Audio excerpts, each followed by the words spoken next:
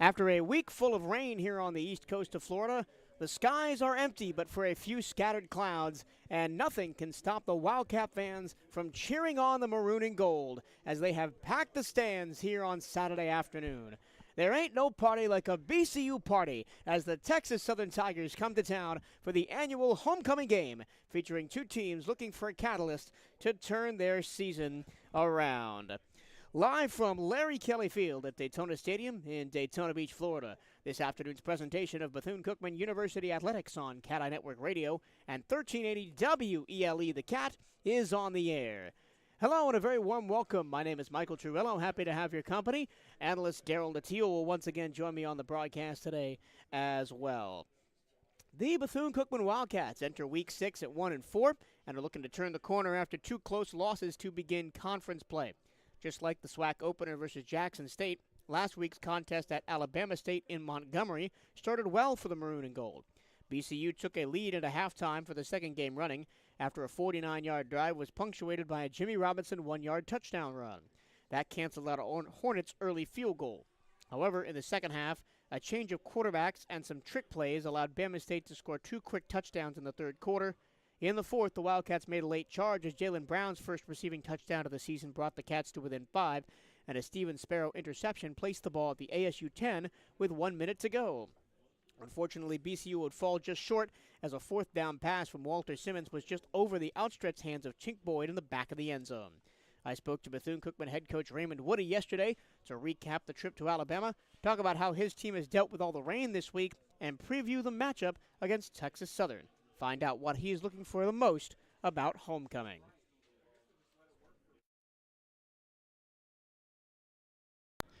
I'm here with Coach Woody before the Wildcats take on Texas Southern for homecoming here in Daytona Beach on Saturday. Coach, it's been kind of a wet week, rain all week in practice. How does your philosophy change when the weather gets bad? Well, we have to play in weather, as long as it's safe for the guys. We're going to practice in the weather that we may have to play against, so we just have to make the adjustments. It is what it is, Continuing on that, it could be a very wet day tomorrow, could be a lot of rain. How does your game plan change going in knowing that it could be a wet day? Well, it's been wet throughout the week, so, we're going to do the things that we need to do in those type of situations, and that's why we practice. Going back to Alabama State last week, another close game. Recap the game real quick. What did you see from your perspective on the sideline? Well, we just have to finish. Our guys are fighting, in certain situations that we're putting our guys in throughout practice. We want to see in practice performance, because it's not practice, it's perfect practice. So that's what we've been talking about all week, perfect practice, not just practicing. We want to win every situation, and we do that, we'll have a good chance. Can I get an injury report on a couple of the guys that have missed the past few weeks? I saw a couple of the quarterbacks back out there today. Well, we just, we warming those guys up, right? It's doubtful, but, at the end of the day, if they can do certain things, that's what we're going to do. But we're going in just like we pretty much ended the last game. Preview Texas Southern for me a little bit. Defensively, statistically, they're not that impressive. Offensively, can really put up numbers. What are you looking at this week? They're big, strong, and aggressive, on both sides of the ball. And they got an opportunity to do some things, They got a good offense, and they got a good football team. So we got to have and be ready for our A game, because they're a good team. Homecoming this week. Obviously, you played in homecoming as a player at BCU, now as a coach. What are you looking for from the community this week? Well, just filling up the stands. Being in a situation I hadn't been in a while. Being back here in Daytona, so exciting, and I know the fans will be behind us, and we just got to go out and put up a good performance. Thank you, Coach. Good luck this week. Thank you. Offensively, the Maroon and Gold continued their early season struggles against ASU last week, being held to just 75 yards passing with one touchdown. However, the run game stepped up against one of the better run defenses in the SWAC, with Jimmy Robinson putting up 123 yards and a score against an ASU defense that was limiting opponents to just 89 yards on the ground. On the season, quarterback Walter Simmons has 366 yards through the air with 2 touchdowns and an interception. It's a close race atop the receiving charts, with Dakari Allen Johnson leading Tink Boyd by 4 yards, 144 to 140. Davino Ellington is the only other Wildcat with over 100 yards receiving with 107. With Washington State transfer Juvensley Bazul still out for the foreseeable future, Jimmy Robinson has taken over as the team leader in rushing yards with 139 and has one touchdown. And Walter Simmons is always a threat to run from the quarterback spot with close to 100 net yards and a TD as well. As Coach Woody said in his interview earlier, Luke Sprague and Tyleek Bethea both took first-team snaps in practice this week, but it is unlikely we will see them today.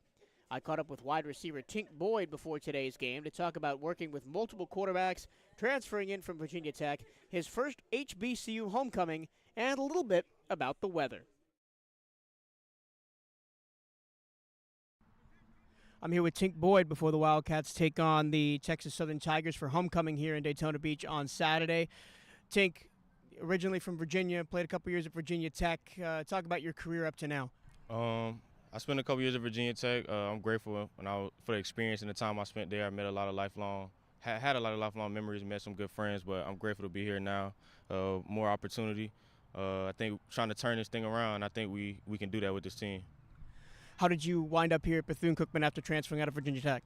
I had entered my name in the transfer portal, and I was just at home training for a little while, and Coach Walker had just called me after a month of training, and he was just like, I think you'll really like it here. We have new opportunities, and we think if you do everything that we've seen on film that you can capitalize on them. So that's when I heard that I came. We're out here on practice on Friday, and I think you caught a pass from 4 different receivers or quarterbacks, in practice today. What's it like working with so many different guys in a system like that? Well, I'm grateful to have 4 different quarterbacks that can play, first of all. I think the biggest thing is me not worrying about who's throwing the ball, but me making the catch whenever the ball comes my way. Football is such a game of inches, and you never know when you're going to get the next opportunity. So whenever you get it, I just try to make it happen. Do you prefer going up against one cornerback over and over again all game, or being moved around against different defensive guys? Me personally, I feel like at the beginning of the game, it's good to go against one corner just to feel for him and how his game like to go. But I'm confident in my abilities. I like moving around inside, outside, so it doesn't really particularly matter. But I feel like throughout the game, if you're going against one guy who's following you, it does get easier because you pick up on his go-to habits and moves and technique. Homecoming this weekend. Obviously, this is your first homecoming here at BCU. What are you looking forward to this weekend? This is my first homecoming at HBCU at all, so it's a different than at Virginia Tech homecoming. I can't lie, but I'm just ready to see the fans. I hope we have a great turnout. I know the team. Had a great week of practice, so I'm just ready for us to execute and ball out and do everything that we've been doing all week. I know it's going to be a great game. Last question, bit of a fun one. As a former Virginia guy myself, Florida football weather or Virginia football weather? That's a hard one. I feel like I'm going to have to pick Florida. It took me about a month and a half to get used to the heat and humidity. Like, just walking outside, I got to go take a shower after I walk outside of Florida. But at Virginia Tech, it's cold, man. It's cold. Like, it's a different type of cold. But once you get warm, it doesn't feel that bad. But I prefer a little bit of the hot all the time, every time, so I know what to expect. The rain here is crazy, though. I ain't going to lie. No snow in the winter is a good thing, isn't it? Yeah, no snow in the winter. But I'm enjoying my time here. I'm grateful. I just love being here. Grateful for Coach Woody and my wide receiver coach, Coach Bino, giving me the opportunity. But, yeah, I'm grateful, man. I'm loving it here. Thank you. Good luck this week. Yes, sir. Thank you.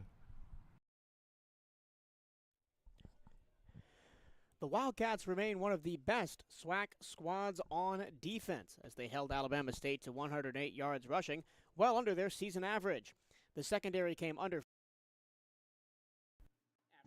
Let me start over. Excuse me, a bit of an audio hiccup there. The Wildcats remain one of the best SWAC squads on defense as they held Alabama State to 108 yards rushing. The secondary came under fire in the second half after a change of quarterbacks and some trick plays opened up some holes. ASU ended up passing for 204 yards and a touchdown. Linebacker De'Aris Thomas continues to lead the way with 43 total tackles on the season, putting him solidly in the top 10 tacklers in the conference. Thomas also has a team-high 7 tackles for loss. Shelton Quarles Jr. and Omari Hill Robinson are next on the tacklers table with 26 and 20, respectively. Despite the pass rush forcing opponents' quarterbacks to scramble out of the pocket, the Wildcats have only officially recorded 4 sacks through 5 games, with Thomas, Eddie Walls, Jalen Christian, and Amari Jones each having 1. Steven Sparrow added his name to the interception list this past week by joining Amari Jones, Omari Hill Robinson, and Tyrone Franklin. The Cats have also forced 3 fumbles this season. I spoke to linebacker Steven Sparrow this week to talk about his interception versus Alabama State, putting up good numbers all over the field, and what he is looking forward to about the homecoming game. I'm here with Steven Sparrow before the Wildcats take on Texas Southern for homecoming this week at Daytona Stadium. Steven, talk about practice a little bit out here. We're out here on a Friday, what Coach likes to call Fast Friday. What does this day look like for you guys? I feel like this day is basically like we're just going over everything that we went through throughout the week. You know what I'm saying? Strategies, what we feel like going to work, seeing if it's working on our communication, and basically just like alignment assignment. You know what I'm saying? Come down to the 5 A's at the end of the day. You had the big play against Alabama State with the interception late on last week. Walk me through that play from your perspective. I mean, first of all, I just wanted to talk about the play before that. I kind of got a little in my feelings because we was getting closer to the end of the game, but I was happy that my teammates, they basically like was telling me to lock in, like we still had a chance to win. You know what I'm saying? Like that we all just got to come together on these couple of plays. And really on that last play, like we really been talking about that. Like really just like in terms of the play that we was in, just waiting for that person to come out to me. He ran right to me. So basically it was me just trusting my keys, knowing that everybody else gonna be in their zone. I just happened to be in my zone. He threw it to my zone. So I was blessed to make the play. You've been all over the field this year, top 5 in tackles on the team. You have an interception, obviously. You have a fumble recovery. What puts you in the best position to make a play on the field? I feel like my teammates definitely put me in the best position to make the plays that I make. Like that one ball, the interception. Everything else was covered on the field. The fumble recovery, I wasn't the one that made the fumble. I just so happened to get on the ball. And in terms of the tackling, like, you know what I'm saying, I'm just playing my gap. You know what I'm saying? When my teammates when they play gap sound football and the ball just so happens to come to me, I'm just blessed that I can come up with a play and make the play for the team. Homecoming this week. What are you looking forward to most about the game? The main thing I'm looking most forward to is kickoff or kickoff return, because that's when the game gonna start. So whichever special teams come out first, kickoff return. I'm just ready to start playing. I miss playing with my boys. I feel like even though it's been a week, it's been forever. So I'm just ready to get back on the field with my boys. You know what I'm saying? We keep coming up short, but we're here to fight. That's my favorite part about my brothers. You know what I'm saying? We're gonna fight. So thank you, Steven. Good luck this week. Thank you so much.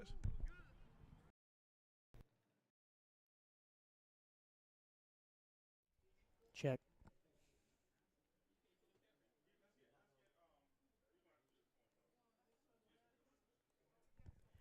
Well, you need 2 teams to have a football game, and this week Texas Southern makes the longest Southwestern Athletic Conference road trip possible. 964 miles from Houston, Texas, all the way to Daytona Beach to try and accomplish what the Tigers did twice last season, crash their opponent's homecoming party. Let's find out more about the Tigers in the Week 6 edition of the Opponent Report. Just like the Maroon and Gold, the Texas Southern Tigers entered today's game with a 1-4 record, 0-2 in conference, 2 FBS losses, and their lone win on the year against an NCAA Division II opponent. However, in stark contrast to the Wildcats, who have used good defense to keep them in games, TSU's games have been wide open and high scoring. They opened the season in the Labor Day Classic against arch rival Prairie View A&M, falling 34-37 in overtime. Then had 2 lopsided FBS losses at Toledo and Rice, then dropped to 0-2 in the SWAC against the much-improved Grambling State team 35-23. Texas Southern took out all their frustrations by hammering Division II Lincoln University of California 52-7 before going on their bye week. TSU boasts the second-best rushing offense in the SWAC at 177 yards per game, and the SWAC's second-leading ball carrier in Ladarius Owens, who has 404 yards and 2 touchdowns. Watch out for Ja'Cory Howard to take over in short yardage situations, as he has half the yards Owens does, but 3 touchdowns. Similar to BCU, TSU is also down their starting quarterback, preseason All-SWAC second-team member Andrew Body. He injured his throwing shoulder against Bama A&M late last year, tried to play versus Prairie View in Game 1, then decided to redshirt this season. In Body's place, Jace Wilson has taken the majority of the snaps for the Tigers and has done quite well, throwing for 508 yards and 4 touchdowns in 4 games. Wilson is also a threat to run, with a team third-best 132 yards on the ground. For all of their offensive prowess, Texas Southern has been declawed on defense this year. They gave up 71 and 59 to Toledo and Rice in their 2 FBS games, and even SWAC teams are averaging 36 points per game against the Tigers. Statistically, TSU is either last or second to last in 8 defensive categories: scoring, rushing, opposing pass efficiency, total yards against, third and fourth down conversions, turnovers gained, and red zone defense. Linebacker Jacob Williams is the top name to watch out for with 41 tackles, 10 tackles for loss, and 5.5 sacks. They only have 9 sacks as a team. And cornerback Javius Williams has their only interception in 2023. Both the Tigers and the Wildcats think that this could be the game that turns around their 2023 fortunes. It's the high-flying offense of Texas Southern against the suffocating defense of Bethune-Cookman as contrasting styles meet on homecoming in Daytona Beach. I now welcome in analyst Daryl Natil to the broadcast booth, which is actually the main press box today. Around with TV in town, HBCU go occupying the booth where we normally would be, but it's a beautiful day, clouds moving away, the sun is in the sky, big crowd out here for homecoming. Daryl, what are you looking forward to this afternoon? The pageantry of homecoming. You see the colors, you see the band, you see the flag waving in the stand. A lot of people coming in from out of town looking at homecoming. This is our favorite time of the year at Bethune-Cookman University. Good to see a lot of former Wildcat football players on the field. This is homecoming. This is what you look forward to. Middle school marching bands on the far side as the Wildcats get ready to run out through the band. We've got about 5 minutes until kickoff, so plenty of time for us to talk about today's matchup. Looking over it, it appears to be the Wildcats struggle on offense, but Texas Southern struggles on defense. What team is going to show out more on that side of the ball? When you look at the contrast, you see the Wildcats are on defense. They're bending and not breaking. We played a great offensive ball game in the first half. Our last two games, Jackson State, we went in leading at halftime. Alabama State went in leading at halftime. So something has to give this week. You got a great offense and a so-called defense. So we're going to see what happens this afternoon. On the other side of the ball, we've seen the Bethune-Cookman defense be stellar and keep the Wildcats in a bunch of games this season, but I don't think they've quite played a SWAC-level offense like this Texas Southern team. They put up a ton of yards, a ton of points, especially on the ground. They had 6 rushing touchdowns last week against Lincoln. How do we stop their big backs up the middle? Well, we saw the contrast last week against Alabama State, different formations and the number of quarterbacks we saw in the running back. We did play well. We only gave up over 100 yards rushing. But we saw our linebackers really scrape and really show their speed last week and the second level. The quarterback spot continues to be a hot topic of debate throughout Wildcat Nation. We've seen Walter Simmons every game since the Miami game, since Luke Sprague and Tyleek Bethea went down with injuries. Both practiced this week, as Coach Simmons Coach Raymond Woody said in his interview earlier in the show. But we don't expect to see either of those two on the field today. It will be Walter Simmons again. As much as we don't want to say, Walter Simmons has improved every week. His legs led us last week, it's 70-something yards rushing. His passing is still not up to par like we would like it to be, but some of those younger guys at quarterback position are getting healthy. I saw Bethea on the field throwing before the game. He was swinging it. Sprague still not all the way there.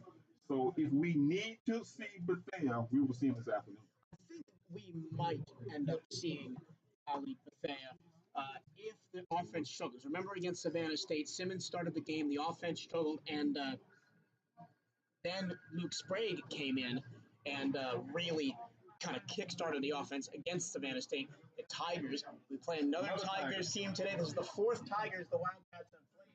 As Texas Southern enters the field in their white helmets, white jerseys, maroon pants, a gray stripe down the side of the pants, maroon numbers with no trim.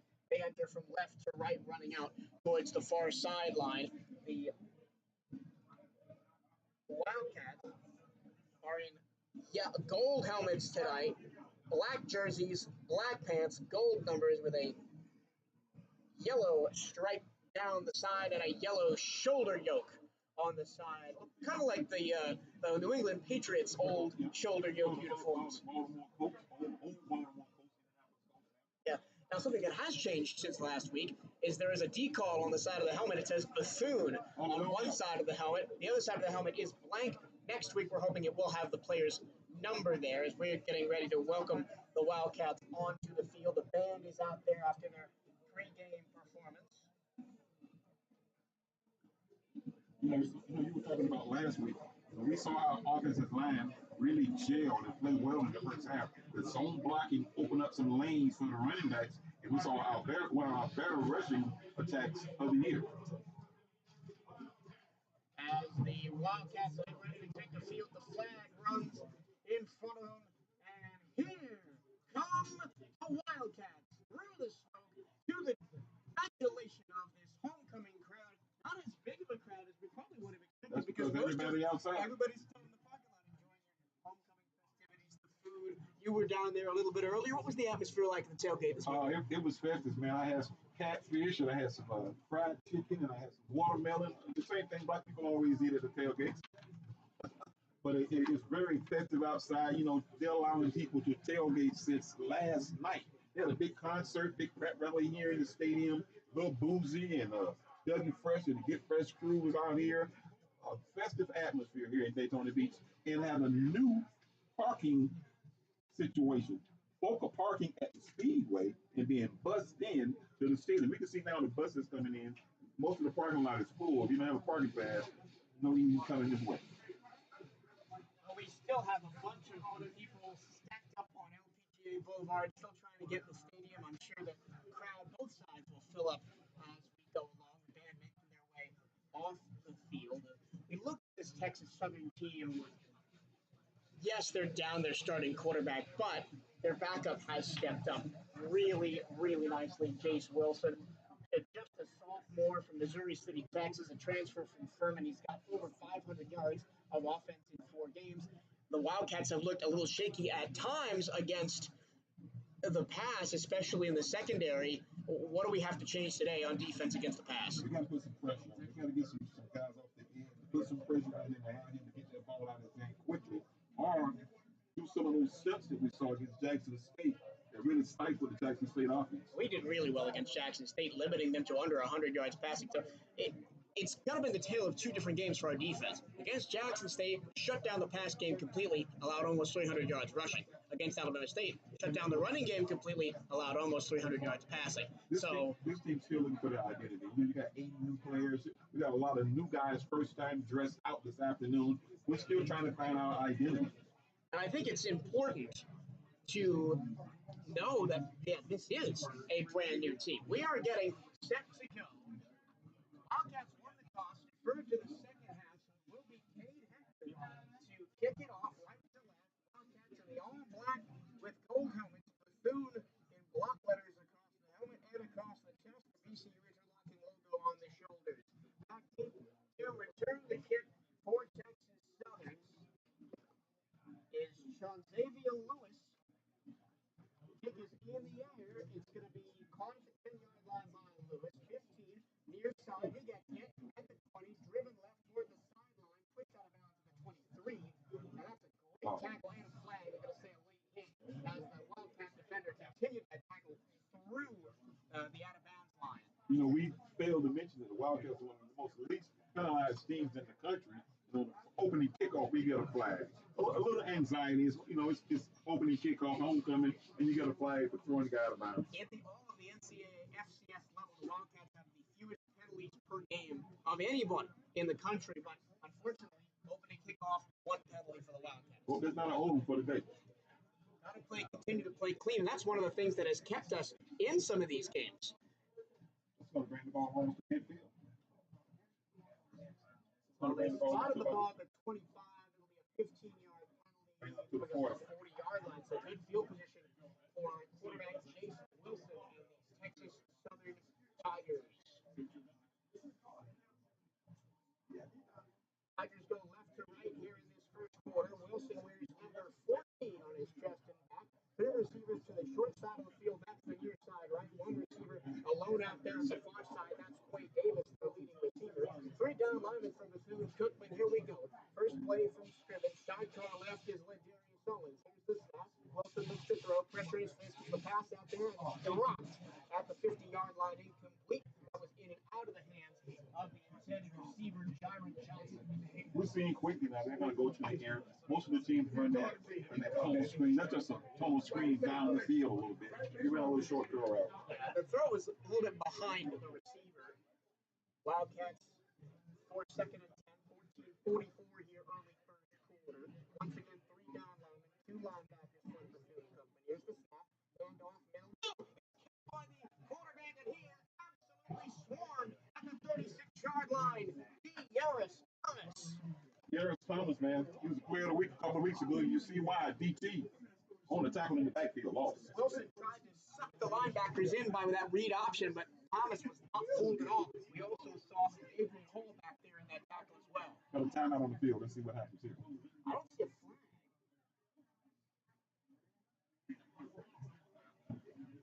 Not sure what happened there, but it's now 3rd down and 14 after the loss of Wilson. We're still waiting for confirmation of what's going on down on the field. The Cats who got off the field last week on 3rd down. I think the ball is flat. They've needed a new ball to be brought in from the sideline. They've got a new ball in from the sideline. Pitch the old ball to the side, and now we're ready to go. They'll be tested this whole game. They'll spot the ball for 37, making this 3rd down and 13. Got to get the midfield for a 1st down from Texas Southern. Three receivers to the right, single left, that's the short side. Snap to Wilson. Here comes pressure up the middle. Wilson gets the pass away, and it's caught over the middle of the field into BCU territory near the 40, down to the 41-yard line. 1st down, Texas Southern. That's Trent O'Leary, the sophomore from Austin, Texas, with the grab. They've been watching film because that's been open all year against us, that open across the middle. They like to rush that extra linebacker. They're going to go quickly, screen to the far side, and a nice little 5-yard gain. That's Trent O'Leary again. 2 straight catches for him. They ain't hurry up right now. 2nd down and 5. They'll go hurry up from the BCU 36. Swing 3 receivers to the near side, right, long left hash. Snap, hand off, running left. Trying to look for a lane. Nice block. He's going to get 30 out of the 25. Another 1st down for Texas Southern. First rush of the day from Ladarius Owens. Down to the 26 is where they'll spot the ball. And this Texas Southern team goes lightning quick. 1st and 10 of the BCU 26. Already the snap to Wilson. He's going to keep the ball. He's going to be running out again. This time by Eddie Walls in the backfield for a loss of 2. Eddie Wall built a wall back there in the backfield. He's going to lose 2 yards. I don't think he's going to keep the ball in the read option very many more times, but he's kept it twice and been crushed twice. Wildcats now trying to make it stand on their own side of the field. Darius Owens still sidecar left. 3 receivers bunched to the near side. They got an 8-back in on the right-hand side as well. They hand the ball off to Owens. Up the middle, net in the hole. Nowhere to go. Nice tackle. Dearest Thomas in there again. Cats have been stout up the middle early in the ball game, but we see them loosening up. But the pass has been loosening up the front lines for the Wildcats.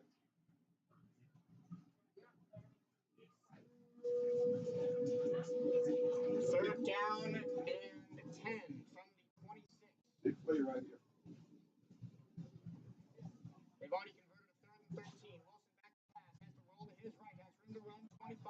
He's going to be tripped up at the 23-yard line. 4th down. It's Dearest Thomas again. DT is everywhere today. He scraped that time for the linebacker position and ran the quarterback down. He picked up about 2 yards on the play. He's going to bring up 4th down going for the field goal. 12 minutes to go in the first half quarter. They'll bring in the junior from Houston, Texas, Curtis Falkenberg to try and kick a field goal to get Texas Southern on the board. This will be maybe a 39-40-yarder. He got a breeze behind him, too. We were seeing our kickers in practice 50 yards. 50 plus going this way, left to right, kicking, ball in the middle.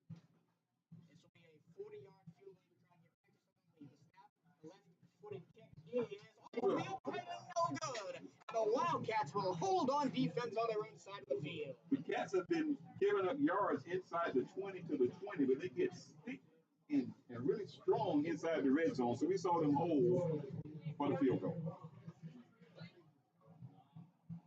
Timeout on the field, 11:31 to go, no score. Wildcats on offense when we come back. You're listening to Bethune-Cookman University Football on CatEye Network Radio and 1380 WELE. Okay. I have no idea. I'll plug everything else in. Plug everything else out.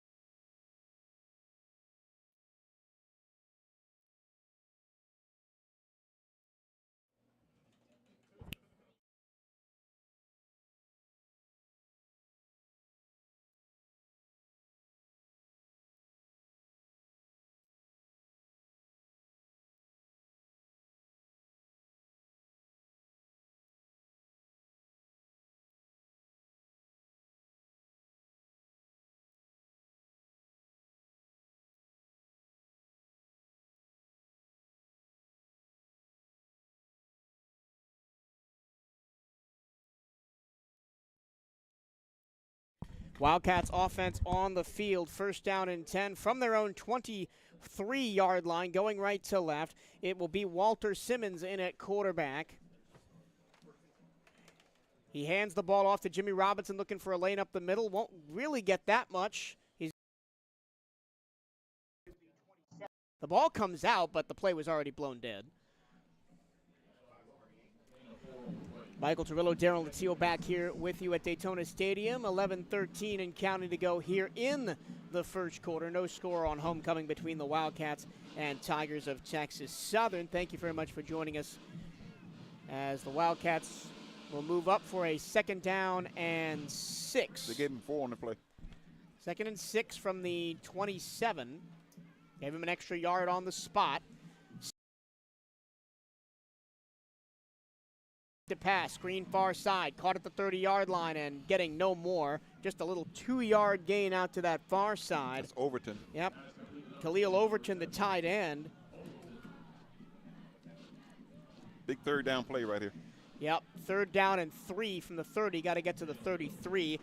On the season, the Wildcats are 25% on 3rd down, so not great on 3rd down. Simmons takes the snap. Pocket collapsing. He just slips and falls to the ground as he tried to escape the pocket all the way back at the 25. A quick 3 and out for the Wildcats, and here we go again, Darryl. Nobody touched him. He kind of slipped up in the pocket, and he slipped on the turf. He had a lane to run into, but he slipped and fell. It's 4th and 8 yards now. Yep, 4th and 8, 4th and 9, and here comes Anthony Frederick to do the punting. Back deep to receive Chonzavia Lewis, who is the preseason All-SWAC 2nd-team returner. We saw a nice return for him up to the 30, and of course had the penalty tacked on to that on the opening kickoff. Frederick stands at his own 10-yard line, kicking right to left into the wind. We didn't even take the wind. Soft breeze. Frederick gets it away. Kick. High arcing kick right in the middle of the field. Fielded at the 30 by Lewis. Makes one man miss. Tripped up at the 40-yard line. And that's where the Texas Southern Tigers will be to begin their 2nd drive. Exact same place that were to begin their 1st drive. And I think Texas Southern has come out with all the confidence here. They've got that pass game working, especially over the middle. Very much like we see our team. They're watching their team. You know, it's almost a mirror image between the two teams. Both teams coming in 1-4, looking to do some damage in a SWAC ball game with comparable talent. But early on in the game, you kind of give the edge to Texas Southern because they move the football. They move the football, and the Wildcats have been good inside the 30s on defense, but they've given away some space. Here we go. 1st and 10 for Texas Southern from the 40 going left to right. Jace Wilson in the gun. Owens on his right hip. One receiver going in motion left to right. It's going to be a handoff to Owens up the middle to the 40-yard line. Ripped down by De'Aris Thomas. Just a 2-yard gain. De'Aris Thomas, man. DT, maybe. Only stands at 6'1", but he plays so much bigger than that. Plays much bigger than that as one of those hybrid linebackers. 3rd tackle of the game already for Thomas. 2nd down and 8. Throw, screen, far side, caught low near the 1st down to the 49-yard line. It'll be 3rd down and 1. That ball almost looked like it got tipped at the line. The receiver, Quade Davis, had to adjust on the fly to make that catch. But now 3rd down and 1 to the 49. Got to get to midfield to Texas Southern. 4 wide, 2x2 ball left hash. And a jump on defense. And immediately hands-on head from Ebenezer Dubula, and he knows he's got to give Texas Southern a free 1st down. That's already 2 penalties for Bethune-Cookman in this 1st quarter. And that's uncharacteristic of this team. You know, like I said before, they are the least penalized team in the nation, and we now have 2 penalties. 2 penalties in the first 2 possessions. That'll give a free 1st down to Texas Southern at the BCU 46. 3 receivers stacked up to the far side left, right on the numbers. 1 receiver near side right, that's Quay Davis. Owens in the backfield with Wilson. Wilson takes the snap, looks to throw. Pressure coming off the edge. He throws down the left side, caught at the 30-yard line, down to the 26. Big 1st down, Texas Southern. Again, the Wildcats are struggling to contain Trenton Leary on the outside. Well, you know, Leary had a guy just sit right there in the seam, wide open.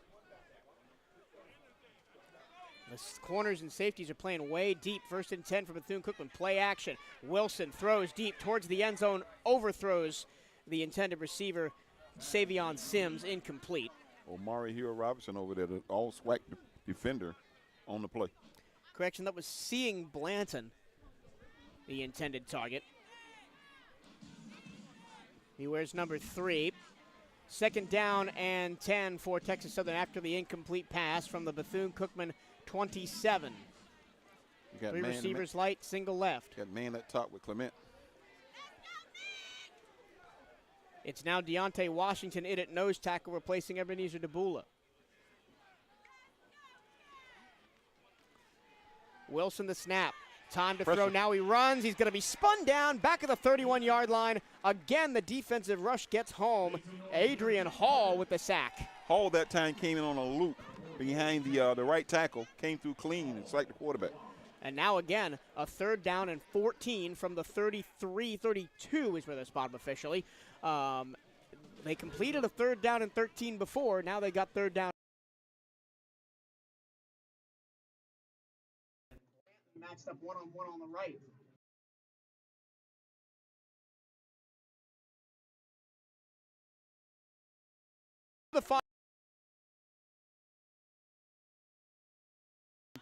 They're going to mark him out at the 8. At the 8 yard, so he did. When he ran into his own blocker, he did step out of bounds, but still, that's just a...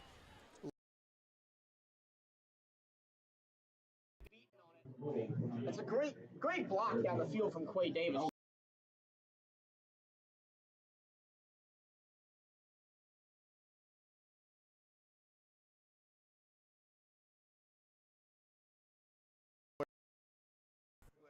On the tackle. They're really go laterally left to right on defense, and our defense is not responding with the quickness that we have seen them have early on in this season. 2nd down and goal for Texas Southern from the 7-yard line. 3 receivers right, none left, ball left hash. Owens in the backfield with Wilson in the gun. Wilson takes the snap, looks left, throws middle, incomplete. Broken up by Shelton Quarles. Quarles, another one of those hybrid linebackers. The tight end. 3rd down and goal now from the 7-yard line. Watch a sweep this way. They're going to sweep it this way. Can the Wildcats hold? 3 receivers right, none left again. Same formation as the last play. Wildcats 3 down linemen. We've got Laquan Johnson matched up one-on-one with the tight end. They'll bring pressure off the edge. Throwing to the back of the end zone, incomplete. The pass was a little bit high, and the diving attempt by Trenton Leary was unable to be hauled in. 4th down and goal, and the Wildcats will hold them to a field goal try again. That was good coverage in the secondary that time. He kind of made his mind up which receiver he wanted to go to. He had a crossing route. He could have picked one of those guys that crossed, but he threw it to the back of the end zone for the incompletion. And so we will once again see Curtis Falkenberg. He missed from 40. He hit the upright. This is going to be a chip shot from 25. Like an extra point right here. To give Texas Southern the lead, the Wildcats have only run 3 offensive plays, and there's 7 minutes to go in the first quarter. Snap, kick is good. And with 7 minutes and 2 seconds to go in the first quarter, it's the Texas Southern Tigers 3, the Bethune-Cookman Wildcats nothing. We'll take a break and be right back. You're listening to BCU Football on the CatEye Network and 1380 WELE.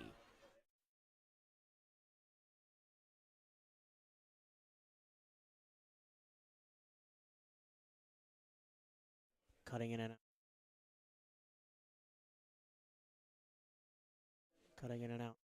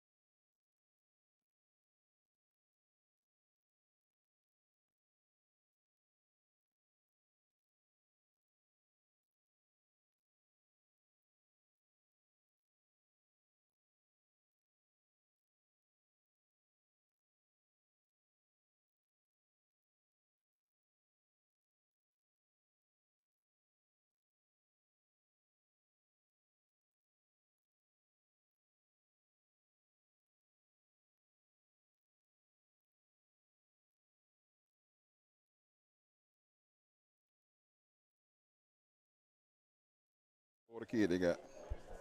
Welcome back to Daytona Stadium, the Wildcats and the Texas Southern Tigers.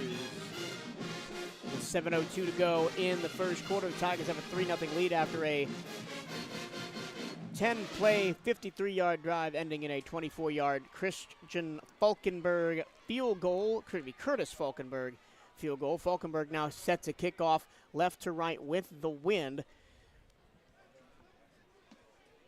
As the Wildcats will now look for some answers on defense. Darnell Dees is back to receive.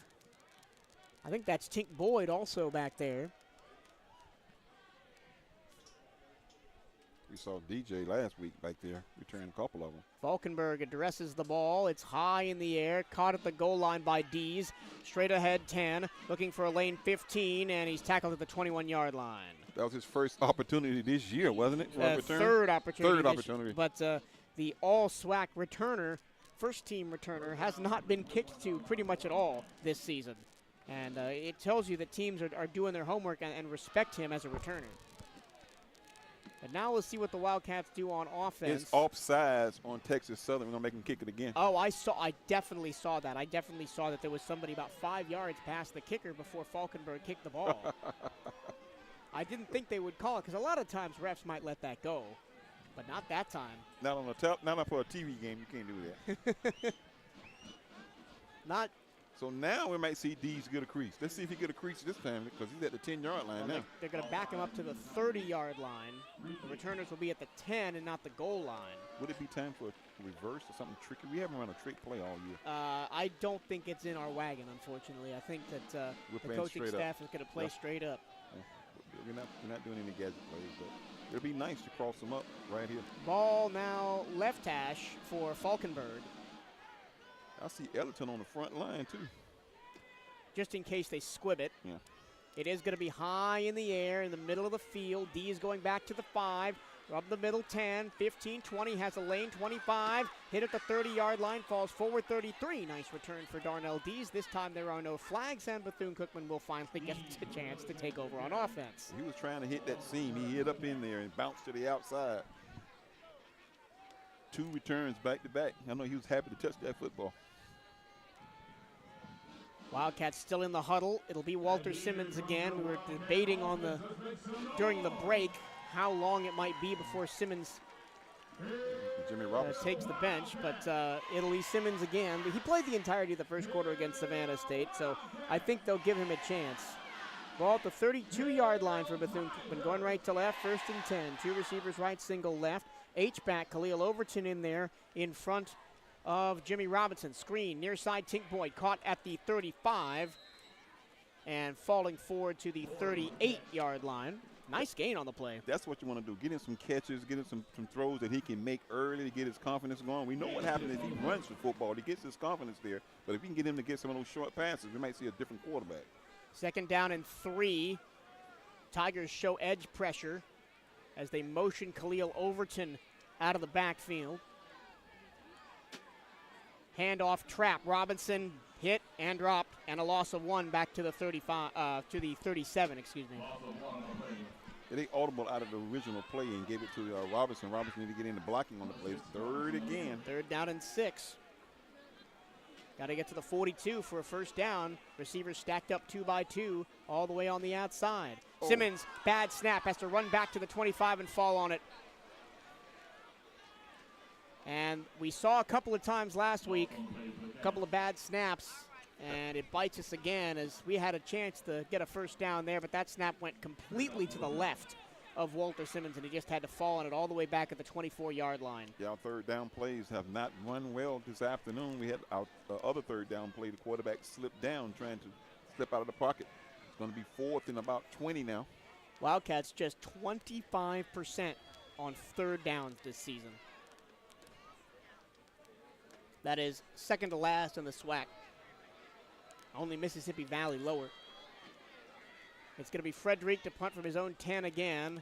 Gets the snap, gets the punt away. It's arcing towards the near side. It's going to bounce and go out of bounds near the 42-yard line of Bethune-Cookman. So Texas Southern with a 3-0 lead and the ball when we come back. 5 minutes to go. First quarter, you're listening to Bethune-Cookman University Football on CatEye Network Radio and 1380 WELE.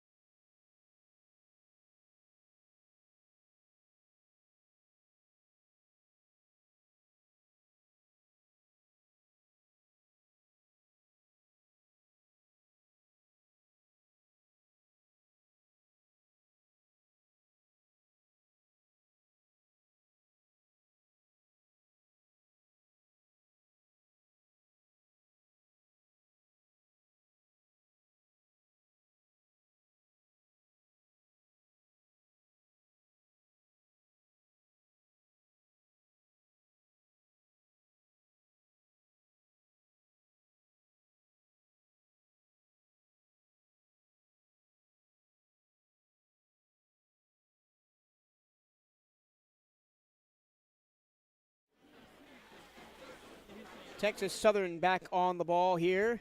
5:01 to go in the first quarter. They're at the Bethune-Cookman 45-yard line. 1st and 10 after the Anthony Frederick punt. Jace Wilson still at quarterback. It's now Ja'Cory Howard in at running back. It's going to be a screen to him to the left. Bounces off a tackler. De'Aris Thomas wrestles Howard down at the 49, 4-yard gain. He had the opportunity to get him in the backfield. Missed the tackle on the swing pass. Nobody moved when he went in motion. They had more numbers to that side. That was Jalen Christian who missed that tackle in the backfield. 2nd and 6 from the 49. Wilson rolls left, throws underneath, incomplete, threw it well behind the intended receiver, and incomplete. That was Jiron Johnson, has 1 catch on the game already. Didn't get there that time. Yeah, Christian that time was in coverage. He had opportunity to get that ball. It was like a back shoulder pass. Well, back shoulder, if the shoulder was about 2 yards behind you. 3rd down, and the Wildcats have not been able to get off the field on 3rd down. It's now 3rd and 6. They're going to run to the seams and curl up.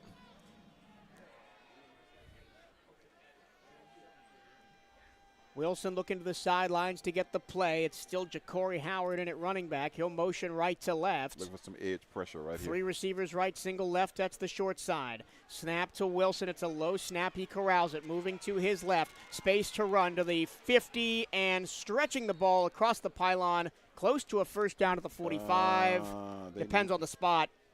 Really depends on the spot. Yeah, he got just enough at the 45-yard line of Bethune-Cookman for a 1st down. That was good coverage in the secondary, and the defensive back had to decide whether he's going to stay with the receiver or come up and make the tackle.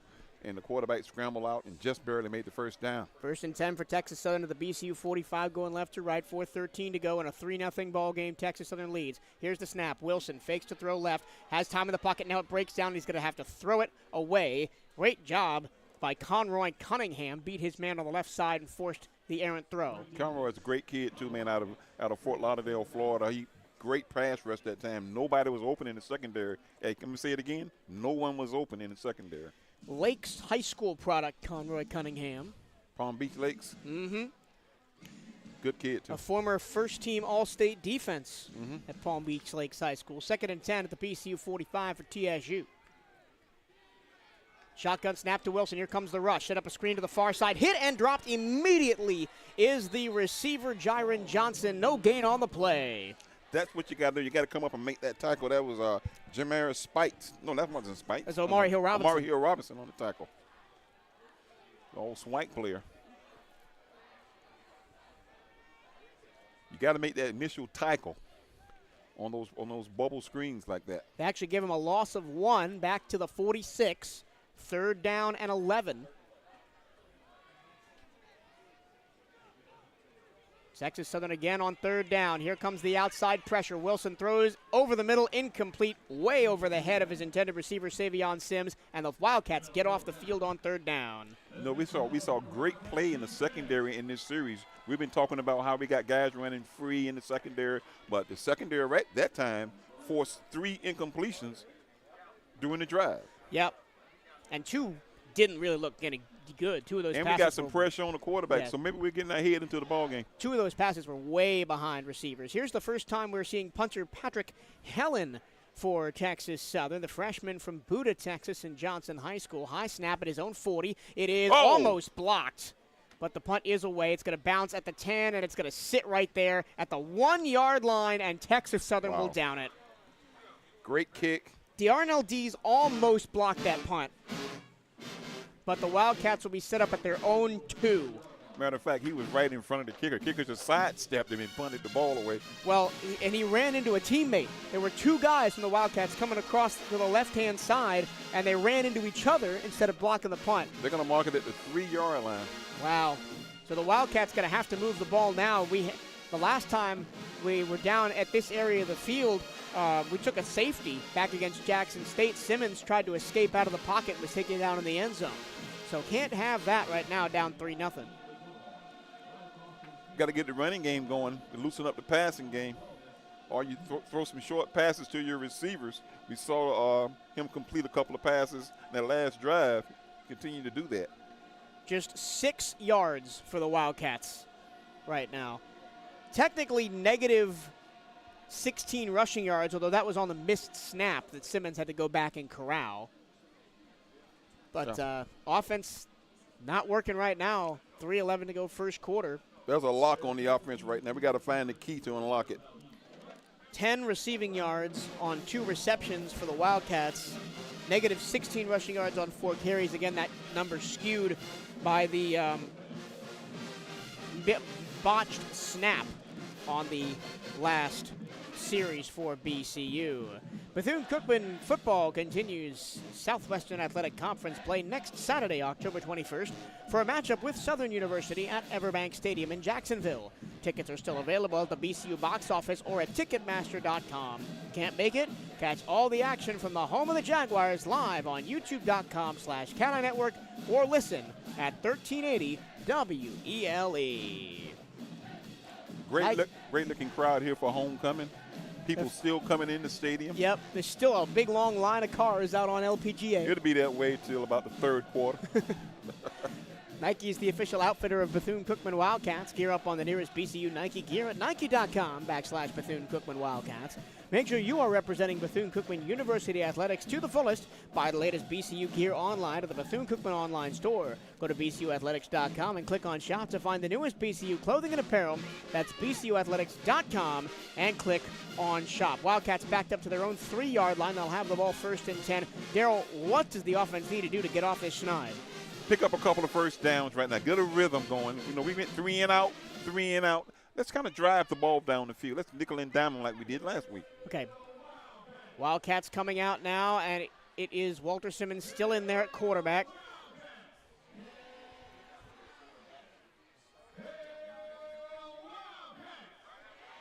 From their own 3-yard line going right to left, 3:11 to go first quarter, 3-0 Texas Southern leads. It'll be Walter Simmons set up 3 yards deep in his own end zone. 4 down linemen for Texas Southern. Simmons, hard count, trying to get a jump offside. Hand off up the middle, cutting it back to the left to the 5, up to the 10. That's Terry Lindsay on the carry. Haven't seen him for a couple of weeks. If Lindsay puts the ball in his left arm and he have a hand-to-hand stiff arm, he probably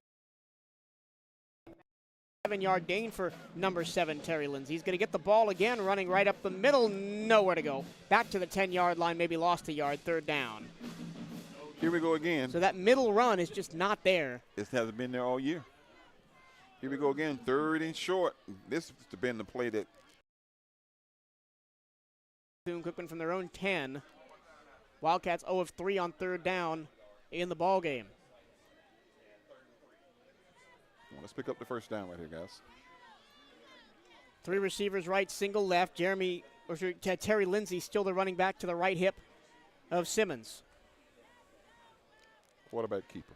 Simmons takes his hand, claps his hands, takes the snap. Pressure coming, delayed quarterback run. He falls forward. It's close. It's a first down for Bethune-Cookman to the 19-yard line. Whoo, that was close. That's what he got to do because right now they're covering their receivers on the short routes. There are lanes for him to run in. Last time he tried to run up in there, he slipped down on the 3rd down. Yeah, it was a delayed quarterback draw. This time Simmons keeps it and gets crushed immediately at the line of scrimmage. Offensive line is getting beat at the point of attack right now. They got some big guys. 6'1", 300. Elinus Noel, the defensive tackle, 6'2", 330. Some big guys down there for Texas Southern. 2nd and 10 now from the BCU 19, or BCU 14, excuse me. Simmons takes the snap, looking, under pressure, escapes, now throws, and it's behind the intended receiver, Dakari Allen Johnson, and incomplete. Yeah, Pippin's a big kid from DeSoto High School. Great program out of Dallas, Texas. Well, it's going to be 3rd and 10 now. Here we go again, third down. From the 14. And the defensive line for Texas Southern is doing a good job of getting back there and making Simmons uncomfortable in the pocket. Simmons takes the snap. It's a 4-man rush. He's going to get back there. Simmons rolls to his right. He's going to throw on the run, incomplete into the Texas Southern bench, way over the head of Amari Stort, and incomplete. And another punt from deep in their own zone for Bethune-Cookman. This time, at least, they got a first down, so they're not punting out of the back of the end zone. Okay, now the question is how long do you stay with this type of offense? How long do you stay with the personnel that you have in the game? Well, that's the question that the coaching staff is going to have to answer. And I don't think we're going to get an answer for a while. At least not in this quarter. I don't think we're going to get it in this quarter. 1:11 to go in it. Clock stopped after the incomplete pass. Anthony Frederick with his heels on his own goal line. And putting the defense back on the field in short and giving them a short field. Tronzavia Lewis at the 40-yard line of Bethune-Cookman to try and receive this punt. Frederick going to be punting into the soft breeze that's going left to right. Here's the snap. It's a low-driven punt. Going to bounce at the 50, take a BCU roll to the 45, and go out of bounds at the 41. So similar field position to where Texas Southern has started for the majority of the day. They haven't really been backed up past the 40-yard line. But you had a fake on right there because Texas Southern took 2 steps and everybody retreated down the field. Nobody even covered the kick. But again, I think we're just going to try and play straight up. up. We're going to play vanilla. The Wildcats on defense, again, have done well this so far to keep it a 3-0 game, but we might have to see a turnover of some kind here. You see the freshman Nick Rawls playing safety right now, number 23 at the 50-yard line. True freshman. You got a great Nick Rawls story. Well, I got a great story for Nick. Maybe we'll tell it later. First and 10 from the 40-yard line for Texas Southern left to right. 1 minute to go first quarter. It is a run to the left. Nowhere to go for Darius Owens. We're doing a good job stopping the run, as we have done all year. DT on the tackle again. Thomas. Yep. Laquan Johnson was also in there. 2nd and 9 after the gain of 1 to the 41.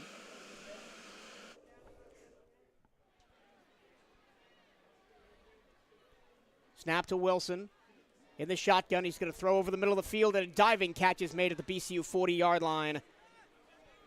It was covered by Amari Hero Robinson. Couldn't do anything there. The ball was low, and he just dove and got it. That was seeing Blanton. First down and 10 at the BCU 42. Quick snap. They're going to go hyperspeed again.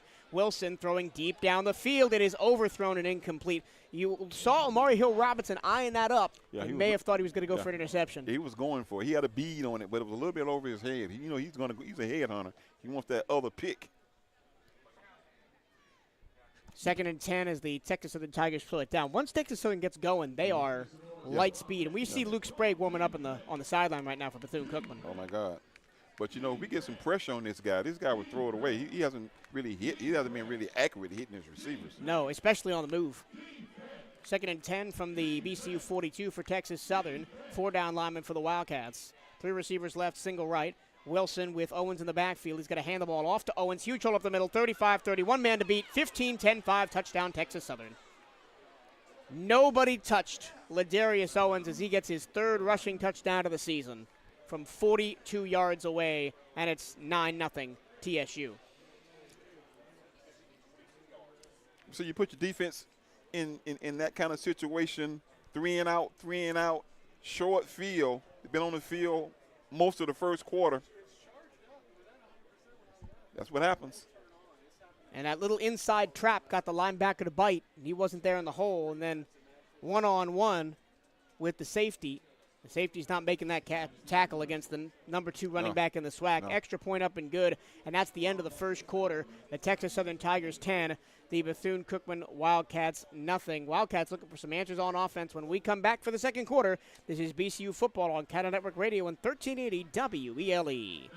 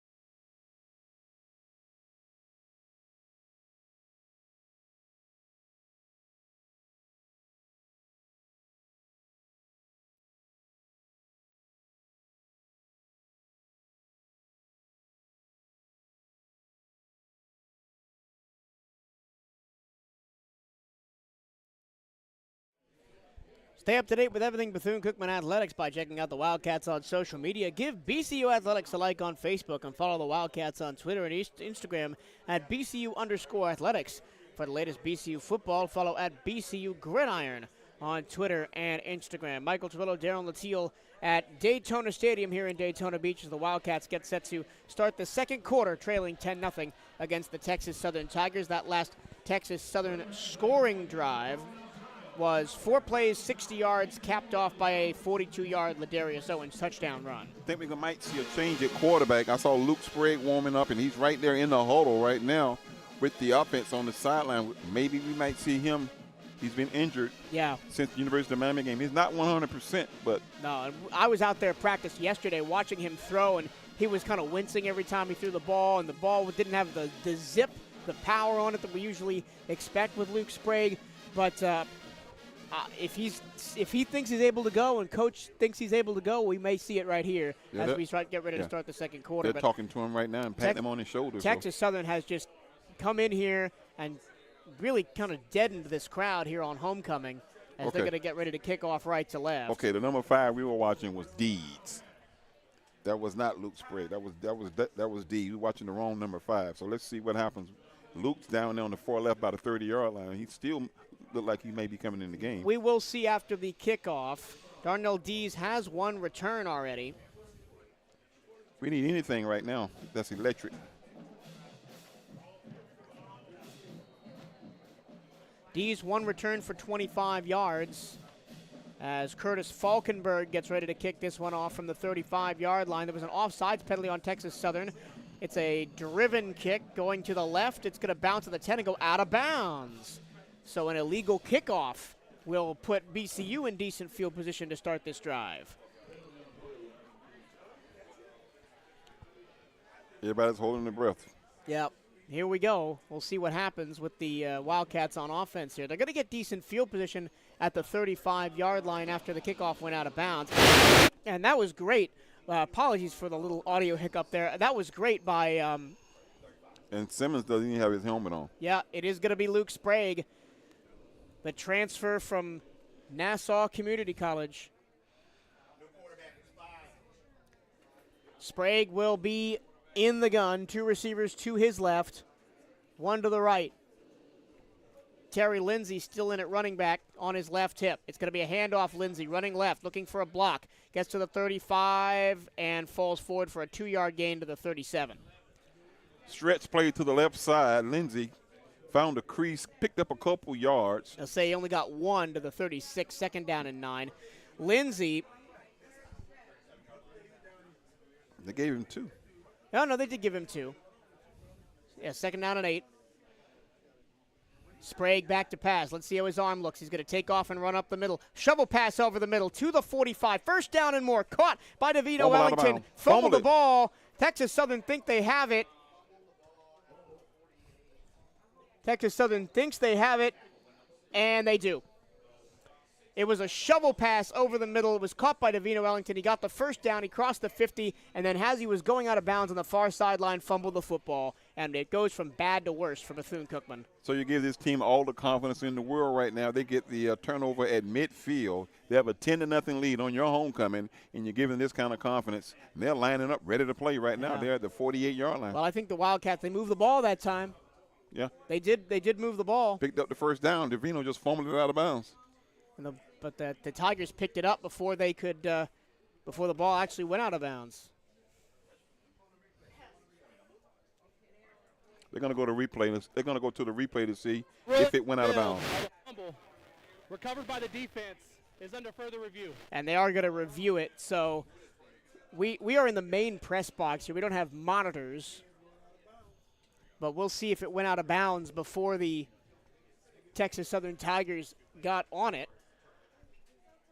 They're not showing the replay. They are going to show the replay. So it's a fumble. It's rolling towards the sideline. It is out of bounds. You got it? I think Texas Southern got it. Oh, they got it. I think they got it. Calvin Henderson, the free safety, punched the ball out and then fell on it before he went out of bounds. He's kind of laying half inbounds, half out of bounds when he touches the ball. But is the ball in the air when he touches it? Yeah, he's got it. That's going to be a Texas Southern football. At least in my opinion, that's going to be a Texas Southern football. So the Wildcats continue to struggle here early on, down 10-0. They finally get a first down, maybe a drive going, and then an immediate fumble. Well, we saw the spark that we wanted. We saw a new engineer at quarterback, and he got the first down on the pass.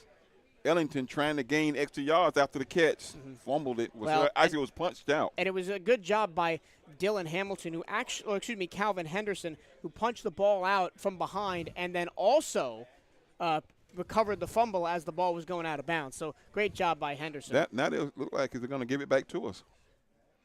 The ball spotted at the 49-yard line. The ball went out near the 45 of Bethune-Cookman. Let's see. Or of Texas Southern on the right-hand side. Are we getting the ball back or what? I have no idea.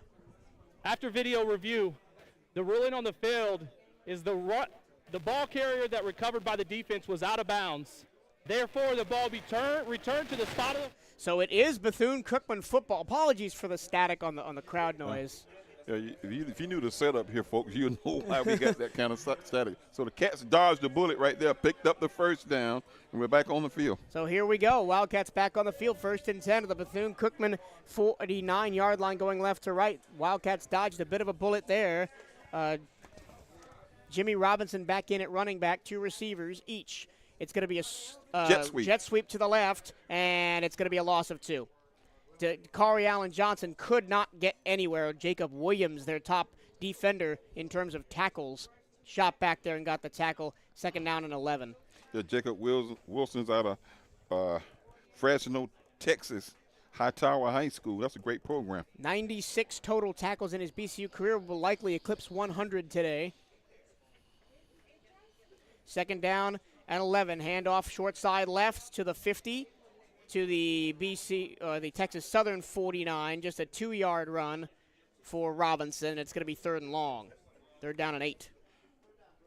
Comes Davino Ellington back into the game, and Omari Stewart. Now we're really going to test Luke Sprague's arm. They got twin safeties. Yep. Linebackers are deep. From the 49-yard line of TSU, got to get to the 40 for a first down. Sprague immediately under pressure, throws deep middle. It is incomplete and almost intercepted. A flag comes in late as Sprague was hit late. Linus Noel knocked down Luke Sprague after he threw the football, and you can see immediately Sprague kind of holding his shoulder. Yeah, they pulled the shoulder pad out of the shirt. That's what it was almost intercepted on the back end. Roughing the passer is the call. So Wildcats will be given another opportunity. Texas Southern continuing to gift Wildcats opportunities. They didn't pick up the fumble. Now they didn't. Didn't get the stop on 3rd down because of a penalty. You can see he doesn't have that zip that he had earlier. No, he doesn't. He was just floating it downfield. It was almost intercepted by the Texas Southern secondary. I think that was Canary Simons back there. But we're picking up first down. Let's keep going. 1st and 10 for Bethune-Cookman from the 34-yard line. Handoff Robinson up the middle on a draw. Gets close to the 30, picks up 3 to the 31. And if we can get the running game going a little bit, as getting up limply is Traveris Hammond, the BCU right tackle. He'll stay in the game. Wildcats will go fast after a 5-yard pickup. 2nd down and 5. Sprague in trouble, sacked back at the 40. 5-yard loss. And that's revenge for Linus Noel, who committed the penalty that gave BCU a first down. It's going to be 3rd down and 15. Yeah, that guy, he's a great defender himself. Noel, he's out of Houma, Louisiana. Nichols State transfer. Yeah, transfer from Nichols State. He's been playing big-time football. That's his first sack on the season, Noel. 3rd down, they'll give it officially 13 from the 37-yard line of Texas Southern. And a false start. The left tackle moved early. 3rd penalty on the afternoon for the Cats, and we've been averaging 2 or 3 penalties a game, so. That was Jamari Sylvester that backs BCU up further past the 40 to the 42-yard line. See, Bethea 3rd and 18. But Theo's getting loose himself, so we may see a couple of 3 quarterbacks this afternoon. We will see what will happen on the next series. I don't think Sprague's looked bad. He's just been hesitant. He's just rusty. 3 receivers right, single left, 3rd and 18. Sprague throws incomplete. Just tried to throw a little out route to the near side left to Dakari Allen Johnson. It was great coverage on the play by Jadrian McGraw, and it's 4th down, and BC will have to punt it again. So mostly that drive was Texas Southern miscues. And we will punt. We're not quite in Cade Hector field goal range, even though he was hitting them from 50. And maybe could have hit one from 55 with the wind at his back like it is right now. But we're not going to try the long field goal. Frederic will stand at his own 45-yard line to punt back to Chonzavia Lewis, who stands at the 10.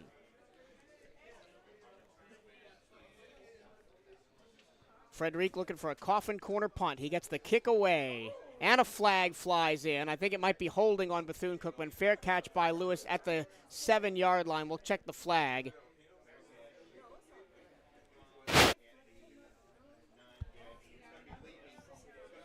Four penalties. So there's a couple of different things that are flying around the press box right now.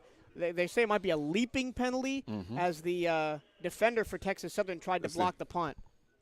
Personal foul. Yeah. Leaping on the defense.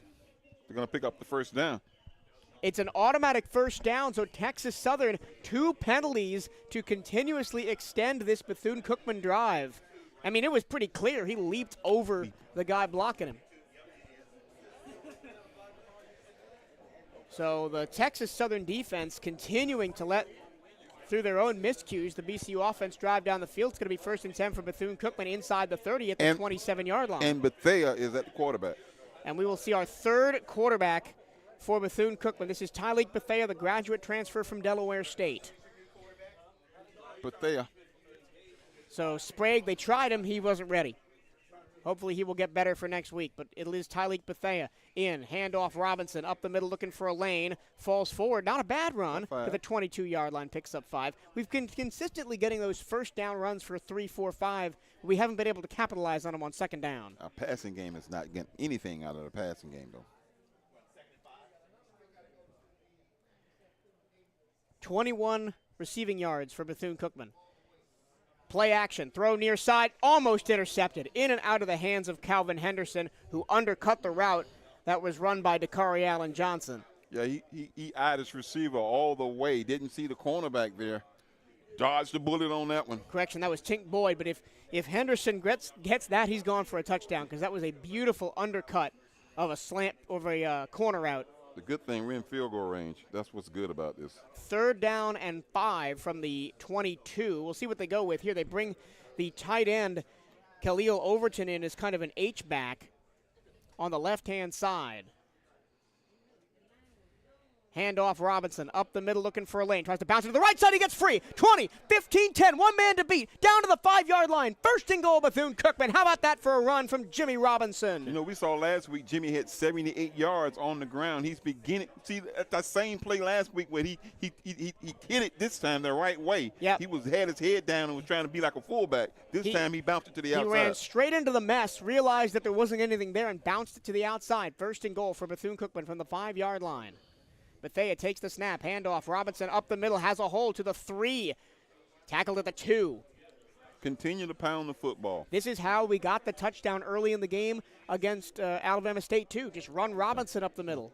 Let him do his work. He's a short guy, just 5'7", and let him do his work in between the tackles. 2nd and goal from the 2.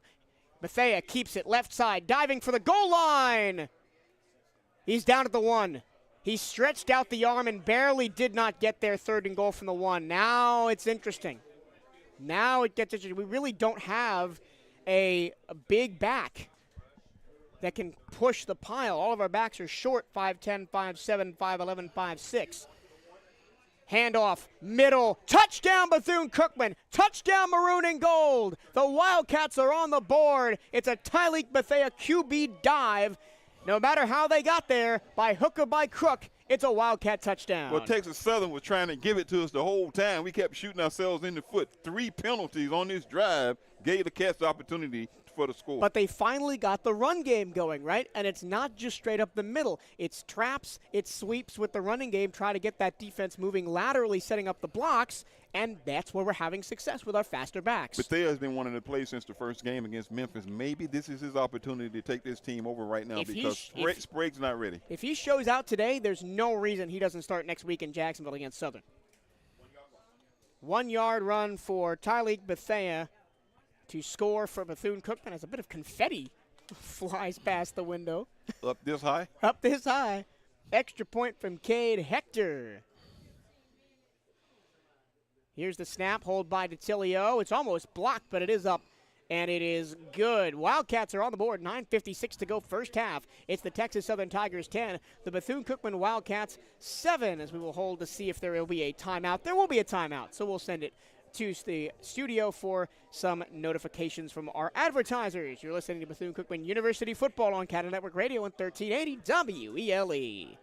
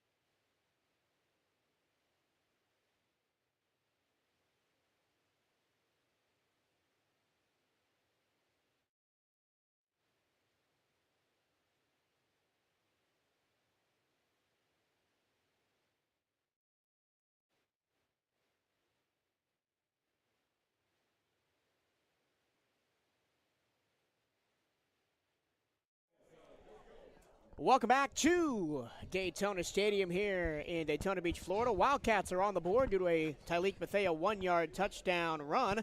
The Wildcats scored that touchdown in 14 plays, covering 65 yards, with a 1-yard rush for a touchdown by Tyleek Bethea. But the story of that drive, Darryl, was really the Texas Southern defense. They had multiple opportunities to end that drive, but didn't take them. Missed an interception, missed a fumble recovery, and they had a huge penalty on a punt for BCU that would have ended a drive as well. If this was baseball, we would say we scored off of errors.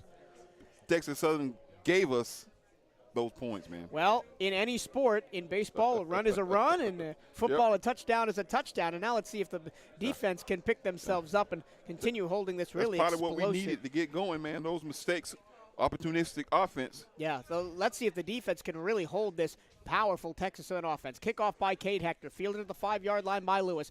Right side 20, has a hole 25-30. One more to man to beat 40. Is going to be dragged down close to midfield. That's a great return by Chunzavia Lewis, the redshirt sophomore from Monroe, Louisiana. You know, Cade was kicking that ball out of the end zone most of the season. I don't see why. With the win at his back, he's not kicking that thing into the end zone. And great blocks in front of Lewis. So we've got two of the best returners in the SWAC on show today with Darnell Dees and Chunzavia Lewis. Yeah, Lewis and Dees are the two best in the SWAC. First SWAC first team and SWAC second team. That's them. Those guys, I'll take a picture after the game. Another Really good spot of field position for Texas Southern from the BCU 48-yard line, going right to left here in the second quarter, 9:47 to go in the first half. Handoff running left, nowhere to go for the running back. 1 yard gain, if that, for Ladarius Owens. Nice job by the BCU front line. Deontay Washington in on the tackle. Yeah, Deontay Washington stopped there at the point of attack. A couple other guys in on the tackle, Quarles and Darius Thomas again, DT.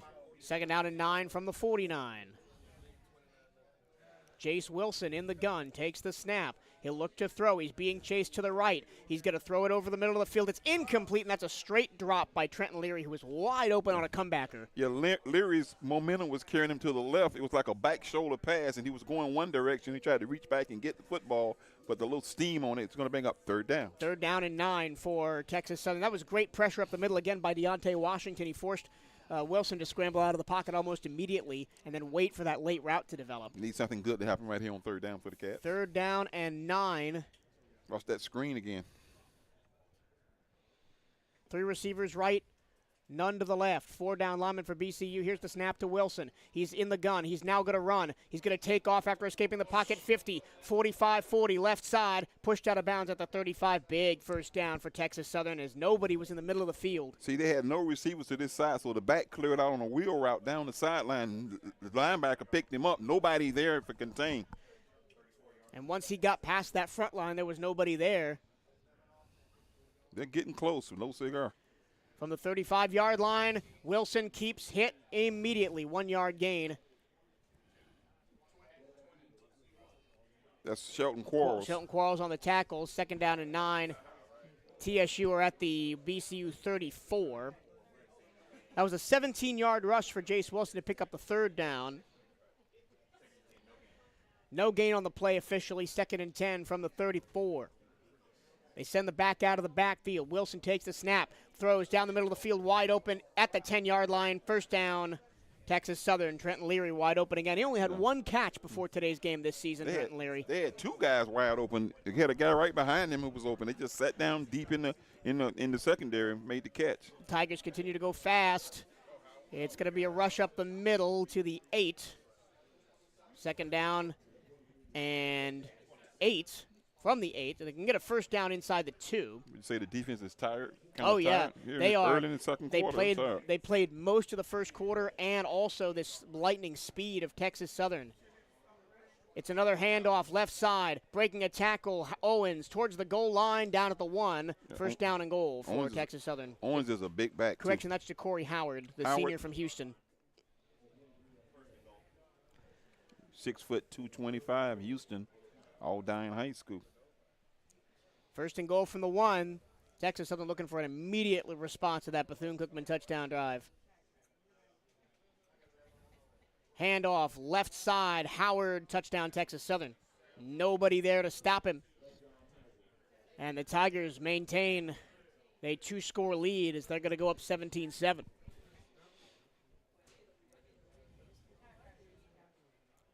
And there was just nobody there. I mean, first down and goal from the 1, you're not really – it's really hard.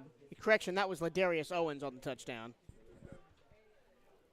As Curtis Falkenberg set to kick this one for the extra point. Kick is good. 7 plays, 44 yards. We will get the official time on the drive, but it can't be more than a minute and a half. As this light-speed Texas Southern offense, who is averaging 23.8 points a game, that's good for 5th in the SWAC, but against SWAC opposition, they've put up 34 and 23, and they put up 52 points last week against California's Lincoln University. Well, we knew they could score. So the defense was suspect coming into the ballgame. Their defense has been playing well, and their offense has been lights out. So we just got to match their intensity right now. The defense got their head down. They've been on the field most of the afternoon. We got to continue to play from behind, and we need a spark right here coming out of the kickoff. The nation's largest football HBCU game is back on November 18th. Chem-Catcher Wildcats as they take on rival Florida A&M in the 43rd annual Florida Blue Florida Classic at Camping World Stadium in Orlando. Tickets are on sale now at Ticketmaster.com. It's going to be a battle of the best bands in the land next Saturday when Bethune-Cookman takes on Southern University at Everbank Stadium in Jacksonville. Get your tickets right now at the BCU box office starting at just $25 or at Ticketmaster.com.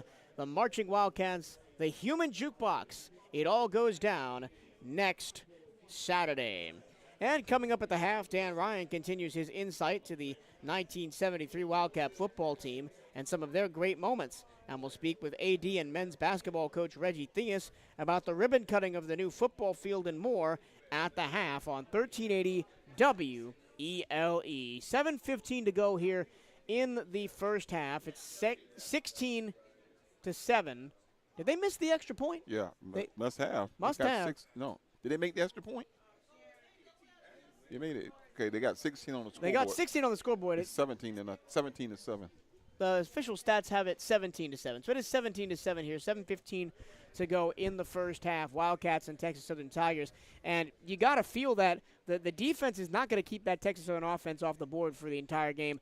The offense has to step up now. Offense has to put points on the board every time we get opportunity. Every time we get a possession. You know, we've had 3 and out, 3 and out, 3 and out. And then on the last drive, we had 3 penalties that help us get the first down and the touchdown. We almost had a punt, but the penalty negated the punt and put BCU in scoring position. And how do we get there, right? Because the passing offense hasn't been there. We saw Jimmy Robinson better on the run game on that last drive by bouncing it outside. But if that second tight end stays home and doesn't crash the box, that's not going to be there either. We got to find some way to get a rhythm. You got to get a rhythm, sustain the drive, pick up some first downs, give the opportunity for the defense to get a rest. So we're playing 3 quarterbacks. So maybe Bethea can calm everybody down, and let's see what he does in this possession. It might start with a good return from Darnell Dees, or it's Dakari Allen Johnson out there. In there. Yep. Haven't heard from Tink Boyd all that. Well, Tink Boyd did catch a pass. He caught earlier. one pass for 2 yards on an out route. He's kicking against the wind. He kicked it out of bounds the last time. Out of bounds, not out of the back of the end zone, but out of bounds for an illegal kick. Right. Maybe they might do that again. Knowing that we struggle on offense. Falkenberg set to kick it off from the 35-yard line. He addresses the ball with his right foot.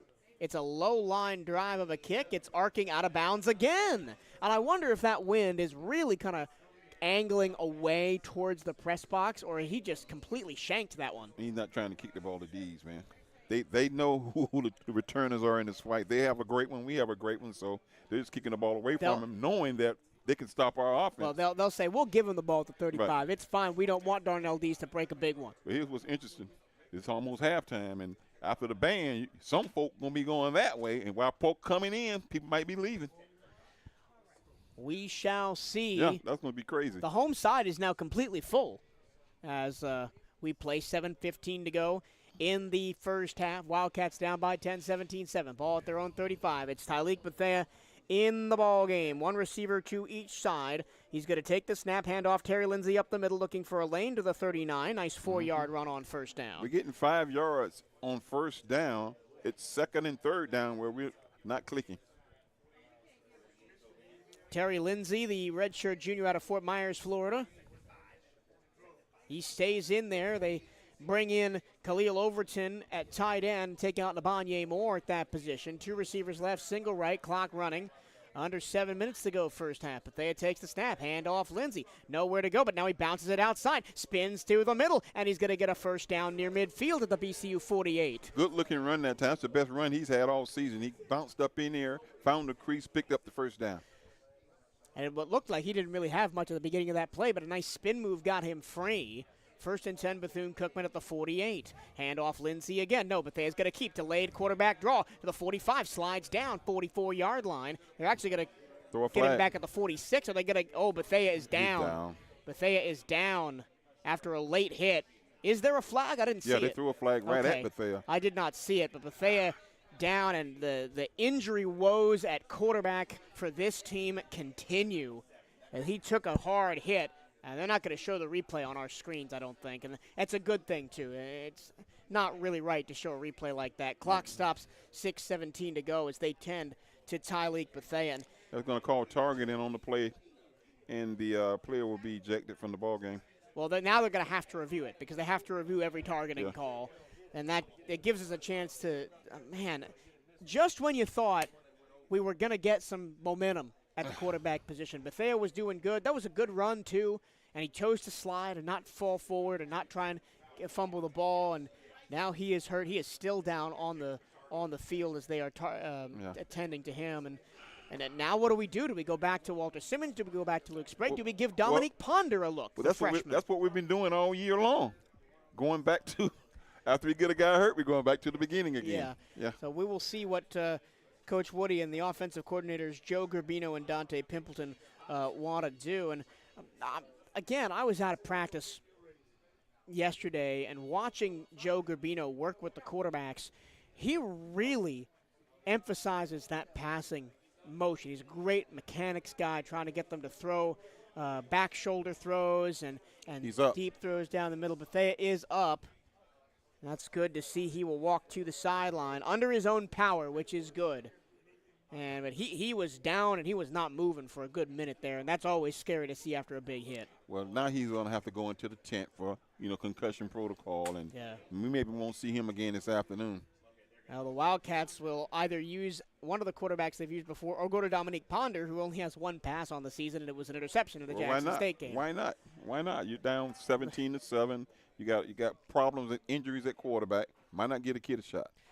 Dominic Ponder is a 6'5", 195 true freshman from Naples, Florida, but he played a post-grad year at Myrtle Beach Collegiate Academy. There is a Myrtle Beach Collegiate Academy connection on the Texas Southern team. Let me find it. And I can't find it at the moment. I think right now, looking at the huddle, it's going to be Sprague going back in because number 8 doesn't have his helmet on. Yeah, so it will be Luke Sprague going back in after the extended timeouts. And remember, we are in this timeout because Tyleek Bethea got a big hit after he scrambled for a couple of yards. They moved the sticks all the way down to the Texas Southern 31, so that's where the Wildcats will have the ball when play resumes. Both teams are in their huddles near the 50-yard line. The Wildcats gold helmets, black jerseys, black pants with the gold double stripe on the shoulders and on the pants. Texas Southern white helmets, white jerseys, maroon pants with the tiger stripe in gray down the sides. And they're still reviewing the play. Now they are still, because they have to if there's a targeting call. Here's their official. And of course, well, they're still talking it. Now we're ready. We'll see if we can get some audio.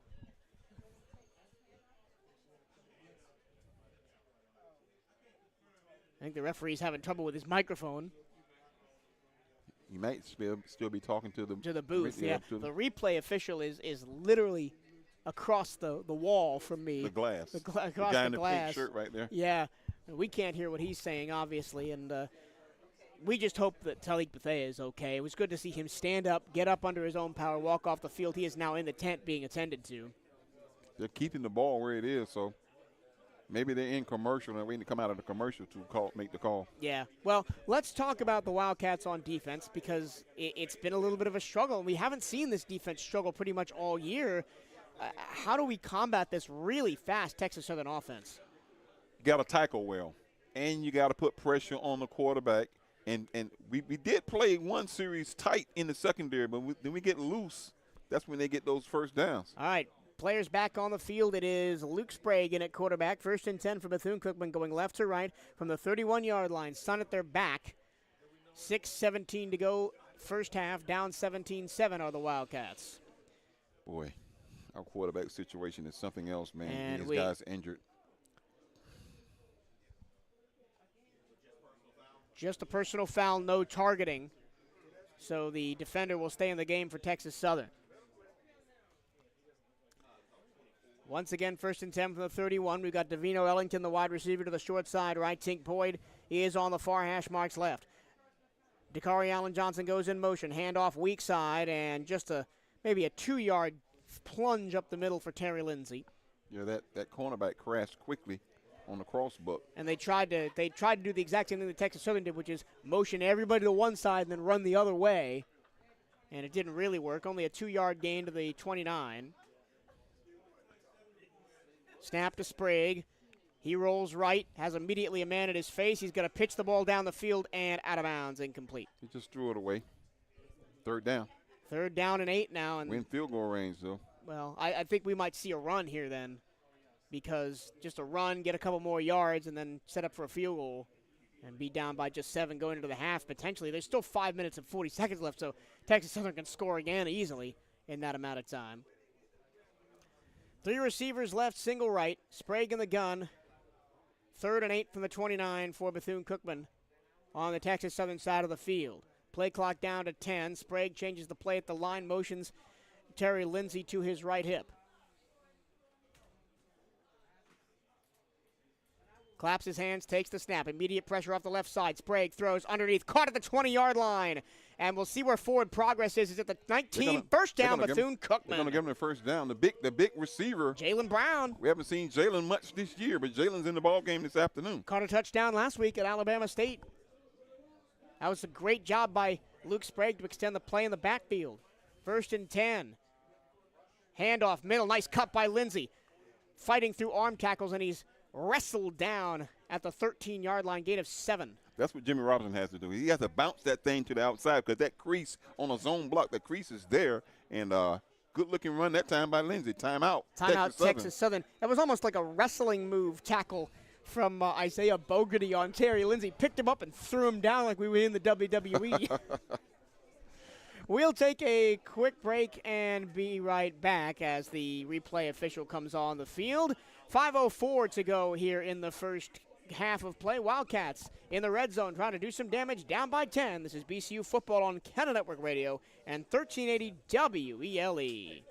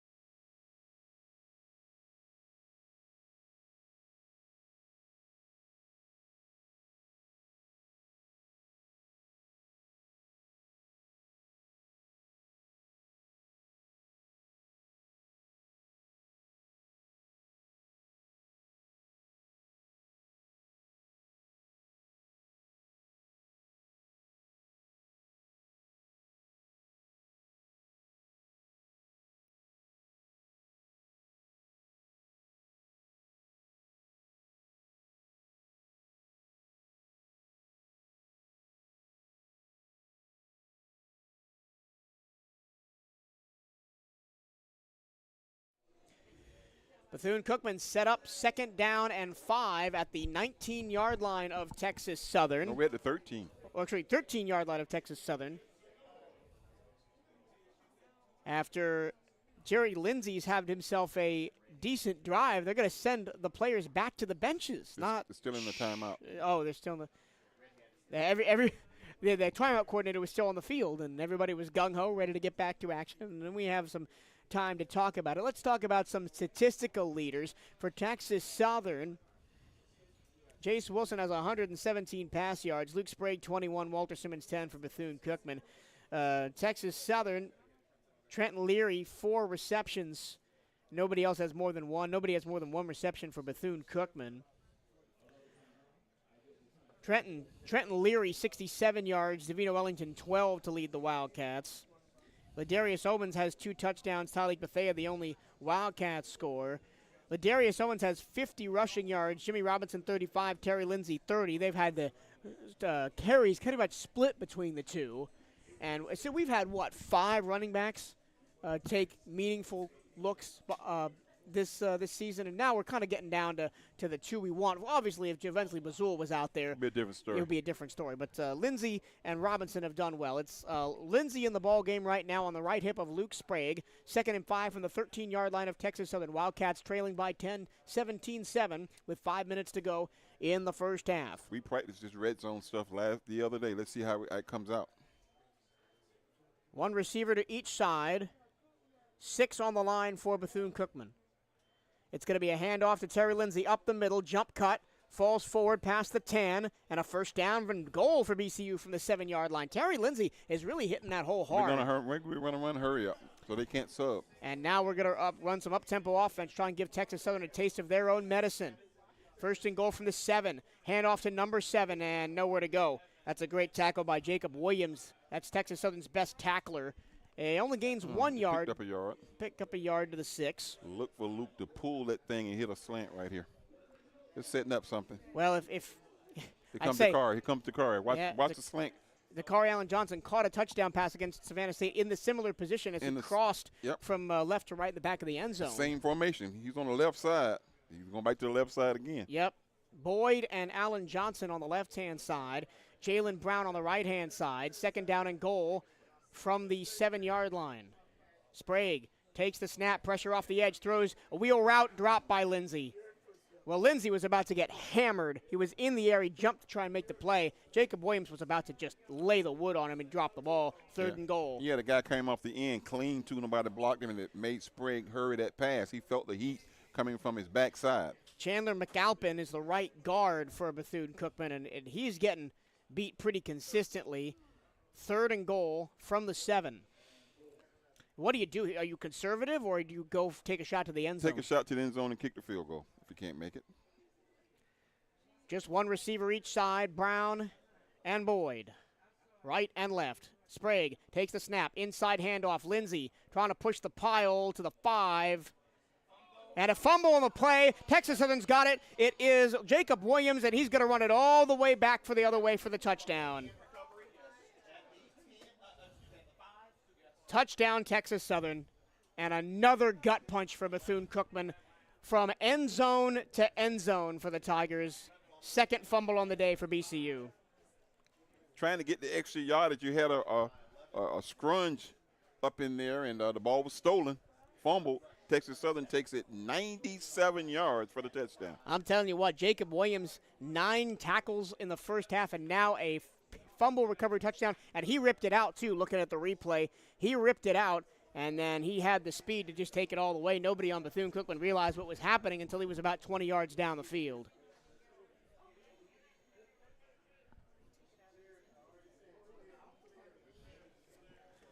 On for the extra point, Falkenberg.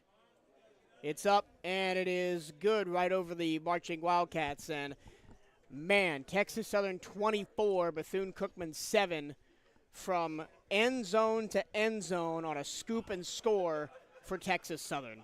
You called it a gut punch. Cats looking to score to almost get close into this game. Now we're down. 3 scores. 3 scores. 3:43 to go, first half, 24-7 Texas Southern. And you could not have asked for a better first half if you're the Tigers, especially defensively. I mean, they've given up big scores. They gave up 37 to Prairie View A&M, 35 to Grambling State, and then, of course, the 2 FBS games were very lopsided. But BCU just we felt before that fumble like we were getting back into the game, had the ball down inside the 5. The rushing game was getting better. We were moving the ball on offense, and then another turnover. There's been nothing that we've done today that's been consistent. You know, every series we've had a mishap or a penalty or an injury. You know, this game is so unbalanced right now, out of balance for the Wildcats. We got to get some consistency, either at quarterback, the running game, or the passing game. Right now, it's a helter-skelter for the Cats in the first half. The Wildcats have lost 8 turnovers in this season. 6 of them have been fumbles. Only 2 interceptions. And a couple of them been scooping scores. Yep. Wildcats have been unable to get out of their own way in this first half, and it's 24-7 Texas Southern. Falkenberg kicks off. It's going to be Darnell Dees. This time makes the catch at the 8. Trying to run left to right, looking for some blocks. 15, 20, 25, 30, 35, 40 left side. Only the kicker to beat to midfield. To the 40, and he's pushed out of bounds near the 30-yard line. That is the explosivity of Darnell Dees. And no flags on the field. There's a spark right there you need. I'll tell you what, the kicker, Curtis Falkenberg, was the man that pushed him out. Falkenberg showed a little speed himself. But the Wildcats are basically right back where they started at the Texas Southern 30-yard line. Now 3:31 to go. We needed a spark. Maybe that was it. They'll spot the ball at the 32. And then after the targeting penalty, this is exactly where we were at the beginning of that last drive. Okay, Luke Sprague and Jimmy Robinson. Robinson back in at running back after Lindsey had the ball for the entirety of the previous drive.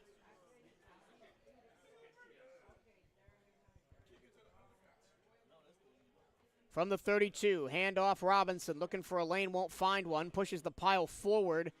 5. Let's see where they spot him. 4 or 5 on the play. And again, first down running up the middle has been good. I was watching a game last night. One team was down 29-0 at halftime. Came back and won that football game, 46-43. I think I know which game you were talking about. Early this morning. Sprague to throw, escapes the pocket, throws left, wide open, Tink Boyd at the 20, Fumble. lost the ball, and Texas Southern falls on it, and it's going to be the Tigers' ball again. Let's see if they're going to say he had possession. Did he Well, have possession? one of the or was he down? one of the Or was- referees definitely said it was Texas Southern football. Boyd came back on a curl route, jumped, and when he got hit, he coughed the ball up. They're gonna call Incomplete pass. Incomplete pass. So the Wildcats spared another turnover.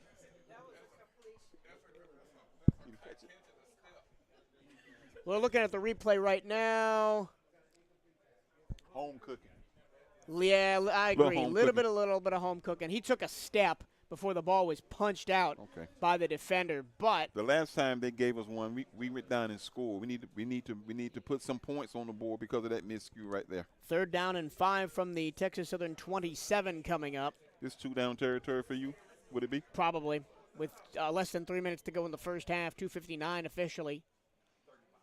Sprague in the gun, Robinson on his right hip, 2 receivers to that right side, 1 to the left, timeout Texas Southern. Maybe they want to take another look at it. Oh, you don't think you have challenges here, so That's why you called a timeout, hoping they will look at it again. well, I don't think they'll look at it again. Either way, Texas Southern calls their second timeout of this first half. 2:59 to go in it. Tigers up 24-7. And the Wildcats in that most of that second quarter looked like they were working their way back into the game, and then the momentum just swung ridiculously on that scoop and score for Texas Southern. I haven't seen them fumble the football and have the penalties that they've had this on today. An uncharacteristic performance from Bethune-Cookman today, but this whole season has kind of just been one thing after another, right? Obviously, the FBS games are a wash. Can't really take anything from those. But in those games, you had 2 quarterbacks go down just when Luke Sprague was maybe starting to take command of the offense. And then in the 2 SWAC conference games, we probably should have won both of them, but we got in our own way with turnovers against Jackson State and then couldn't finish off drives on offense against Alabama State. We're going to have to come back strong here this afternoon. Here we go. We're setting up for a 3rd and 5 for Bethune-Cookman from the Texas Southern 25, 6-yard line. Sprague, snap, pressure off the edge. He's forced to scramble to his left. He's looking, he's throwing towards the sideline. Caught by Jalen Brown. He tiptoes the sideline to the 15, first down BCU, and he got out of bounds. They'll spot the ball at the 16-yard line. Good throw and good catch. He extended the play with his legs, found the receiver, hit him, and he stepped out of bounds. And remember, it's Luke Sprague's throwing shoulder that is injured, not his legs. He can still move. 1st and 10 for BCU. No timeout call. Clock runs 2:42 to go. 1st and 10 at the 16-yard line. Handoff, Jimmy Robinson looking left, trying to cuts it back up the middle, fighting through contact to the 10. It'll be spotted right there. Nice 6-yard pickup on 1st down, 2nd and 4 at the 10. Tough yards up the middle for Jimmy Robinson. I think if he bounces that left instead of right, he's got a lane. I've been saying that all year, haven't I? Substitutions coming in for Texas Southern. They're bringing the big guy in on defense in the middle. Can't quite catch a number. I think that's Thurman Rayborn, 6'1", 342. Handoff, Robinson again. He's hitting the backfield and only gets 1 to the 9. and it's going to be 3rd down and 3. Yeah, they're playing us for the run. They're playing steep at the line of scrimmage, and the safety's coming up hard, and the linebackers are closer. Yeah, they brought in Rayborn, who's 342 pounds, and Noel, who's 330, to play the 2 middle spots. Nice time for a screen. Also Quentin Cook, who's 6'3", 256, on the front line for Texas Southern. 3rd and 3 from the TSU 9. 2 receivers bunched to the left, 2 to the right. Sprague, snap, look to throw. Force right, rolling, being chased. He throws, lofted, back of the end zone, just over the outstretched hands of Jalen Brown. Is this 4 down? I think you have to take the points. And Luke Sprague is disappointed with himself, because if he puts that on the numbers, that's an easy touchdown, because Jalen Brown was wide open to the back of the end zone. Everybody rolled and left Brown right there, and I just think that's got to be the injury, right? He's not as confident zipping that ball in, so he tried to float it and just played it too high. And that's flashbacks to the end of last week's game with the play in the end zone that was too high. Here's a field goal attempt for Cade Hector. This will be from 26, and it's up. It's good. Cade Hector from 26 yards away, and the Wildcats are down by 14 again, 24-10 with 1:25 to go in the half. And it's important now defensively to not let the Tigers, with 1 timeout and 1:25 left, march down the field and get any points. Right. But, Luke looks a little looser out there right now. Like he's got his legs going and his arm going. Let's hope that he can continue to get a rhythm. But the offensive line has been struggling a little bit. He's had to roll pretty much every play, escape the pocket, try and find guys in motion on broken plays.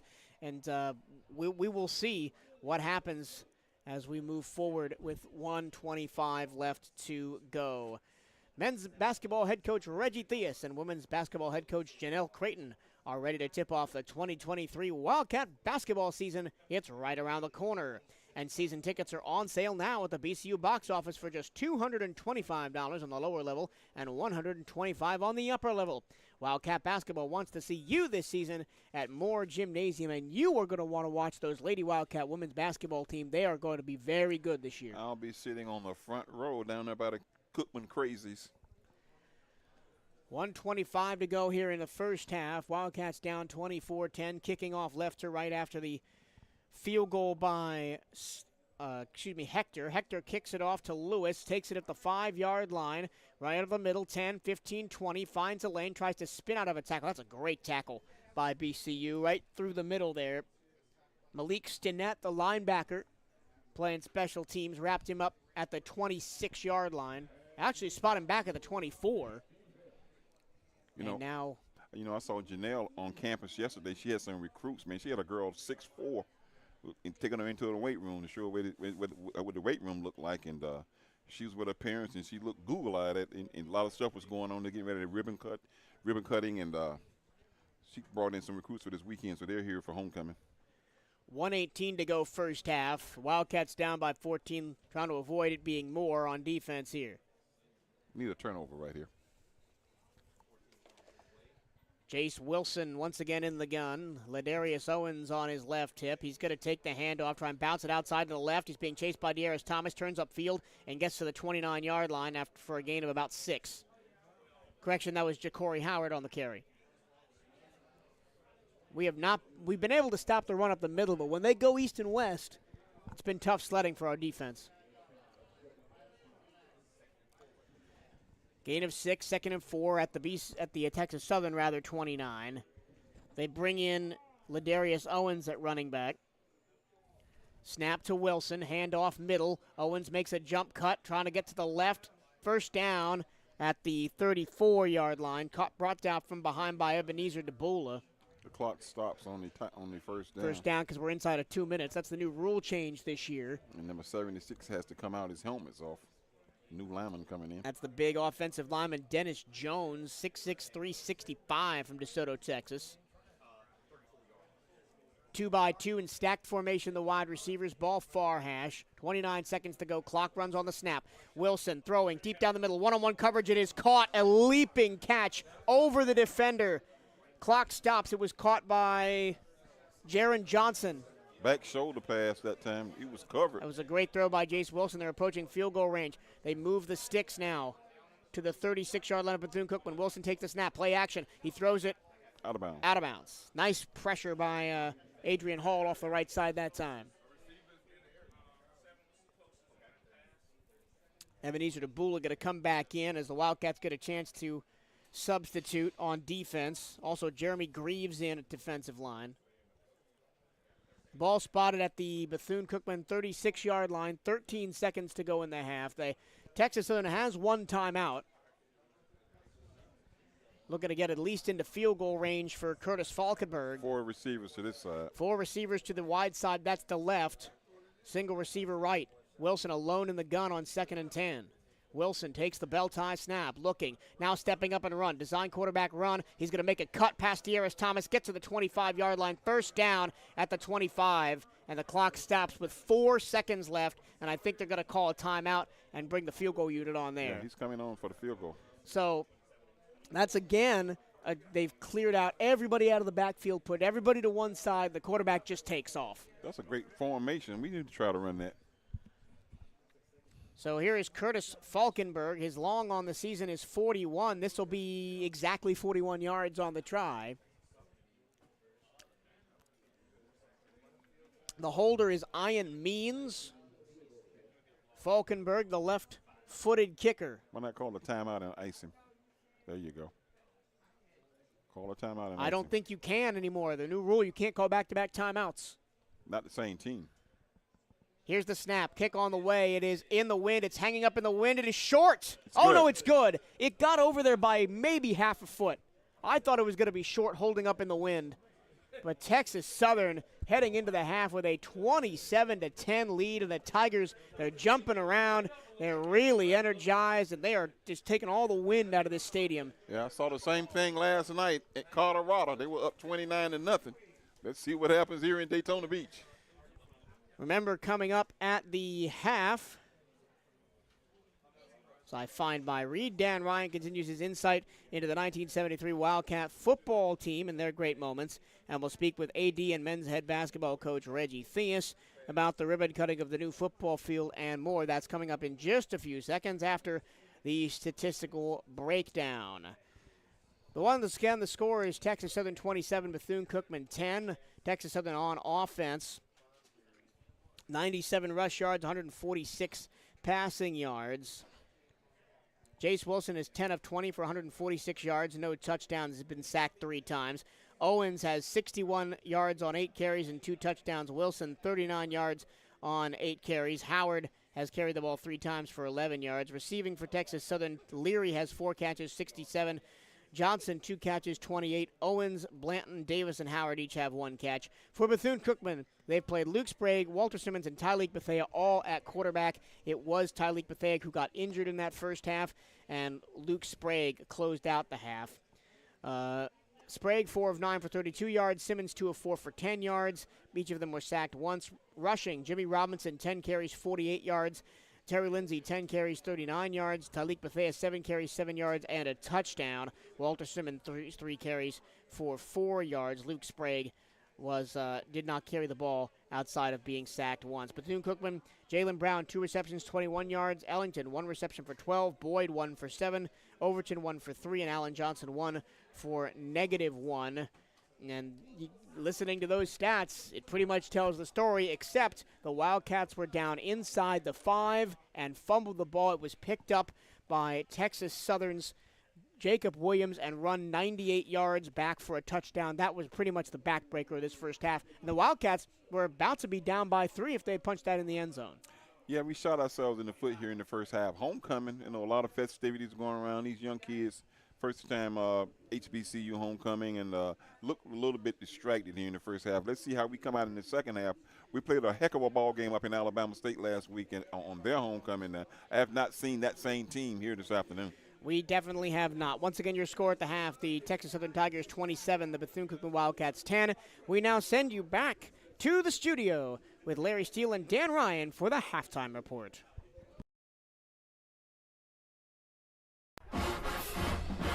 Welcome to Wildcat Central on the CatEye Network. Y'all know what the deal is. It's homecoming in Daytona Beach, Florida. And, of course, it's Halftime Central right here on WELE 1380 The Cat and the CatEye Network. Dan Ryan's here today. Dan, how you doing? I'm hanging in there. I hope you're feeling a little bit better too. So we all got to get back to full strength one of these days. Yeah, we got to get back to full strength. But that doesn't stop us about talking about this 1973 team that was sensational. Well, next week we'll talk about homecoming 1973, but this week I get to talk about a game that felt like a homecoming game, and it was a one-man show in the form of Randy Sweetback Walker. 229 yards, Larry. What that is? And the 5 touchdowns, it still stands today as a single-game record in Bethune-Cookman football history. Sweet. So 5 touchdowns, 229 yards. Bethune-Cookman cruises to an easy 75-23 victory over Savannah State. Walker did most of the sandwich in the first half. He scored all four touchdowns. Bethune-Cookman leads 27-0, and then Wesley Moore clears the bench. One of the people who cleared the bench, the man named Terry Anderson, who would go on to a successful career with in the NFL. He scored 3 second-half touchdowns. Ernest Renfro kicked 9. These are the games kickers love because it's no pressure and they get a lot of work. He had 9 PATs. Bethune-Cookman improves to 5-0 and still stays on top of the Southeastern Intercollegiate Athletic Conference. It's okay. I'll see you later. Real quick, I'll celebrate. Can I get in one quick self-plug? Of course you can. 40 years ago tomorrow is the 40th. 40 years ago tomorrow was my first Bethune-Cookman football game. Wow. Congratulations, Dan. Yep, 24-6 over Alabama State. 3 things. Bernard Hawk was great. The band surprised the heck out of me. And Johnny Randolph serves us all Church's fried chicken. So you remember stuff like that. Yeah, you do, man. That's special. That's special. Dan Ryan, thank you very much, brother. All right, talk to you later. Gladys Knight, 7-time Grammy winner. The enchanting voice of Gladys Knight. Someone to watch over. One impressive hit after another. Gladys Knight. Friday, January 26th, Peabody Auditorium. On sale now at Ticketmaster.com. What's up, family? This is the Wildcat News Feed on Sirius XM Channel 142. And, of course, right here at WELE 1380, The Cat in Daytona Beach, Florida. Today, out of his busy schedule, and he is probably, you've heard of the Fly Jock. Well, we have the Fly AD. You never know what he's up to. He is our athletic director and, of course, head coach of the men's basketball team, Richie Theus. How you doing, Coach? Hey, Harold, I'm doing great. Matter of fact, it's a blessed day. And like you just said, you never know where I'm going to be, but you want to know one thing I am doing? I'm working. You're working all the time. That's for sure. Coach, we got a new football field. You had the ribbon cutting yesterday. Talk about how exciting it was. Well, Harold, listen, it's a great week. It's homecoming. Yes. We're ribbon cutting the start, and the synthetic football field is ready to go. It's on schedule, on time, and the football players have just been loving the idea. And it makes me feel so great to see them walk past the football field that we promised that we would get for Coach Woody. Mm-hmm. And just see the pride that they have walking by, the smiles, and just the sheer thank you that comes out of their mouths, and they're so proud of what is in front of them. Mm-hmm. And like I said, this is going to change the trajectory of our football program. Of course. This is an enormous recruiting tool, and and I have to tell you that our entire alumni base has been great with this. The social media, the posts, everybody's talking about it. And let's be honest. I mean, I think that this starts the process of giving back Bethune-Cookman the credibility of where it should be. And where we say we're going to do something and we get it done. Mm-hmm. And, and it's the building of the football program in general. And it doesn't stop there. Right. This is just the first phase of what they would call the second phase of the ATC, mm-hmm.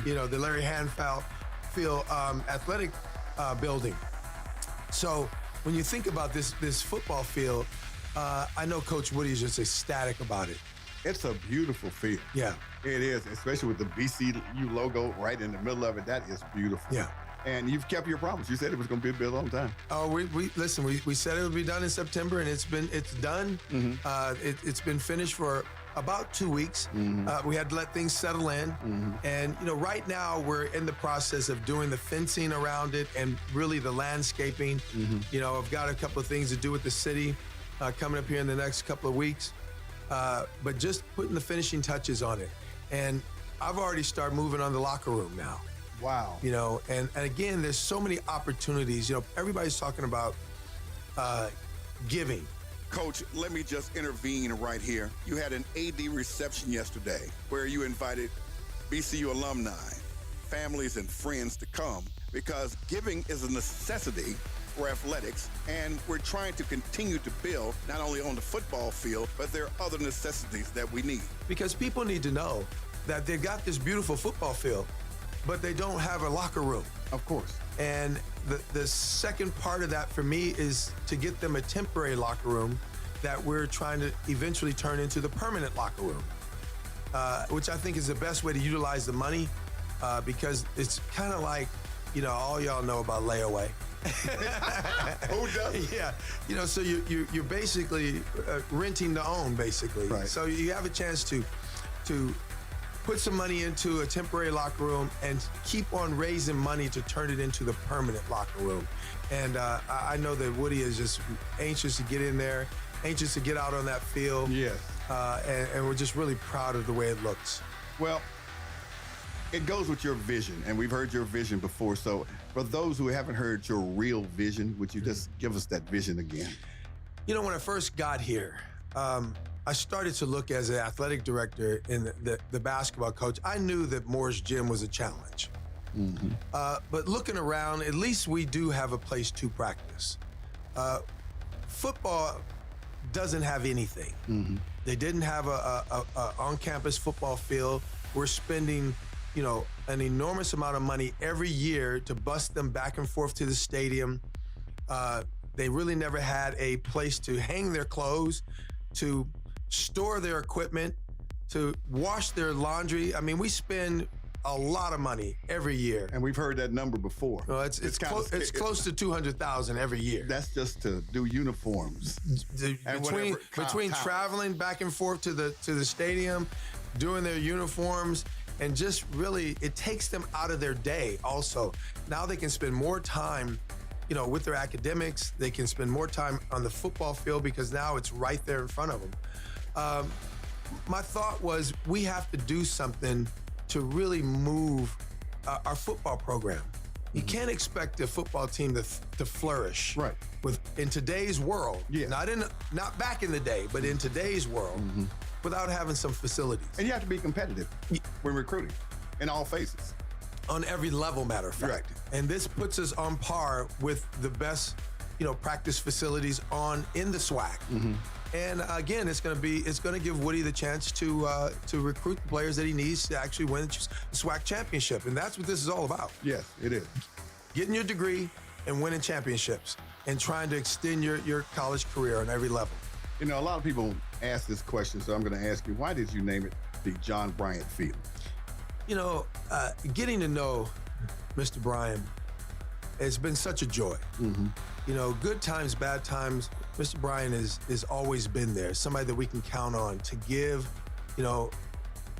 unconsciously, and it's not about the overall number. It's the years of giving that he's given, and that number adds up to quite a large number over time. Yes. And for me, I don't know a lot of the history that's gone on in the back in the day here, but I know that this is someone that, to every single person that I've ever talked to about Mr. Bryan, they said that this is someone that has championed our football program since day one, and he's not stopped. Between naming the field after him, it just touched his heart so much. And you have to, historically speaking, you want to name a field behind someone that really has his heart and soul into the university and that football program. And on top of that, he's such a great guy. I mean, He's such a joy to talk to. And he speaks with his actions. You know what? He puts it right out in front. Yes, he does. And he doesn't make any bones about it. So I have a great respect for him. We want to relaunch the Champions Club. Now, you and I were just talking about that booster club back in the day, but it's the relaunch of the Champions Club. Yeah, it's a Wildcat Champions Club. You know, our alumni are anxious to give. Mm-hmm. And they, you know, and building the credibility that, you know, when you give, the money is going to go where it's supposed to go. Mm-hmm. And when you give, you're giving to athletics, you're giving to the football program, you're giving to the basketball program, you're giving to any sport that you want, because every sport that you give to, all you have to do is in the memo is put where you want that money to go to. And we'll make sure that it happens. But it's all going to be funneled through the Wildcat Champions Club. And we're just excited because our alumni have told us from day one that this is something that was necessary. It's something that, you know, people really believed in back in the day. And now with the completion of the football field, all of the extra work we've done with our alumni in terms of, you know, town halls and conversations that we've had, I think what we've done here, and I'm very proud of this, is that we're building the relationships that have been kind of skewed over the years. Yes. And that's what I'm really proud of. And you can tell by how social media has picked up about what we've done. Right. And, you know, he had the naysayers earlier. Of course. You know, everybody wants to talk trash, but it's okay. Because I always said that let the field and the completion of the field do the talking.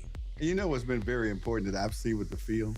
It's the drone shots. I mean, you can they're great, right? Boy, I'm talking about, it's like, whoa. Yeah, you should see the time lapse. The time lapse for the completion of the field has been pretty amazing. But you know, it's more than just the field now. So my mind, like I said, we've already moved on. Right. The field has the money to complete it. Now we're in the locker room. We have the two buildings on ISB. There's naming rights for the building. There's naming rights for, we're gonna redo the Hall of Fame. It needs a facelift like big time, like you do, basically. I know, sorry, I can't help myself. You can take it. If you beat up referees, you can beat up me. You know I'm actually pretty good at that too. Yeah, you are. None of this we wouldn't be able to do this. I wouldn't be able to do this from the athletics chair if it wasn't for our board, if it wasn't for our administration. Right. You know, they've come through for me and this university and our football program and athletics in general in a big way. So I'm just so proud to be here at this time. We'd like to thank our athletic director and men's head basketball coach, Reggie Theus, for joining us today. Please continue to support the Wildcat Champions Club. You are much needed. Now back to Mike Torello and the gang at Daytona Stadium for today's homecoming game between the Texas Southern Tigers and your Bethune-Cookman Wildcats.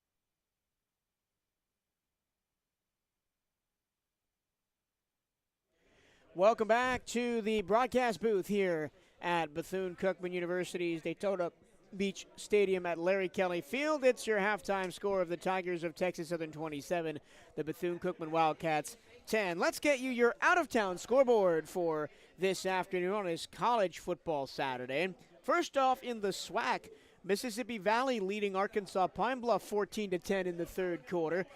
Alabama State and Jackson State tied at 10 at halftime. That's a game for the lead in the SWAC Eastern Division, a game to keep your eye on. Alabama A&M and Grambling State tied at 17 at halftime. Two out-of-conference games for SWAC teams today. Lincoln, California, who lost last week against Texas Southern 52-7, is in Baton Rouge today to play Southern. That game kicks off 5 p.m. Eastern, so it just should be kicking off now.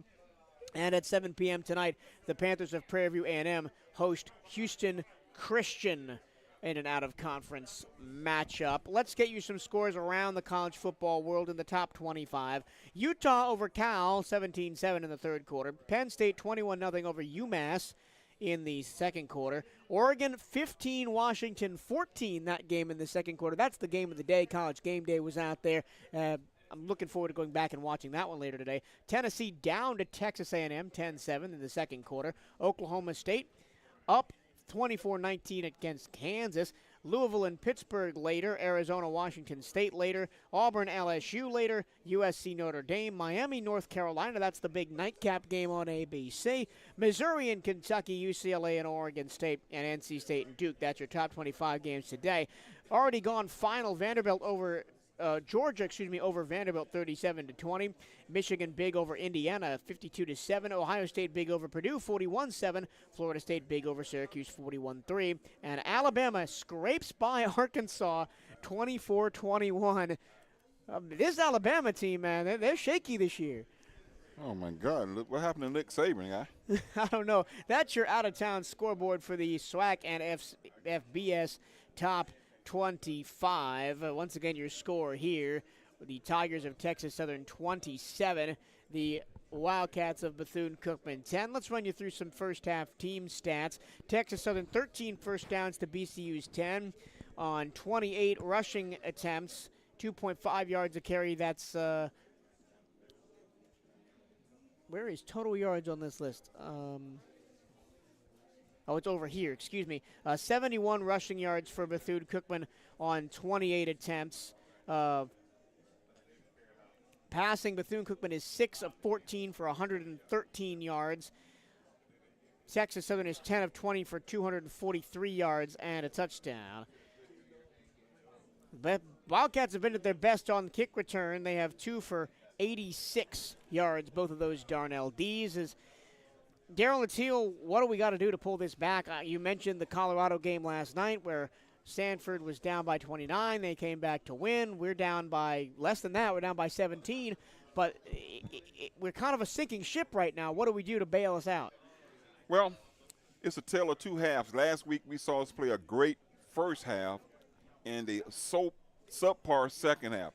So this week we play a subpar first half. Maybe we turn the tables here in the second half. If we can continue to sustain some drives, not put the ball on the ground. We fumbled 3 or 4 times. 2 of them are scooping scores. We've given up points on the offense. So if we can get a couple of drives, we're only down, 17 points. We're down 3 scores. Get an opportunity to get the ball here at the beginning of the half. We can go down and score and play some defense. Defense has not given us what we wanted this week. Well, there have been 2 major storylines for Bethune-Cookman today. One of them is that we can't get a quarterback to stay healthy. Walter Simmons started the game, didn't play very well, came out. Luke Sprague came in, didn't play very well, still nursing that injured shoulder. Then Tyleek Bethea came in. He was better. Picked us up a touchdown on a couple of drives. They only threw 1 pass, but running the ball, he looked pretty good. He was actually the one to get in the end zone carrying the football. And then very next series, he gets laid out and leaves the game after he was down on the field for a good couple of times. But he's out warming up. He's out warming up. He gave him his helmet back. He's out throwing right now with the quarterbacks. He and Luke Sprague are throwing to the receivers. Maybe we might see one of those 2 guys take the second half. We will see.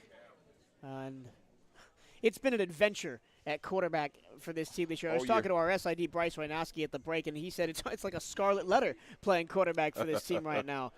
But, if you look at overall picture, coaches building a program here, total of 75 to almost 80 new players. It's a whole new Wildcat team from last year, different tendencies and everything. But right now we need to build a foundation. I'll tell you what, much of what Deion Sanders says, you better get me now. Because the next 2 years, and the number of recruits we have on the sideline, the next 2 years, this team will continue to build. So right now, here at halftime, everybody's looking at the scoreboard. Many of the people are walking out right now, and the traffic is going to be going the other way.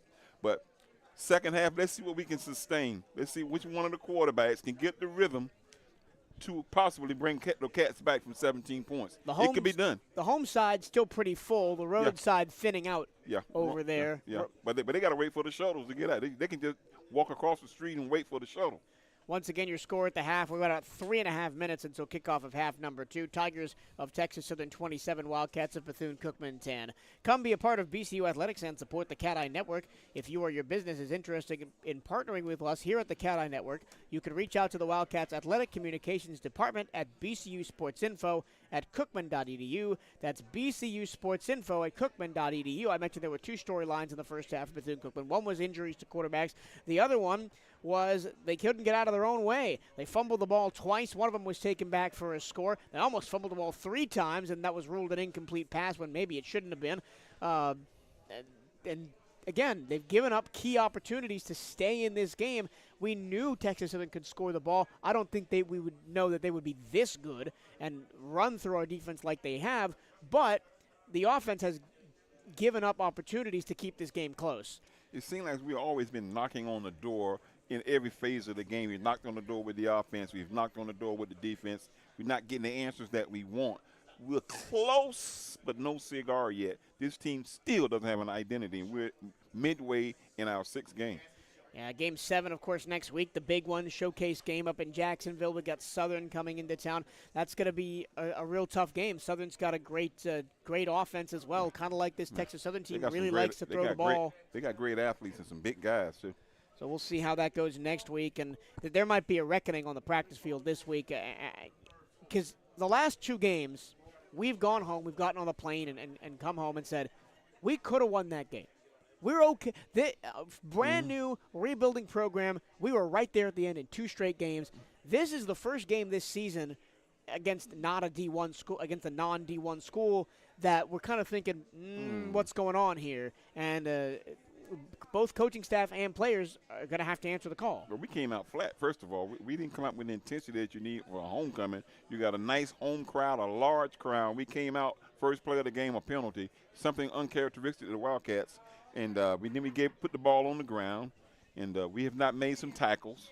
We allowed them to do some drives that we normally don't do on defense. Well, Wildcats picked up 3 penalties in the first 2 drives of the game, but they have not been penalized since. 3 penalties, 25 yards. Bethune-Cookman, 4 penalties, 50 yards. The big 15-yarder targeting call or personal foul. It wasn't a targeting after review, but the big personal foul call of 15 yards to give Bethune-Cookman a chance to score. That was on the drive that they fumbled and was taken back for a scoop and score, but that's the big penalty against Texas Southern. But the Texas Southern defense are giving us opportunities to stay in this game. We just haven't been cashing in. That's what I was about to say. Let's see if they kind of relax or lay down a little bit because they have a lead. Let's see how they perform in the second half. They're not used to winning either. They want to win 1 ball game. And it was against Lincoln University of California. NAIA school. No, yeah. Division II. Division II? Yeah, and also something that I didn't mention, and it probably deserves mention, Texas Southern is coming off a bye week. They had a bye week last week. They were able to sit back, watch our film of the last 2 games, kind of pick apart this defense that has been so stellar for Bethune-Cookman.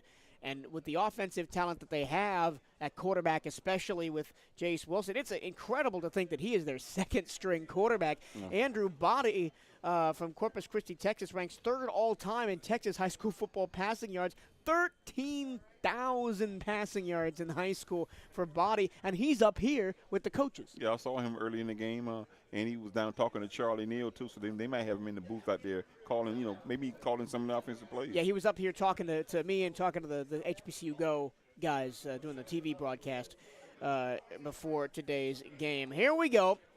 Texas Southern will kick off to begin the half. Last year at homecoming, at the beginning of the second half, Alabama State kicked the onside kick. That turned the whole complexity of the game. Well, up by 17. I'm not sure Texas Southern will do that.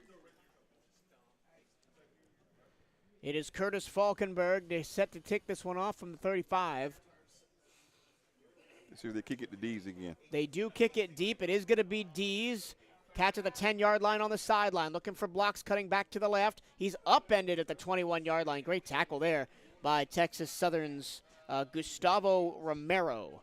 That he was trying to get behind that wall. The wall was over by the hash marks. He caught it on the numbers, and he tried to go across field. By that time, somebody slipped through, made the tackle. It'll be 1st and 10 for Bethune-Cookman from the 21-yard line. Not their deepest starting field position of the game, and it is Luke Sprague back out there at quarterback. So we saw Tyleek Bethune warming up, but he is not in the ball game as of now. Took a big hit in the second quarter and did not return after he was down on the field for a bit. I don't think he'll return, even though he was warming up, but that's just my opinion. 2 receivers right, single left of Sprague with Jimmy Robinson in the backfield. It's going to be a handoff to Robinson, running left, gets a seal block on the outside 25 towards the 30-yard line, pushed out of bounds. And they say he only got to the 28. He got 8 yards, 7 yards. 7-yard gain. If he cuts that thing up, he hits the seam, man, he possibly could have got more. Yeah, they got 2 good blocks on the outside by Dakari Allen Johnson and Tink Boyd that time. Ball near hash. 2 receivers right, single left. Second play of the third quarter. Handoff, Robinson up the middle. Breaking arm tackles. Flag comes in. It looks like it's going to be a hold. Robinson did pick up the first down to the 34-yard line, but there was a downed Texas Southern Tiger back there. Yeah, a hold on Overton in the backfield. That's the 4th penalty on Bethune-Cookman today. We haven't had 4 penalties all season. Nope. Good-looking first down play, man. We're going to be bring it back. It's going to be second and 10. 11. Second and 11. We'll see what that's second and 12. They spot all the way back at the 19. Because it's from where the spot of the foul is a 10-yard penalty. So now Luke Sprague, who really doesn't want to lean on his arm that much, he's still recovering from that torn labrum he had earlier in the season against Miami, is going to have to throw it. Second and 12 from the 19 for Bethune-Cookman. Back to throw against a 3-man rush. Sprague steps up in the pocket, rolls to his right. Now he's under pressure. He's going to go down. Sacked at the 16-yard line, 3-yard loss. He stepped through that initial rush. Nobody was open, and the linebacker just cleaned him up. Isaiah Bogarty put the ball in the 17, 3rd down and 14. Got to throw it again here. Have to. 3rd and 14 from your own 17-yard line, and we're starting the second half kind of like we started the first one, going backwards behind the chains. 4 receivers in the formation. Sprague takes the snap, has to step up in the pocket, rolls to his left. He's going to take off. He makes the tackler miss at the 20, 25 to the 30, slides down, first down, 32-yard line. How about that for Luke Sprague showing off the wheels? Good-looking run. Got the first down, slid, got down to the ground, didn't get a lick. BCU picks up a 3rd and 14 on the legs of Luke Sprague. It's going to be a handoff up the middle on first down. BCU trying to go tempo. Robinson falls forward to the 40-yard line. 7 yards on first down. We're getting yards up the middle right now. We've got to continue to block well on the interior line. 2nd and 3. That first down handoff has been there all game for Bethune-Cookman. They go back to it. Handoff middle. That time they brought the pressure. And it's a big tackle for loss back to the 37-yard line. Flag comes in late. You wonder if it might be a face mask. Let's see. And there's a Texas Southern Tiger down back at the 35-yard line. It's the big guy. That's the big guy. Linus Noel. It's a face mask on who? Texas Southern.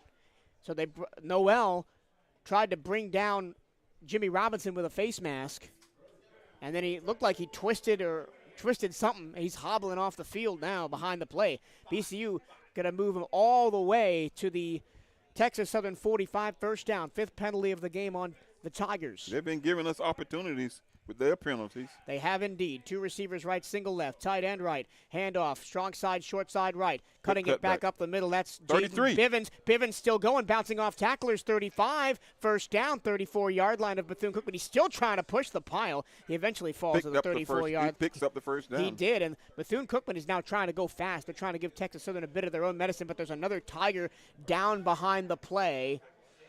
Look, that's Isaiah Bogarty, the sophomore from Stafford, Texas. And Jaden Bivens, first time we've seen him carry. Timeout on the field. Timeout, Texas Southern takes their first time out of the second half. They don't like the way this drive is going, unable to stop the BCU run. We'll take a break and be right back. Bethune-Cookman on a drive with 12:40 to go, down by 17. Here we go in the third quarter. This is BCU football on the CatEye Network Radio and 1380 WELE.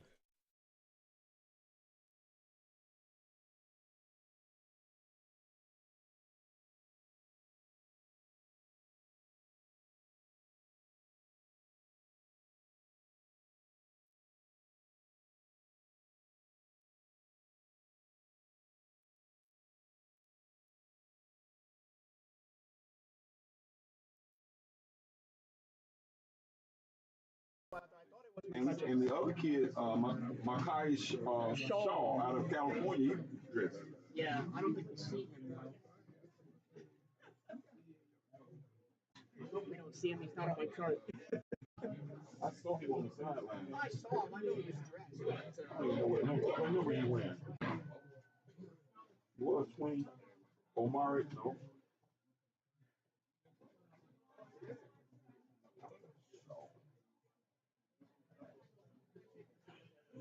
He's wearing 36. 36. Oh, good. 36. They're both in the huddle. Yeah. He's standing there with the pink shoes. With his arms folded. He's the biggest back we got.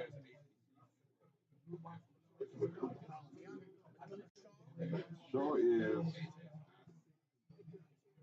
He's 6'2", 228. He led California in rushing. He was sixth leading rusher in California out of high school.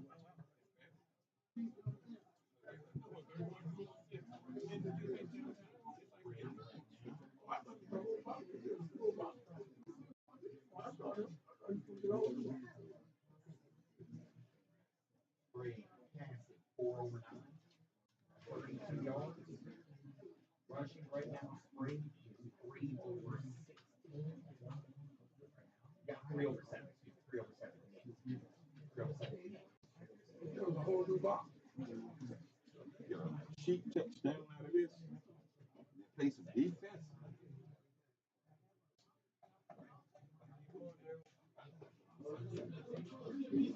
Michael Cervello and Gerald Matteo at Daytona Stadium. The Wildcats are on a drive. First possession of the third quarter. They have the ball first and 10 to the 35-yard line of Texas Southern going left to right. The sun setting pretty much directly behind them here at Daytona Stadium in front of a homecoming crowd. We are ready to go. Sprague takes the snap. Play action. Fires far side. Caught by Tink Boyd on a little out route. He's going to make the catch and stay in bounds. He pushed out of bounds. Past the 30-yard line. Down to the 26. 27 is where they'll spot it. 8 of 7. Got to keep doing it to open up that running game.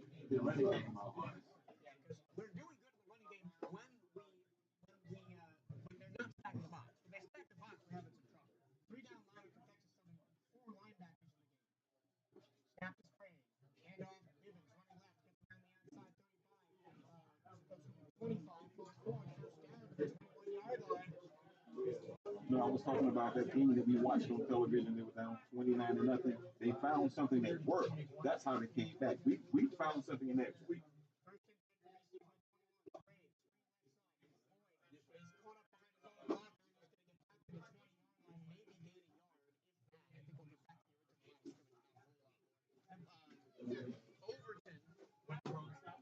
We didn't run that right. We ran it to the close side of the field. Should have run it to the front.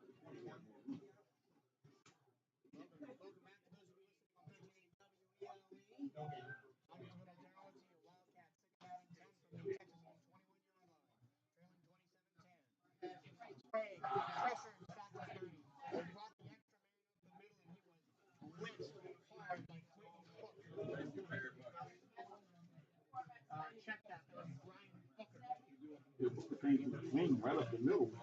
Big guy. They overloaded that right-hand side. The Wildcats had nothing to do say about it on the offensive line, and now it's going to be second down and a country mile. Second down and 20. Try to get to the 10 for a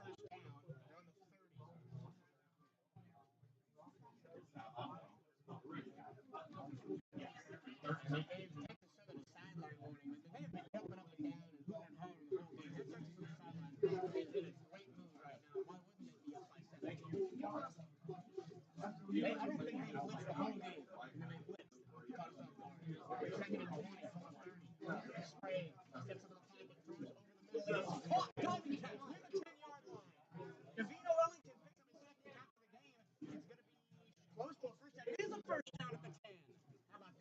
stepped up in the pocket on a slant pattern. He's looking for the slant pattern all season.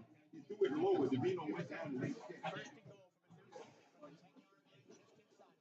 can get a first down.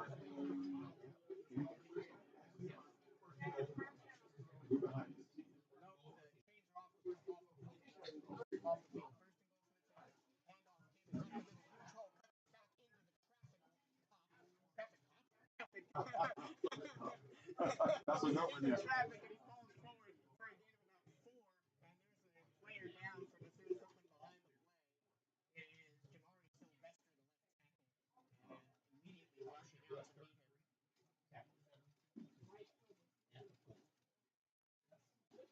Good looking drive by the Cats here in the outset of the third quarter.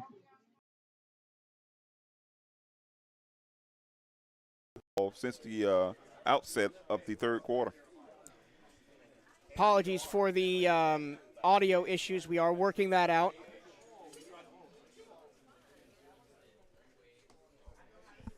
Again, this is not our normal setup. We're going to take a media timeout as the Wildcats attend to their injured player down on the field. We'll take a timeout here in the booth. 9:54 to go, third quarter. Wildcats will have second and goal when we come back on BCU Athletics on the CatEye Network and 1380 WELE.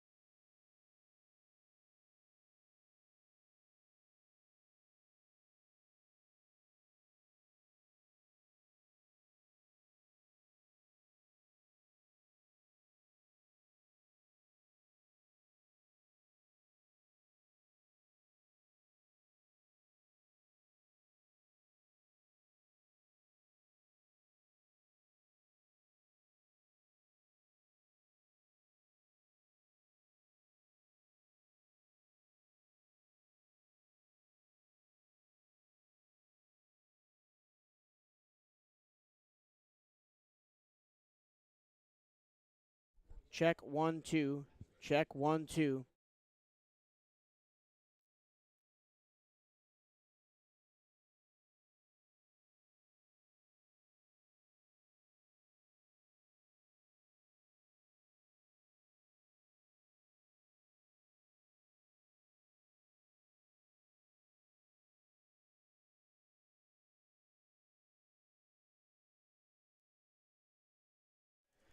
Welcome back, Bethune-Cookman, second down and goal.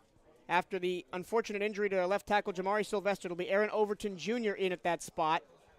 They've gone through the run, and the run's been working. Jaden Bivens is the back sidecar left of Sprague. Second and goal from the 4-yard line for the Wildcats, who trail by 17 here in the third quarter. Sprague in the gun. One receiver to each side, spread all the way out to the hashes. Handoff middle. Bivens up the middle, pushing forward to the goal line. Is he in? No, he's short by half a yard. It's going to be third and goal from the 1, just like it was on the last series where Bethune-Cookman scored. It was a quarterback sneak to Bethea last time. Sprague's going to stay in the game. He's in the gun. Third and goal at the half-yard line. Here they come with the rush. Wildcats take the snap. It's going to be a handoff to Bivens. He got his clock clean to the 2, and the Wildcats are going to be fourth down and goal. Yeah, but you could see that coming a mile away. Yeah, they had 10 men in the box. They're not looking for – now they got a guy down hurt. There is a Tiger hurt in the end zone. Looks like a cramp, though. He's trying to stretch his leg out. Yeah. Loss of 1 back to the 2. And I can't why would you not go quarterback sneak there? 3rd and goal from less than 1. It worked for you last time. They didn't bring the big package in. They tried to go quick to catch Texas Southern off guard, and they just stacked the box against Jaden Bivens.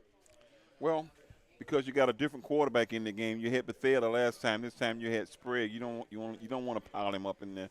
But he's a big guy. He's 6'6", 225 pounds. Maybe we can do that. Jalen Hurts maybe quarterback sneak. Maybe, but I mean it's 4th and goal, down by 17. Do you go for it? We go for it right here, guys. I think you kind of have to. You got to go for it here because 3 won't do us any good. You need 7 here. You may but have. Now it's from the 2 and not the 1, so your quarterback sneak is kind of out of the picture, especially with Sprague, who's not the fastest guy. And what play has been our best running play? Inside trap. Inside trap. But they tried to run the inside trap, but it doesn't really work when your opponent's throwing 10 guys in the box. Because the play takes so long to develop, your offensive line gets overwhelmed, especially with probably your best O-lineman, Jamari Sylvester, now out with an injury. It looks like it just was a cramp for the Texas Southern defender. He was attended to by the trainers. He's going to walk off over his umpire. That's Isaiah Bogarty, who's had a He's trying to stay pretty in the good game. He's trying to stay in the game. The trainers came out. I don't think he can. Oh, he is going to put the helmet back on and stay in. The game. And here we go. 4th down and goal from the 2. The Wildcats are going to go for it. Sprague is in the game. He's in the gun. Jimmy Robinson, sidecar right. 2 receivers right to the far side. Swing pass out of the backfield to the near side left is 2 receivers. Here we go. 4th and goal from the 2. Snap to Sprague. Handoff. Robinson looking for the pile. Pushing forward. Did he get there? No signal yet. No signal yet. The referees converge. The referees still converge. They get to the pile.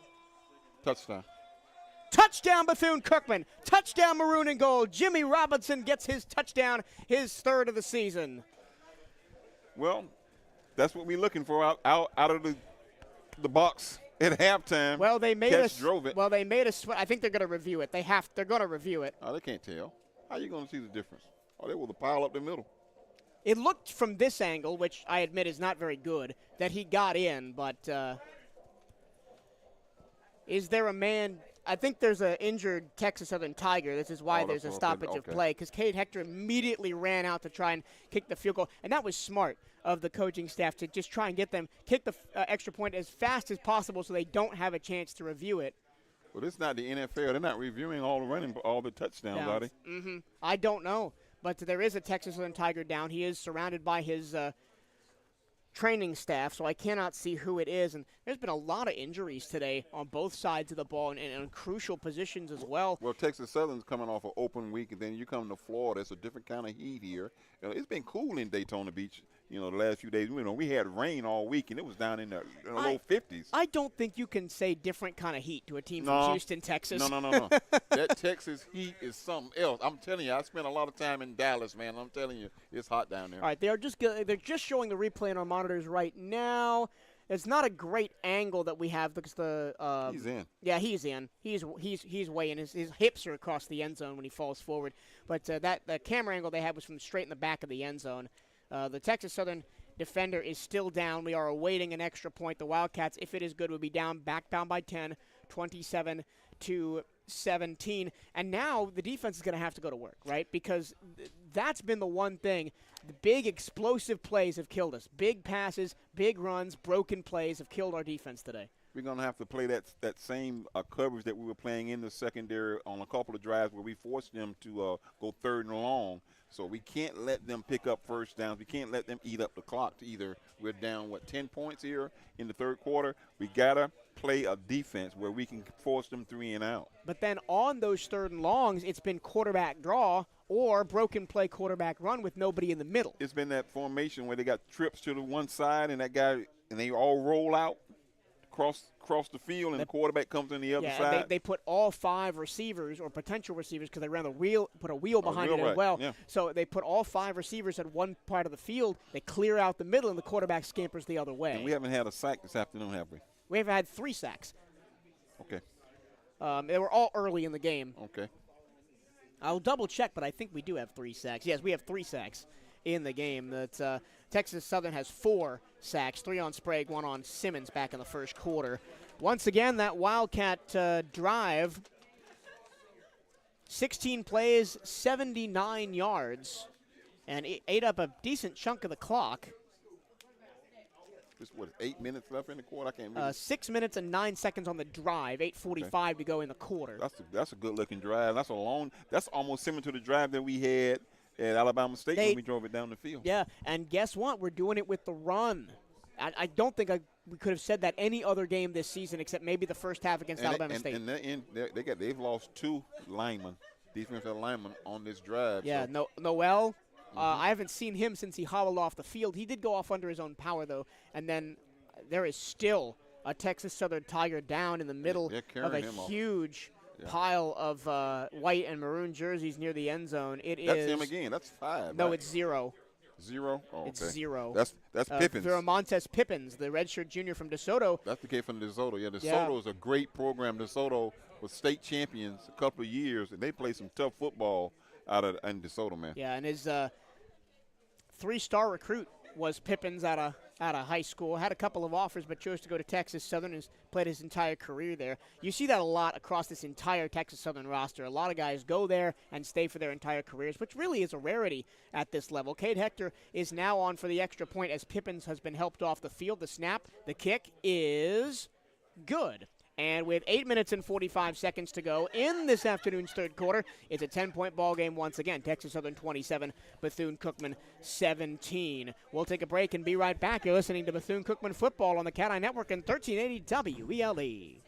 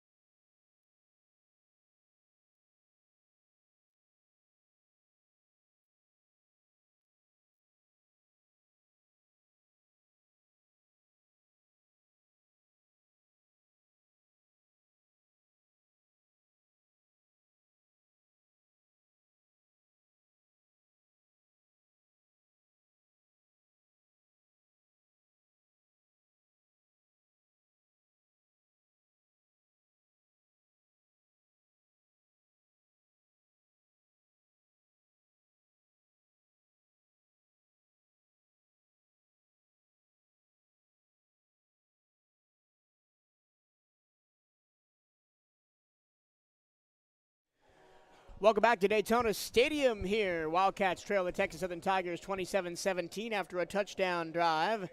That's covered 7 to 9 yards in 16 plays over 6 minutes and 9 seconds and took pretty much almost half the third quarter away. And now we've got to play good defense and keep this Texas Southern team off the board. We got to go in the third quarter because they're looking directly into the setting sun on offense.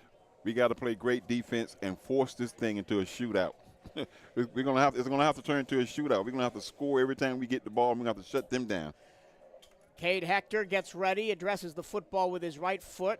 Lewis back deep. He'll field it at the 5-yard line on the right-hand side. Here comes the wall. He's going to run all the way through it. 35-40, 45 midfield, tripped up at the BCU 40-yard line. That's what we couldn't do. We couldn't let them get a good return on the kick. I don't know why we're kicking it short. We've been kicking that ball into the end zone all season. We're kicking it to the 10-yard line. And at this point, you may want to just start doing what Texas Southern is doing and kick the ball out of bounds. Right. Because giving the ball at the 35 is better than our 40. They're going to spot the ball back at the BCU 45-yard line, so plus territory start for Texas Southern for the first time today. The quarterback once again is Jace Wilson. He's got Ladarius Owens to his left. Owens has 8 carries for 61 yards and 2 touchdowns. He's going to get the ball on first down right at the middle. Huge hold to the 40-yard line. Still going. Driven backwards at the 39. Huge tackle for BCU. Coming out of that pile celebrating is Steven Sparrow. Yeah, Sparrow picked him up off the ground, dumped him on his head. But it's still a gain of 6 yards to the 39. Tigers will run up-tempo as they have done all game. 3 receivers bunched to the right on the near side, 1 far side. Here's a handoff, running left. Owens tripped up at the 40. Another good tackle that time for Bethune-Cookman. That's little Nick Rawls Jr. Nick Rawls' I think dad. He goes by Nick Rawls the second. Yeah, Nick Rawls the second. His dad is Nick Rawls Jr. His dad was a safety in a corner at BCU. 3rd down and 5 from the 40. It was a 1-yard loss on that carry by Owens. And they're going to bring the big back in, Ja'Cory Howard at 6'1", 225 from Aldine. They're going to go to the air right here. 3rd and 5. 3 receivers all the way out to the right-hand side. That's the far side. Ball near hash. Snap to Wilson. Plenty of time to throw. He throws. The ball is spiraling in the air and is batted away. Great job by Steven Sparrow in coverage. Sparrow made a play like that last week, and he did one like that at University of Miami. He got good coverage that time. It's going to force a 4th down. It might be. They're going to go for it. They're going to keep the offense on the field. They're not quite in field goal range. Nope, they're going to take the offense off the field. And they're going to punt. That's a great play by Steven Sparrow. Good pressure, too. Wilson threw the ball maybe a little bit before he wanted to. It was kind of floating up there. I thought Sparrow was going to pick it off for a second, but he just, good job, went out and batted it down. Yeah, the play of the series was that tackle by Rawls in the backfield.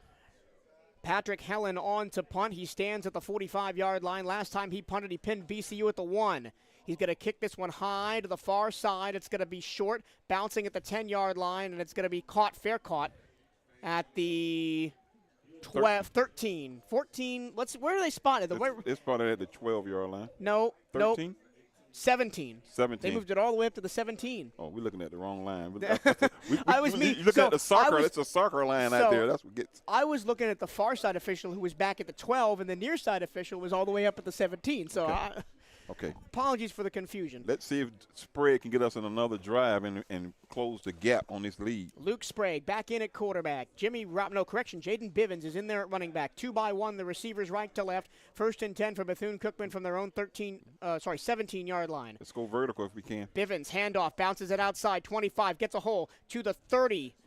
He's close to a 1st down. They found something there. And they're going to get it to him. They got to the 29, needed the 28, 11-yard gain for Bivens.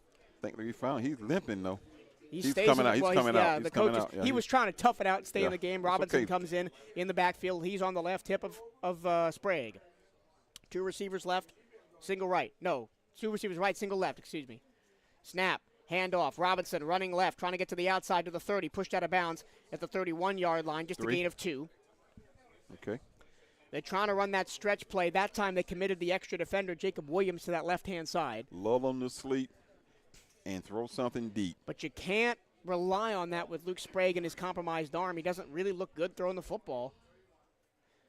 2 receivers stacked up to each side, ball near hash. 2nd down and officially 7 after they give him an extra yard on the spot. Audible. He's audible out of that play. 5 on the line for Texas Southern. It's a pitch left side. Robinson breaks out of an arm tackle. 35-40 in space. 45 midfield. Breaks another tackle into the 45 into Texas Southern territory down to the 44-yard line. Oh boy, that might have been the best run of the season for Jimmy Robinson. We went to the option. He audible out of that set. Option pitch. Option pitch to the left side. Jimmy cut it back against the grain. Picked up the 1st down. Wildcats are going to go fast. Robinson still in the backfield with Sprague. On the left hip, 2-by-2, the receivers in stacked formation.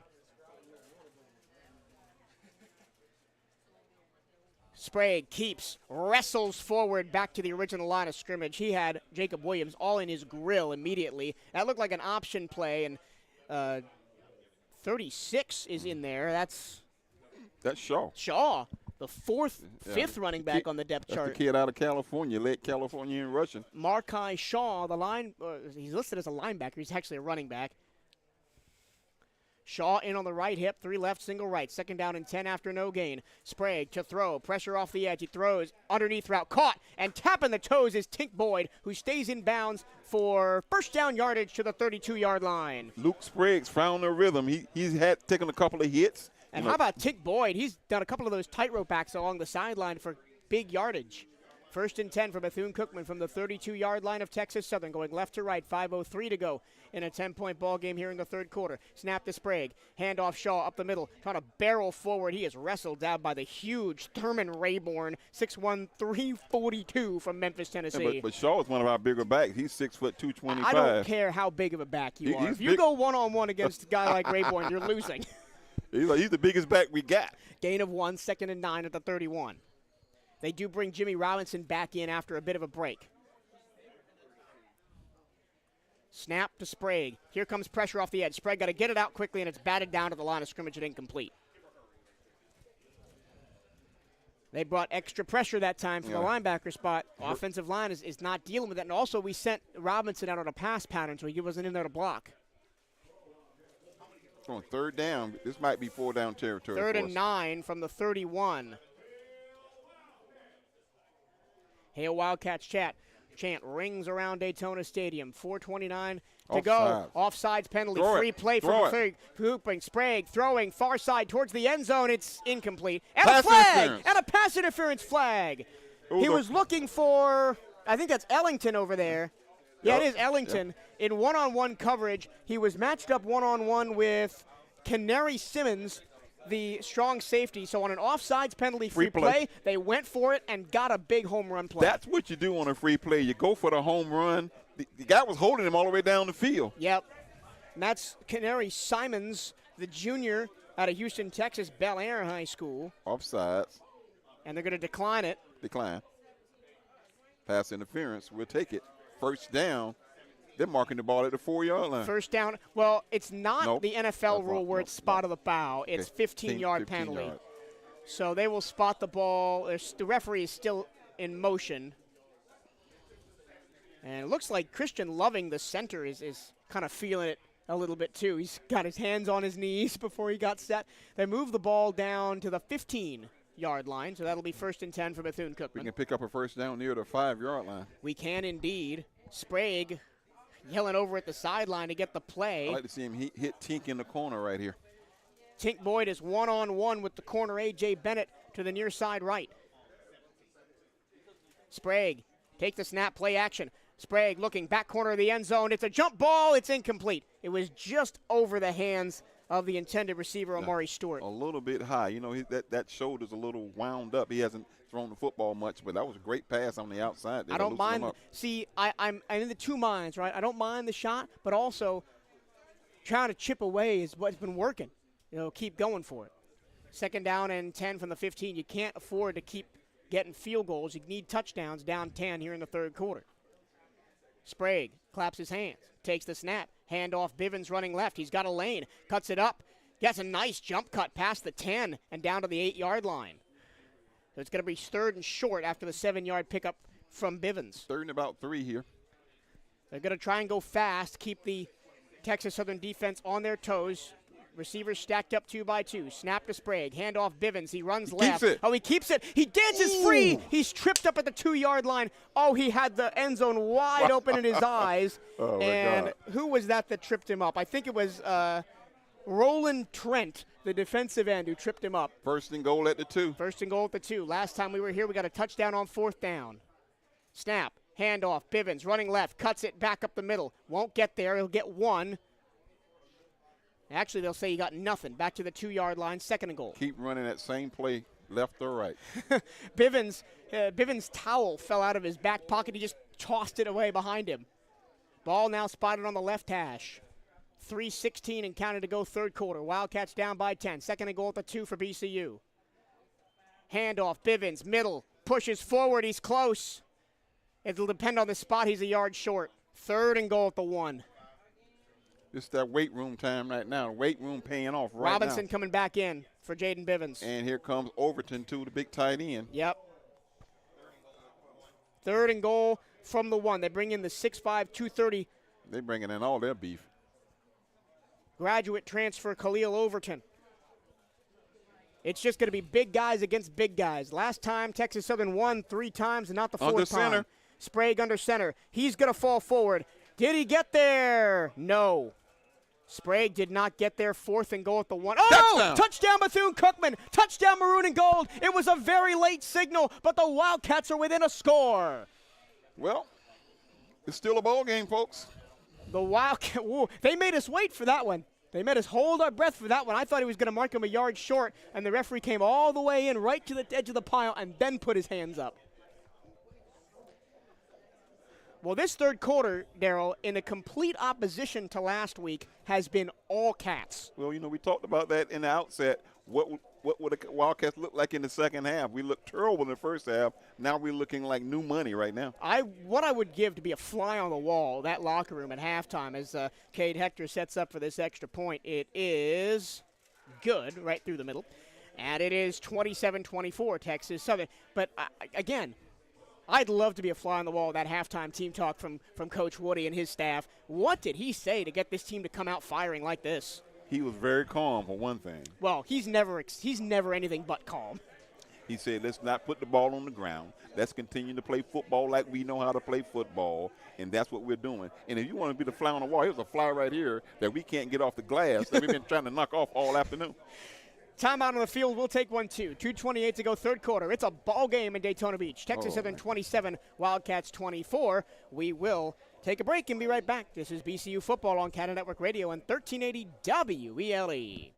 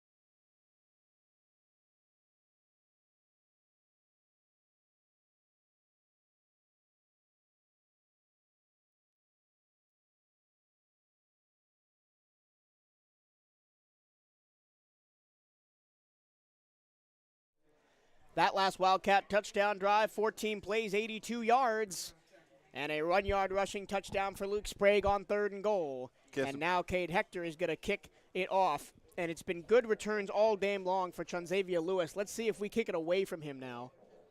Wind at our back, 2:28 to go in the third quarter. Hector kicks it short to the other side of the field, fielded at the 20-yard line, running right to left. Great block, and that almost looked like a blindside block. The flag does come out all the way to the far side of the field. The returner goes. He's out near the Texas Southern 35. I think there was a blindside block. It's going to back them up. They threw the flag at the 21-yard line.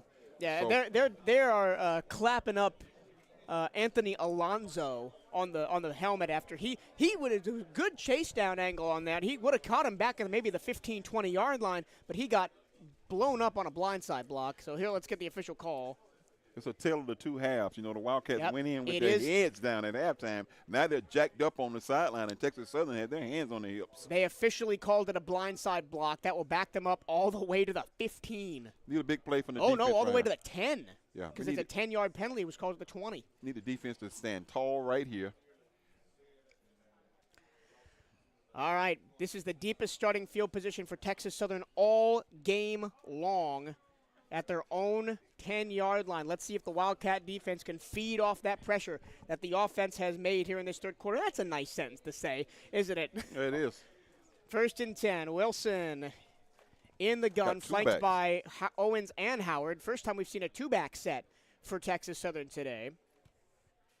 Wildcats show pressure off the edge. Now a man goes in motion. Handoff up the middle. Nowhere to go for Owens. Got back to the original line of scrimmage and nothing more. Sparrow on the tackle, assisted by Hall. Sparrow and Hall. Hall and Oaks. I was about to go for it. That sounds like a band name, and there you go. Great football we're looking at right here at homecoming. We're getting better up here in the booth every game. 2nd down and 9. They did give him 1 yard to the 11. 2 receivers each side. They're both close to the line.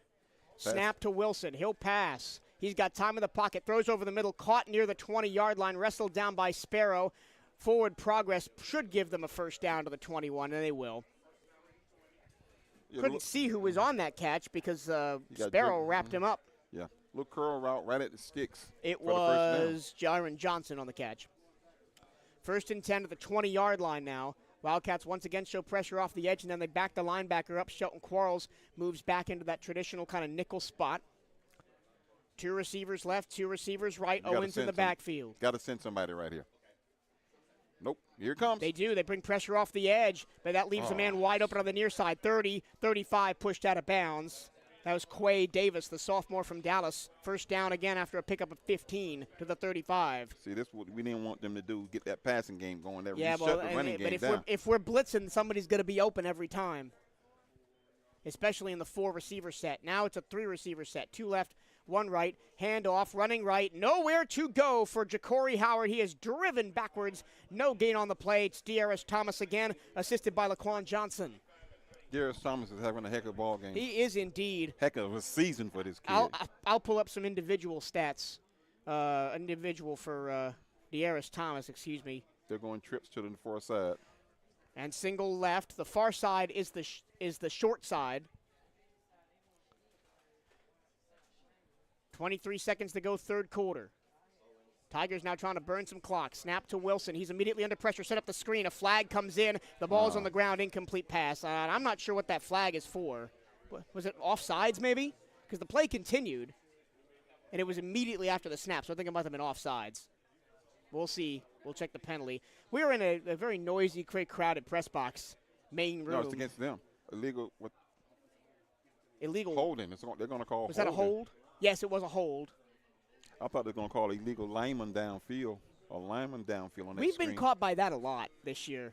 But so now they're going to get 2nd down and be spotted all the way back at the 24. Is that 2nd down and 20? Mm-hmm. Now we need a big play right here from the defense. We can't give them any yardage here. We got to keep them in negative. 2nd down and 20. I mentioned I'd get you the De'Aris Thomas numbers. I'm still looking for those. Omari man-to-man down at the bottom. 3 receivers to the top side, single to the bottom. They're going to look that way, throw an underneath route to Davis. Caught, 25, pushing out of bounds at the 26-yard line. That's good coverage by Omari Hill-Robinson. It was a little bit soft, but he made the tackle after the catch. And in 2nd down and 20, you don't have to play really up on him like that. Big play here, big 3rd down play. 3rd down and 14. They're at the 30-yard line. Got to get to the 44 for a first down. Now is the time the fans should be cheering. You got to have a football IQ. 4 down linemen for Bethune-Cookman. Timeout on the field. Is this Texas Southern taking their 2nd timeout of the half? Oh, no, that's the end of the 3rd quarter. Excuse me. So the Tigers get a bit of a reprieve there. They get a chance to set up, take a look at what they want to do, and then come back at the start of the 4th quarter. They'll be facing 4th down and 13. 3rd down and 13. 3rd down and 13. And it's the biggest play of the game because they turn the ball back over to us with momentum. I'll tell you one thing that goes in the Tigers' favor. We flip the field. Now their backs are to the setting sun, and the defense's face is looking straight into that sun as this field is east-west oriented. We'll take a break and be right back. This is Bethune-Cookman University football on CatEye Network Radio on 1380 WELE.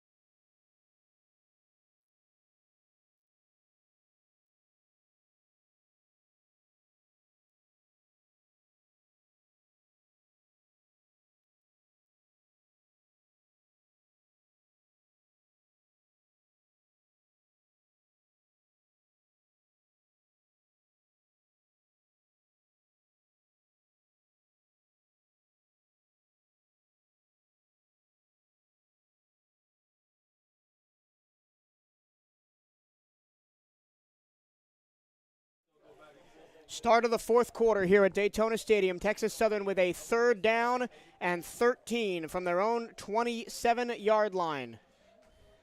3 receivers right, single left. Wilson to the backfield with Ladarius Owens at running back. 4 down linemen for BCU, 2 linebackers. They both drop back in coverage. Pressure off the edge. Wilson throws. It is underthrown and incomplete, but a flag is going to be thrown. Pass interference against Iverson Clement as he just held the receiver a little bit. That's a bailout for Texas Southern. Massive bailout for Texas Southern. Hold on. The BCU bench is pointing back toward that way. Are we going to see offensive PI here? I don't think so, but it might be. No, they're talking to the Texas Southern sideline, asking if they want to decline or not. So, yeah, it's going to be a first down for the Tigers on a penalty. We have not given up penalties all season long. They're going to call the foul on 23. That's Nicholas Rawls. Yeah, the true freshman out of Togo High School in Kissimmee. Let's put it say that. Togo High School in Kissimmee. Tocopegaliga High School. Tocopegaliga High I think School. is how you say it. 1st and 10 for Texas Southern, going left to right. 14:54 to go in the fourth quarter. 3 receivers right, single left. Ball left hash. Long old hole. Wilson takes the snap. He's going to throw a screen to the left, lane up the middle, and to the 50-yard line, wrestled down by Sparrow is the receiver Trenton Leary, and it's going to be an 8-yard gain to the BCU 49.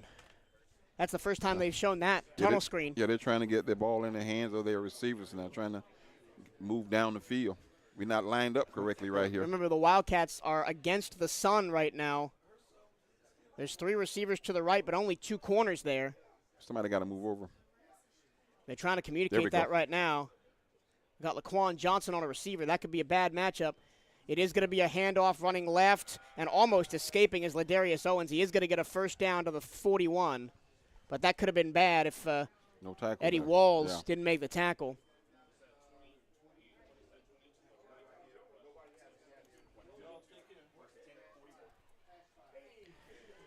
Handoff, left side, Owens trying to get to the pylon. He will cut back inside. First down and more inside the 30 to the 27. They are turning that corner, man, and we really much have no answer. They're running it to the weak side, and nobody's there but the cornerback. The cornerback got to come up strong and make the tackle. Full sail changes on the defensive front. 4 in, 4 out for BCU. 1st and 10 for Texas Southern. This is when they've been their most dangerous, when they've gotten going and just kind of keep the defense on their heels. Rapid fire offense. 3 receivers right, single left. Wilson, 1st and 10 for Texas Southern from the BCU 28. The lead for Texas Southern is only 3 after a 14-point third quarter for BCU. Wide receiver goes out to the flat. Wilson takes the snap. Under pressure and sacked. Back at the 40-yard line. They brought pressure off the edge, and they got the sack. Jabari Jowden, safety blitz.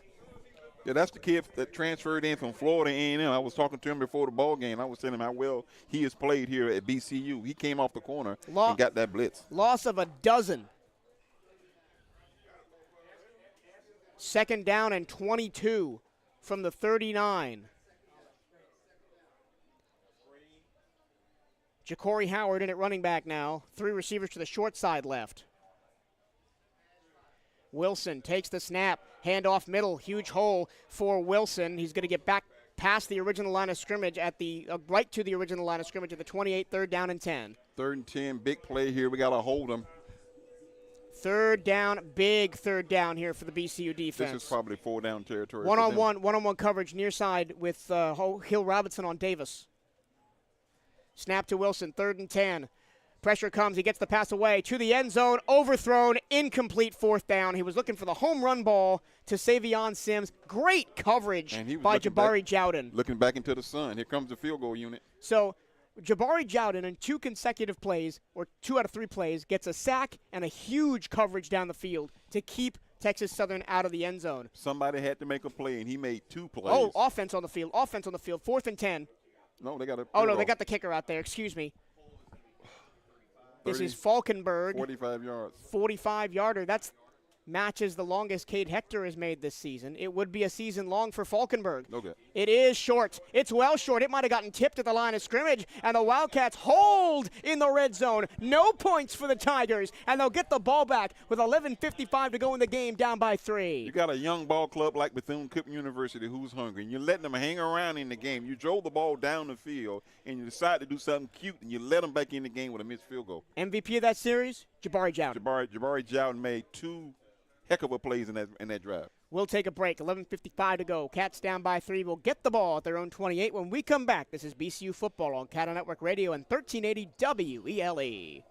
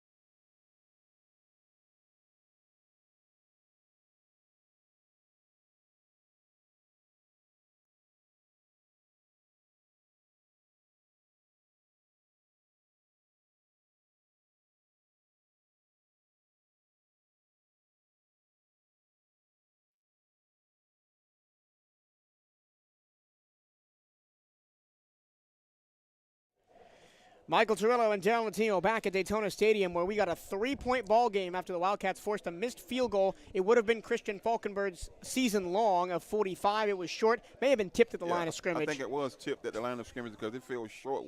That ball fell in the middle of the end zone. And now the Wildcats are back on the field. 1st and 10 from their own 28, going right to left into the sun, and the long shadows beginning to extend across the field here at Larry Kelly Field at Daytona Stadium. It is going to be, as I flip my chart over to BCU, Jaden Bivens in it, running back alongside Luke Sprague. Sprague keeps it, throws, slant over the middle, caught 35, wrestled down near a first down. It is going to be close at the 38-yard line. First down, BCU. Dakari Allen Johnson's been quiet all day, but he picks up a big one there. That's his favorite route. The little guy comes across the middle, plays big. And we finally did play action that time, too. Sprague getting more confident with that throwing shoulder. 1st and 10, 49. Handoff, Bivens running right, looking for a lane. Cuts it back into the middle. Bounces off a tackler, still going 45. Spun down by Calvin Henderson after a 6-yard pickup to the 45-yard line. Bivens running that ball hard, man. Took a spin, picked up like 3 more yards. Can't put the ball on the ground, though. Wildcats have fumbled 3 times today. Only lost 1. 2nd and 5 after a 5-yard pickup at the 44. Sprague back to pass. Slant middle, incomplete, was too far out in front of Johnson. But they tried to do that same play without the play action, and the corner read it all the way. Now 3rd and 5, and this is where Bethune-Cookman has struggled today. But I like that pass. I like that slant across the middle.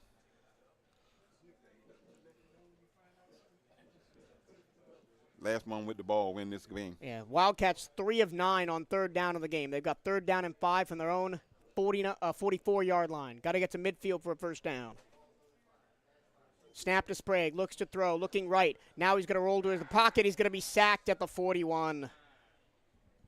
Holding it too long. Nobody was open downfield. And it's going to be 4th down. They can't keep the offense on the field. They can't. They'll spot the ball at the 42. From the punt team. Luke Sprague wants to go for it. He's disappointed, but they're going to bring the punt team out. Not on 4th and 7 on your own side of the field with 10 minutes left. Your defense been playing good. No, let's pin them back and play defense and come back again and hit that slant pattern that you missed the first time. Anthony Frederick will punt from his own 30-yard line, going right to left into a slight breeze in his face. Chanzavia Lewis, who's been dynamite in the return game, at the 15. Low snap. Frederic corrals it. Gets the punt away. High spiraling kick. Fair catch. And it bounces. Takes a TSU bounce all the way to the 25 before a Wildcat corrals it. That's Jaden Bivens who falls on the ball. That's an unfortunate bounce there. Yeah, we lost 10 yards on that bounce. Yep. But at the 25-yard line is where the Texas Southern Tigers will be. They're up by 3. 10:04 to go. When we come back, this is BCU Athletics on the CatEye Network Radio and 1380 WELE.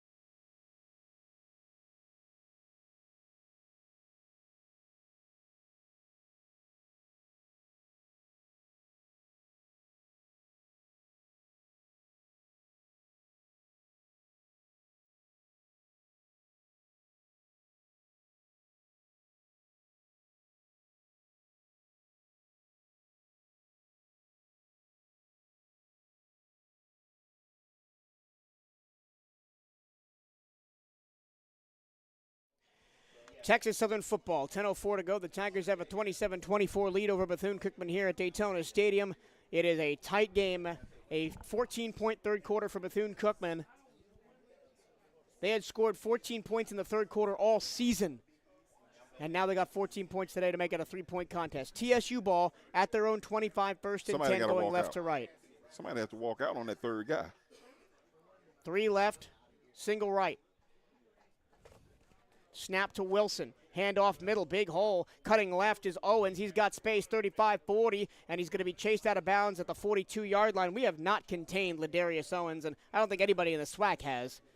SWAC's second leading rusher. They found something in that play. He's bouncing it to the outside. Only one there is the cornerback, and the corner is being forced by the receiver to make a choice whether he's going to come up or not. And Quay Davis is out there blocking really well. First and 10, 41-yard line, Texas Southern.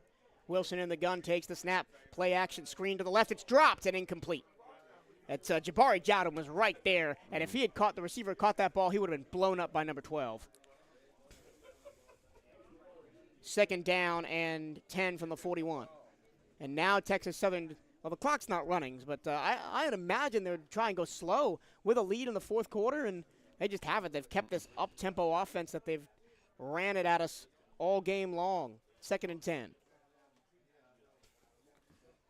3 right, single left, ball left hash. Wilson motions Owens right to left in the backfield. Going to run to the left side.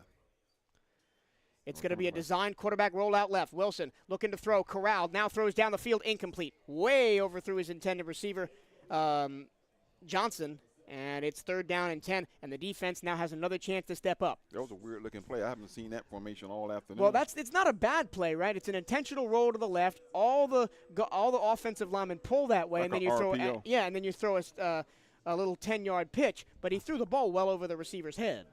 Third and 10 from the 41. 3 receivers right, single left, ball left hash. Wildcats 4 down linemen. Big play. Snap. Fake the handoff. Screen. Tunnel screen left-hand side. Making a man miss 40, 45. 4. No. He's short. He's short. Trenton Leary is short by 3 yards. Do they keep the offense on the field? 4th down and 4. No, they're going to send the punt team out. They don't want to gamble. They're going to punt. Another hold by the BCU defense. Well, look out for the fake. Look out for the fake. Patrick Helen back on to punt. His long is 52. Okay. Dakari Allen Johnson is in there returning. Now the son Mike Nigga is in play. Yeah. If I'm Dakari Allen Johnson, play this super safe. Do not fumble this ball. Watch the fake. Punting from the 35-yard line is Helen. Here's the snap. He's going to get the kick away. High and arcing toward the far side. Fair catch called for and made at the 5-yard line. Great job by Dakari Allen Johnson. He's a sure-handed guy. But the Wildcats are going to have to go 95 yards. Okay. A field goal to tie. Touchdown to take the lead. 8:57 to go. I mean, I have no idea how this is going to turn out. The offense has been up and down for BCU. They've been good at times, especially running the football. They've been a bit of a horror show at times. But Luke Sprague on a bum shoulder is still out there trying to make plays, and I'm sure the team is rallying around him. First and 10, the ball spot the ball officially at the 7-yard line of Bethune-Cookman, going left to right into the sun. Wildcats gold helmets, black jerseys, black pants, gold trimmings on senior day. Texas Southern white helmets, white jerseys, maroon pants, maroon numbers, gray stripe down the side. First and 10 from the 7. Loaded box for Texas Southern, 0 high safety. Handoff middle, nowhere to go. Back to the line of scrimmage and nothing else. Maybe 1-yard gain. When you see the defense set up like that, you just run right into the middle. And you know that our offensive line is undersized. We saw play action in the last series. Let's see if we see play action on this series right here. They gave him 1, second down and 9 from the 8. Sprague, shotgun snap, handoff again, nowhere to go. Robinson run down, loss of 1, back to the original line of scrimmage, third down and 10. Okay, here comes the passing unit in. Here comes Davino Ellington. You got But now the defense can pin their ears back and drop a bunch of guys in coverage because they know the front 4 can get home to the quarterback without sending extra pressure. They've only really blitzed once in the ball game and got Sprague for a big sack. Third and 10 from their own 8-yard line. This would be a Three-man massive rush. field position swing. If the Tigers got to stop, and it's a false start. That's okay. We're only a half a yard on the penalty. That's Christopher McAlpin jumped early. Second false start of the game for BCU. Big score in Pine Bluff, Arkansas. Mississippi Valley State 42, Arkansas Pine Bluff 17. That is a final. First win of the year for the Delta Devils. Delta Devils And coming along. They come here in a couple weeks. Yeah. We got to be ready for that improved team. 3rd down and 15 now. Ball at the 4. Sprague 5 yards deep in his own end zone. He takes the snap, stands in, throws slant pattern, intercepted. Intercepted at the 10-yard line by Texas Southern Xavier Player. And he's going to be tackled. Fumble after the tackle. Oh. No, I think he was down. First down and goal, Texas Southern at the 5. Tried that slant pattern again. He stepped in front of Dakari Johnson, Allen Johnson, and picked it off. That might be it. 7:33 to go. First interception of the season for Luke Sprague. And, I mean, he stared down Dakari the whole way. He didn't look anywhere else with the ball. And cornerback Xavier Player got his first interception of the season, the graduate transfer from UTSA, and sets up the Tigers first and goal at the 5. Are we asking too much from the defense right here to hold them? I think we might be. Ladarius Owens The way they've been running that football. on the left hip. Handoff, Owens up the middle, touchdown. Nobody touched him. Touchdown, Texas Southern. The Tigers increase their lead back to 2 scores with 7 minutes left. Turnovers, man. That is the 10th turnover of the season for Bethune-Cookman, 3rd today. Yeah, the 3 turnovers, the difference in the game. You take away those 21 points. And the 3 turnovers were the difference in the game against Jackson State, too. So this game is basically a higher scoring version of that Jackson State game right now. The Wildcats have done very little when backed up against their own end zone. They've been there twice. Once they had to punt, and once they threw an interception on 3rd and long. 34-24, back to 10 points. Back to 10 points, 7:27 to go, and I guess the offense is just going to have to get back at it. No time to wait. Just got to get back to it. They're in the same position they were about 15 minutes ago. We'll take a break and be right back. 7:27 to go in the ball game. 10-point lead for Texas Southern. This is BCU Athletics on the CatEye Network and 1380 WELE.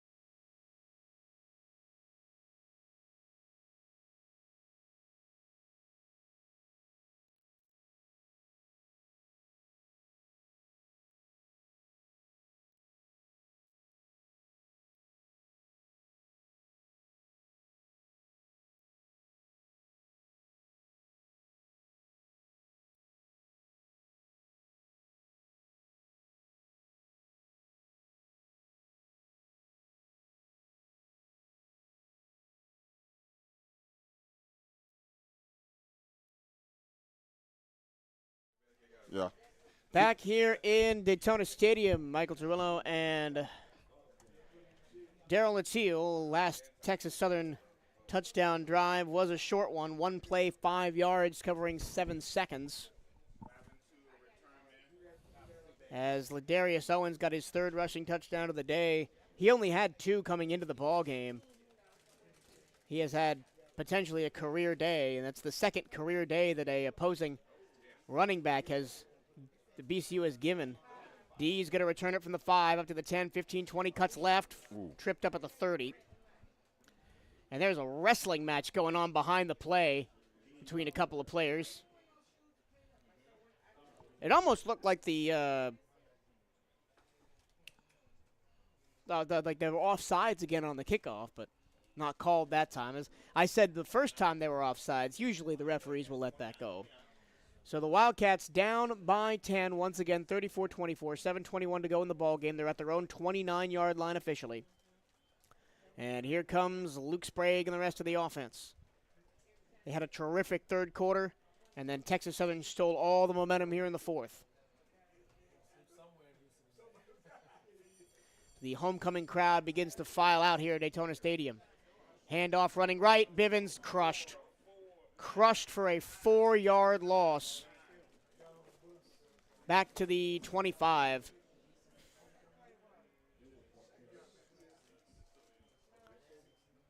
All the momentum's gone on our side. Yeah, this feels like the end of the first half did. That was A.J. Bennett on the tackle. Loss of 3. 2nd down and 13. Sprague back to pass. Rolls out to his right, moving receivers around. He escapes the pocket. Down at the 30, back to the original line of scrimmage. Chased down from behind by Isaiah Bogarty. Bogarty's been huge today for Texas Southern. At least Luke is taking some hits today and got up. Williams, 12 tackles. Bogarty, 11 tackles. Noel, 10 tackles. Williams, 9 tackles. That's the top tackling leaders for Texas Southern. 3rd down and 9 from the 30. 2nd straight 3rd and long.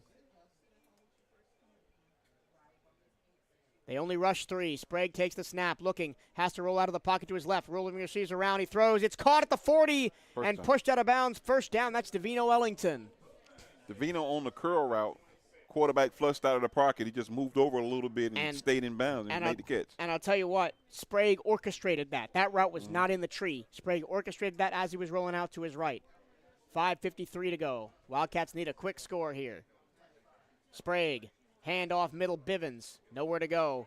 No, he stays on his feet, rolls around to the right 45, and chopped down to the 47-yard line. How did he escape that? He hit up in the wall. He bounced off that wall of tacklers and scooted to the outside, picked up about 4 yards. It's going to be, 2nd and 4? 4. Officially 2nd and 3 from the 48. Handoff Bivens again. They blitzed. Tackle from the back. Tackle from the backside by Bogarty again. No gain on the play. 3rd down and 4. This 4-down territory. Omari Stewart into the game.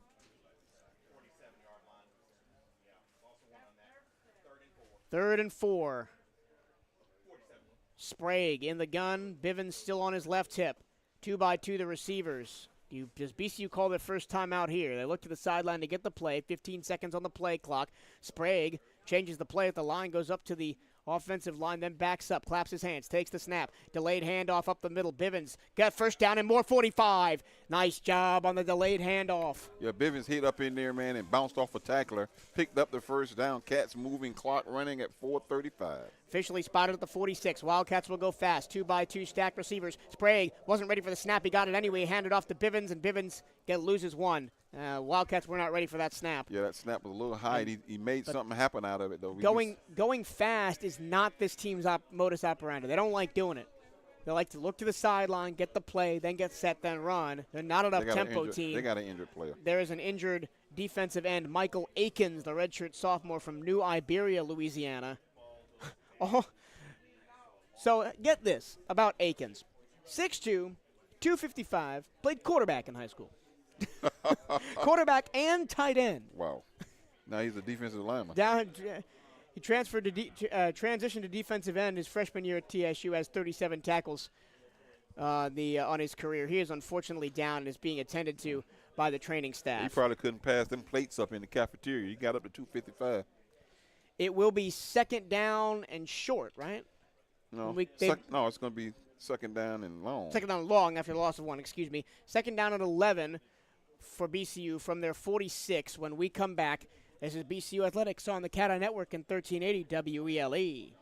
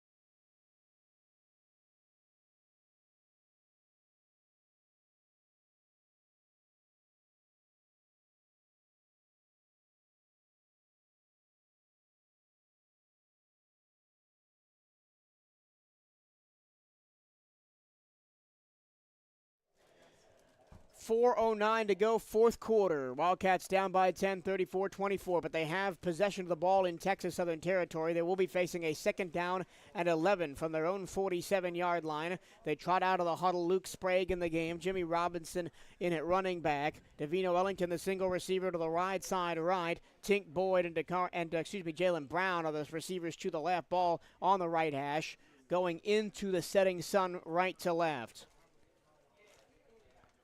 Once again, this is second and 11. Got a blitz coming on the end. Tigers show pressure. They only rush 3, though. Sprague scrambles to his right, looking, throwing, crosses body, incomplete. He was looking for Jalen Brown. He was double covered, and it bounced off of Brown's hands. And good job by Xavier Player there to kind of bounce him off. Use his hips, bounce him off the ball. Now third and 11. He threw in the coverage that time. I think it kind of hurt his arm. I think this is 4-down territory at the 47-yard line. Oh, yeah. Down by 10 under 4 minutes, but got to get something here on third down. Third and 11. 3 right, 1 the receivers. Ball right hash. Sprague claps twice, no snap. Looks to the play. Looks to the sideline, changes the play. 13 seconds on the play clock. Clock not running at 3:57. Tigers show pressure again. Only 3 down linemen. They only rush 3. Sprague once again has to scramble to his right. Throws the out wide to the wheel. 45-40. It is Jimmy Robinson fighting towards the first down. Is close. Oh, it's going to be fourth and 1. Let's go. Line it up. Let's go. At the 36. They got to keep the offense on the field here. What a great play by Luke Sprague. He was almost on his back. He flipped it sidearm to the wheel route late. Yeah, the wheel route was there. Jimmy just stood there and watched him until he cleared. 4th and 1. A hard count, try to draw Texas Southern offsides. Now they change the play. Robinson, sidecar left, 2 receivers each side. Hand off. Robinson, jump cut, first down and more, 30-yard line. First down, BCU. First down for the Cats on a good-looking drive right here with 3 minutes to go in the game. Gutsy call, a draw on 4th and 1. But they saw they only had 3 down linemen because they couldn't substitute. Wildcats go fast. Robinson up the middle into the big uglies, and he's tackled by Quentin Cook for no gain at the 30.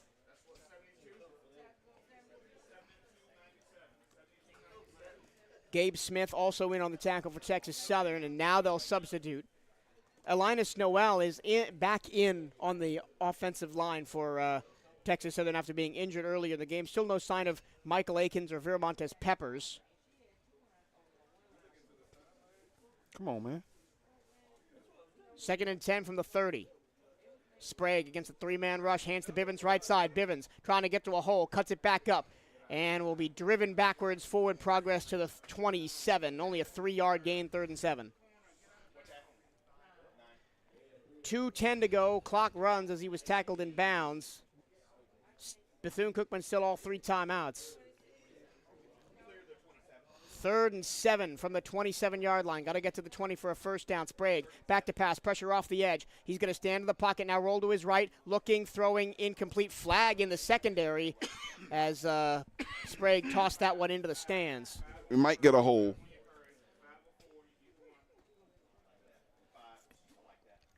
And it's now 4th down and 7.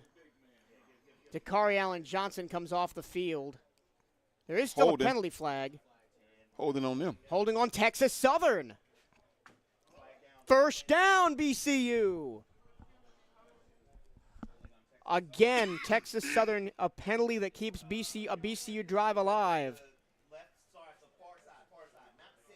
8 penalties for 100 yards for Texas Southern today.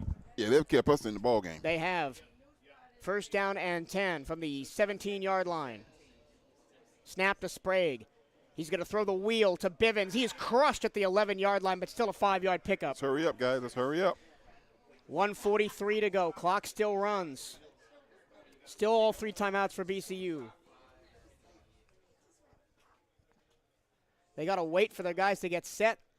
They got Trezzato and Stewart in there at wide receiver. Snap to Sprague. He looks. Now he's going to roll to his right. He's going to throw the ball away. Good play by Sprague. Nobody open. And stops the clock with 1:20 to go. Brings up 3rd down and 5? About 5. You got to run some crossing routes right now because they're playing man-to-man in the secondary. You got to cross some guys so some defensive backs can lose some players here. So you got to run some X patterns here. 3rd and 5. 1:20 on the clock. Ball spotted at the 13-yard line of Texas Southern. Wildcats down by 10. Sprague with Bivens in the backfield. 3 left, single right. Sprague again tries the hard count before looking to the sideline. 8 on the play clock. Come on. Down to 3 on the play clock. He gets the snap off. He off the middle, crossing pattern, caught. First down. Cameron Overton, his first catch of the game, first down to the 9. Clock stops. Now it runs again because the chains are set. 1:07 and counting. Ball left hash. They got it at 4th down. No, 4th and 1. They didn't give him the first down. Sprague, handoff, Bivens, running right. He's close. He got it. Now you got to call timeout. Now it's going to be a first down all the way at the 7-yard line. They're still not calling it. Well, they got to move the chains. He called a timeout. Coach did he call a timeout? I didn't see it. He did call a timeout. First timeout, BCU. I know it's going to be there's an injured Tiger, so I'm wondering if they're going to take one of BCU's timeouts. Okay, 55 seconds to go. Timeout. Wildcats. 1st and goal on the Texas Southern 7. Crossing routes. Sorry, Dale, you're back now. Sorry. Yeah, I'm sorry. I got a little choked. We got to run some crossing routes, especially down here on the goal lines. Not a pick, but some crossing routes to make these DBs lose some people and get somebody open. Yeah, and they're getting pressure with 3 down linemen. Is Texas Southern, and Sprague's not having the time in the pocket for these longer routes to develop. Because everything's outs and slants. It's not crosses. And what you were calling box routes last week against Alabama State. That's how we scored one of the touchdowns to Jalen Brown. Jalen Brown, 6'6", 214, put him across the middle. Make a guy cover him one-on-one. Here we go. Out of the timeout. BCU, the board shows still all 3 timeouts for both teams. So I wonder if that was an injury timeout. I don't think it was because I saw Coach doing this on the replay screen. All right, well, 55 seconds left. 1st and goal from the 7 for Bethune-Cookman, attacking the end zone to listeners left. Sprague. Injury timeout, no timeout. Sprague, the snap. He looks. Run he it, runs run up it, the middle. run it. Got one man to beat. Makes a man miss. Now he's going to throw back of the end zone. Touchdown. Incomplete. No, he Oh, dropped it. God. Tink Boyd had it just deflected. So Sprague ran to the line of scrimmage, then turned right, and then threw it into the back of the end zone, tried to get Boyd. He stayed behind the sticks. I thought he was going to take off and Yeah, run, yeah. but he's not as agile as Bethea yeah. or Simmons is. He couldn't have made that linebacker Got another guy. miss They in got the another middle injury of the right there. field. Another guy just laid down on the field. Another injury. That's Linus Noel. He was down earlier in the game. And a timeout. I'm not sure why we called timeout incomplete pass. But timeout No, BCU. they had an injury. That's an injury time. Should be an injury We're timeout. still working this out in the booth. Apologies. So, yeah, another injury timeout. Bethune-Cookman coming up. We'll have Southern in Jacksonville next week. Then their final true road game of the season at Grambling State. Then they're home for 2 weeks against Mississippi Valley and Alabama A&M. And then they've got the Florida Classic on the 18th of November. Okay, here we go. Second and goal from the 7 after the incomplete pass and another Texas Southern injury. Sprague in there with Bivens.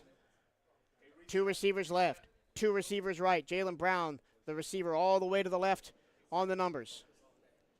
Snap to Sprague. He looks that way. He rolls right. Nobody open. He's got to get the pass away. He does. Back of the end zone. One-handed catch. Touchdown Bethune-Cookman. Touchdown Maroon and Gold. Oh, ho, ho. Highlight of the day, Jaden Bivens. Now the onside kick is going to play. Oh, my goodness. Cat's still in it. Hey, this is the same position we was in last week. Same yard line, same time on the clock. I'll tell you what, that One pass, hand grab. that pass was not intended for Look, Jalen Bivens. watch It was watch intended for You're the right. guy. It was intended for You're Boyd, right. but Boyd was covered, and Bivens went up and got it with one hand. Oh my goodness, that's incredible. Bivens is only 5'10". Field goal by Hector is good. 34, 31. 3-point game, 35 seconds left. Wildcats still have all 3 timeouts. Do you kick it deep and try and get a 3 and out? No. You DJ McCarthy has to have an onside play right here. We can't afford to kick it deep. Listen, I agree with you, but I asked the question to make you say it, just to keep the conversation going. They have to do the onside kick here, and they were practicing this on Friday. You got a They guy were practicing the onside kick on Friday. Watch out for Davino Ellington. You got a kid from Australia who played soccer down in Australia. If he can get that Australian English, they don't speak English down there, but get some Australian English on that football, and we can get a bounce. We can kick one in from at least 50. 50. We're good with 50 yards, but no win. No win right now. Here comes the hands team. We've got Ellington out there, Jones out there, Allen Johnson out there, Dees out there. Is this a carbon copy of last week? Same score almost. We lost by 3 and we're losing by 3 now. Here we go. Everybody stacked up to the left. Cade Hector getting set to onsides kick this one. Pooch it right there and go for it. It's going to be a right to left kick. Over the middle, it's going to be, whoa. He kicked it and nobody moved. Well, Timeout, they Texas called Southern. timeout. They called Okay. timeout. They watched the lineup. That was very strange. He kicked it and nobody moved. I would kick a pop up to the 20-yard line and run down. Because they had 4 guys on 4 guys to the left. And their returner was on that side of the field. They had nobody over here. You just pooch it right there and hope it stays in bounds. You can possibly recover that football. Yeah, and I think that's what they're talking about in the timeout right now. Let's get you a couple more reads before we go. The SWAC volleyball plays in full swing for Bethune-Cookman. Come catch the Wildcats as they hit the home stretch in the hunt for the SWAC playoffs. BCU volleyball returns to Moore Gymnasium Sunday, October 29th, and Monday, October 30th, as they host UAPB, Grambling State, and Alcorn State in SWAC pool play. Come out and support your Wildcats or catch everything live on the CatEye Network with myself and Taylor Pritchett. Here we go. You see where the returner is? Nobody's over here on this side of the field. Onside kick it this way.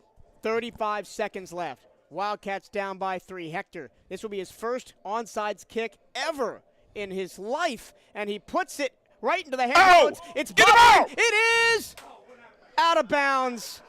Jalen Brown had a chance, but it went through his fingers. The first guy bobbled it. Oh, the first guy bobbled it. And Jalen Brown had a chance, but it just slipped through his fingers and it went out of bounds. We're going to get to see the replay here.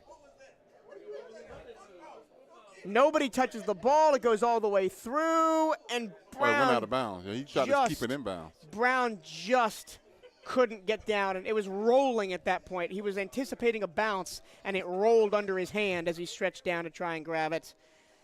Unfortunate for Bethune-Cookman, but they still have 3 timeouts. 31 seconds left.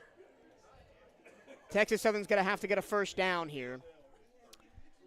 2 backs in the backfield flanking Wilson. Wildcats show pressure up the middle. Handoff, Owens, nowhere to go. Got 1 timeout.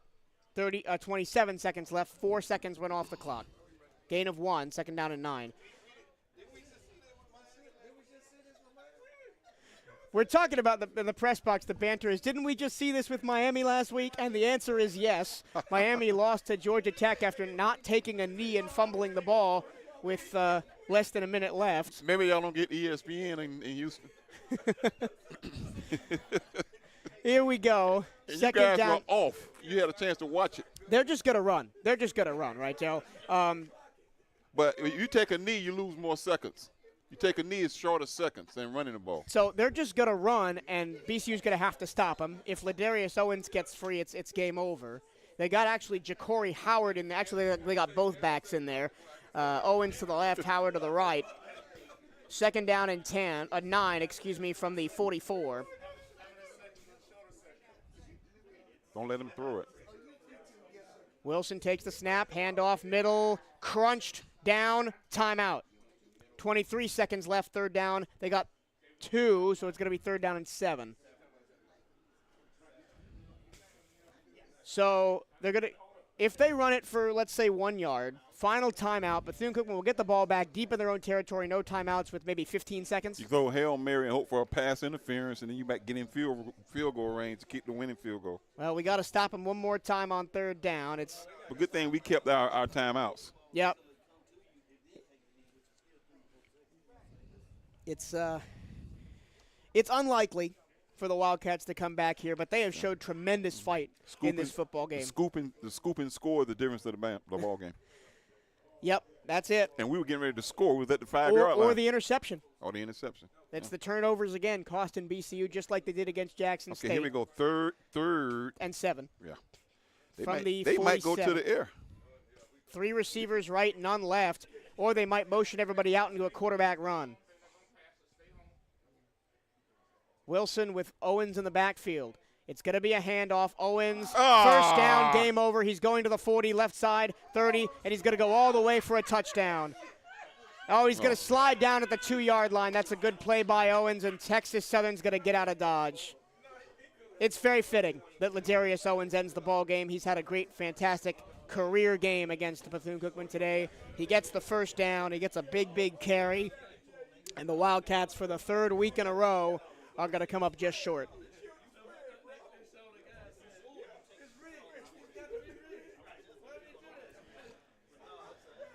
Victory formation. That'll do it. All it needs is 1 kneel down, and the clock runs out. We got 1 Texas timeout. Southern. They're not going to use the 1 timeout. Texas Southern wins 34-31. And another heartbreaker for Bethune-Cookman. That's 3 in a row. We lost to Jackson State and Alabama State. Wildcats will go into Southern next week in Jacksonville. I'm not sure how to feel about this game, Daryl. Well, you can't turn the football over. That's what we did.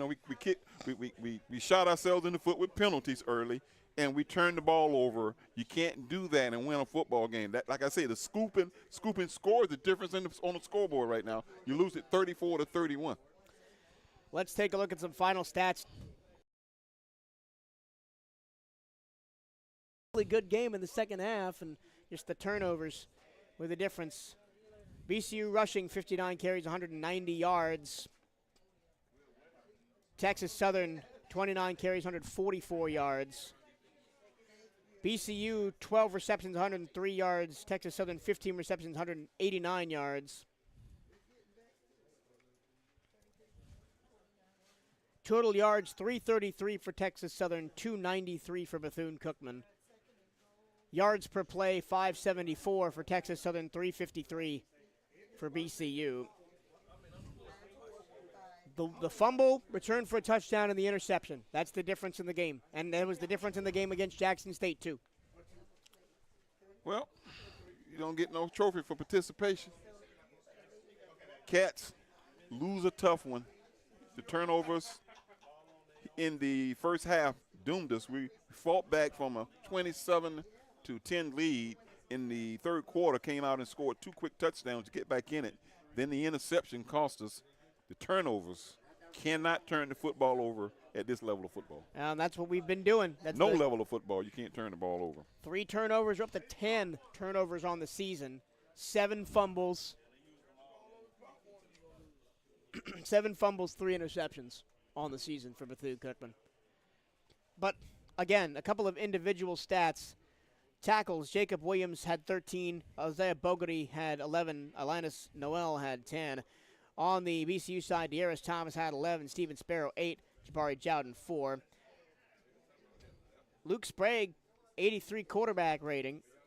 93 yards passing through an injury. I mean, he came in and fought. That's all you can ask for. Matter of fact, he took some licks, and he came out and he got his legs up on him in the third quarter, and he led 2 drives.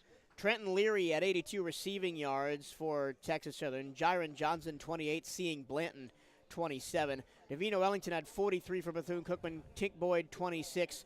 Jalen Brown, 21. Rushing yards, Ladarius Owens, 108. And 3 touchdowns. Ja'Cory Howard, 22. Jace Wilson, 14. Jeremy Robinson, 91 yards on the ground. Jaden Bivens, 60. Terry Lindsay, 39. And I hate to beat a dead horse here, but turnovers difference in the game. You know, I always harp on this thing. You know, we're a young ball club and we're learning, and we are learning. But when we're inconsistent at quarterback, we finally look like we settled at quarterback in the third quarter. You know, we played 3 guys, and then you get some continuity with Sprague into the game. In the third quarter, you get right back in the game. But here we go. That turnover bug is the difference, guys. Well, Sprague, let's look on the bright side. Sprague. He's been out for 4 weeks. He's been out for 4 weeks, but he looked decent when he came in. The running game got going. You go into a game next week. Sprague, I'm guessing Sprague's going to have to start unless something regression happens with his injury next week. He's got another week to recover. We hope Tyleek Bethea is okay. Who knows what would have happened if he'd stay in the game long term? We don't, because he only played 1 series and then got hurt. But we hope he is okay. Once again, your final score, Texas Southern 34, Bethune-Cookman 31. A 3-point loss for the second week in a row. Chance to win for the second week in a row goes by. The third game in a row goes by the wayside for Bethune-Cookman. Next up, they'll be in Jacksonville on the 21st. That's next Saturday against the Southern Jaguars. We'll have that one for you on the CatEye Network. Texas Southern is home against Florida A&M, so the tough tests don't stop for the Texas Southern Tigers. They got to deal with Jeremy Musa and that passing attack. Well, if Texas Southern play like they played against us, they're going to give Florida A&M fits next week because their defense, them guys coming. They got some defensive tackles who can really rush the quarterback, and Musa has been known to not be able to, handle that rush. That'll do it for us here at Daytona Stadium as we get our final sign-off. For CatEye Network Director Eugene Robinson, producers Larry Steele and Darian McCaskill, SIDs Bryce Wojnowski and Brian Harvey, and my broadcast partner Daryl Latil. Daryl, we'll see you in 2 weeks. Yeah. 3 weeks. 3 weeks, because we won't be at Jacksonville nor Grambling. I'll have Chris Shaw with me for those. That's it. 34-31, Tigers over Wildcats here on Homecoming. Thank you for listening to this production of Bethune-Cookman University Athletics on CatEye Network Radio and 1380 WELE. Have a very pleasant rest of your evening.